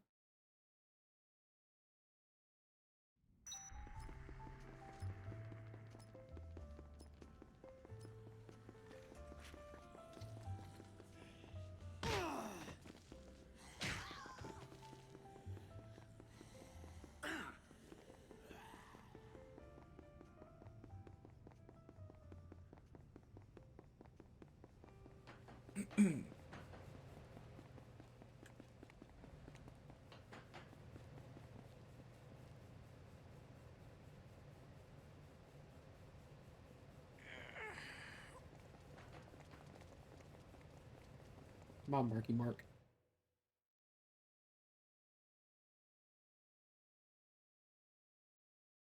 Oh, I appreciate that.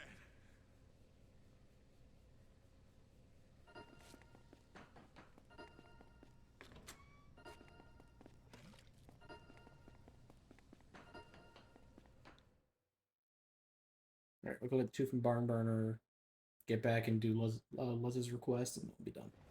Good night.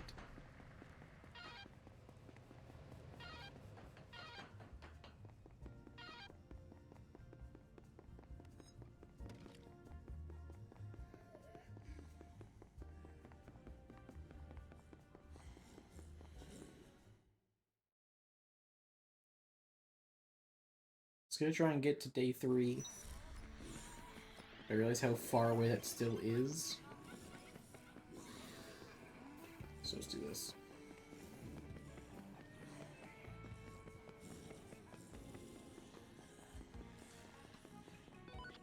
Yep. Frank, there's a fire at the Fortune City Arena. It looks like some people are trapped in one of the dressing rooms.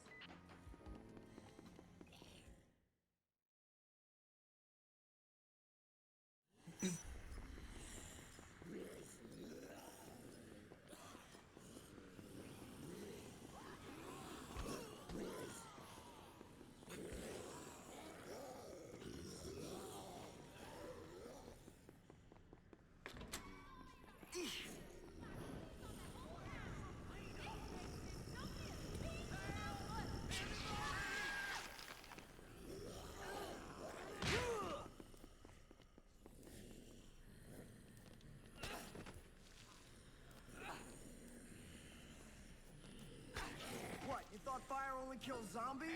Move it! Let's get you guys out of here.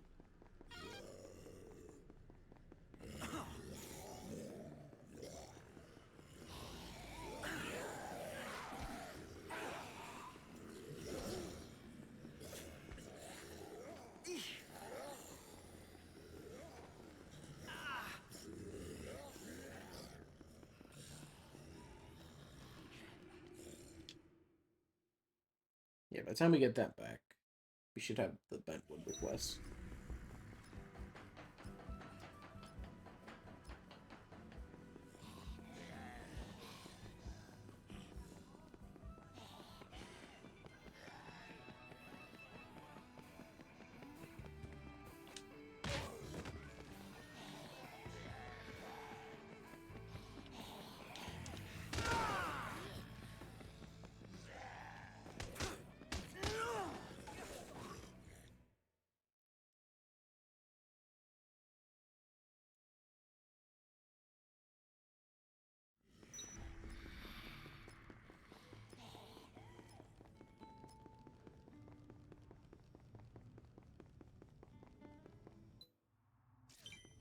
Pretty much right about time.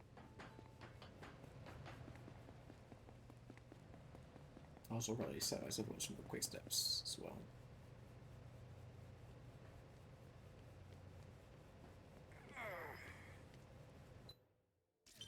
Just a second.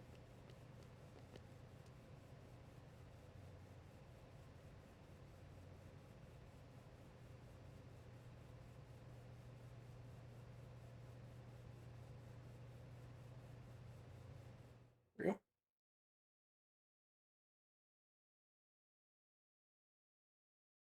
That's pretty great.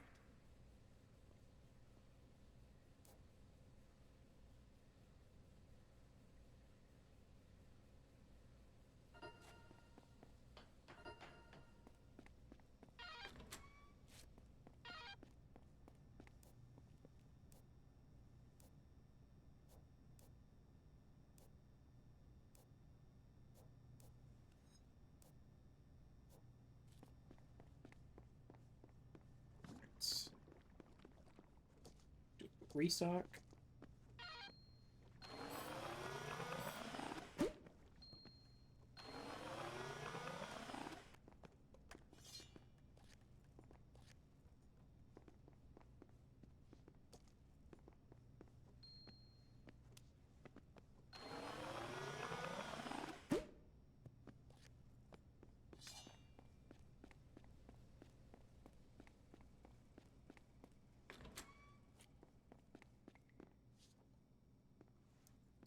Now, Looking sharp.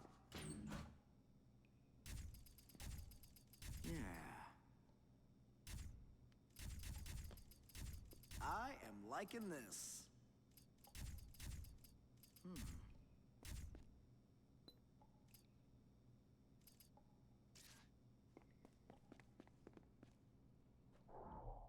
say it again. I know I said about not putting the outfit back on, but I can't help it, man. I can't put down the cup. I can't do it. Alright.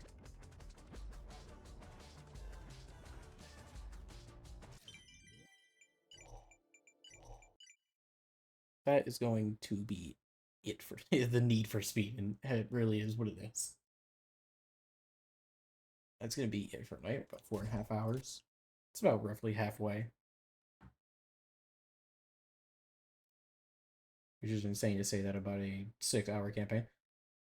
Then quits. Indeed. I'll probably play some more tomorrow. Don't know if I'll finish tomorrow because I don't know when I'll stream.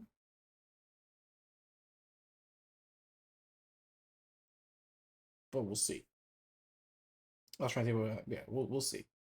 If not finishing it tomorrow, then I'll try to finish it over like the week. But yeah, we'll see how that goes.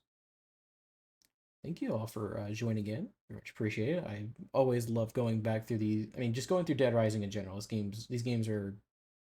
Grew up with these. These are near and dear to my soul. And I love this mod. So it's always nice to play it. Yeah, but I will see you guys next time.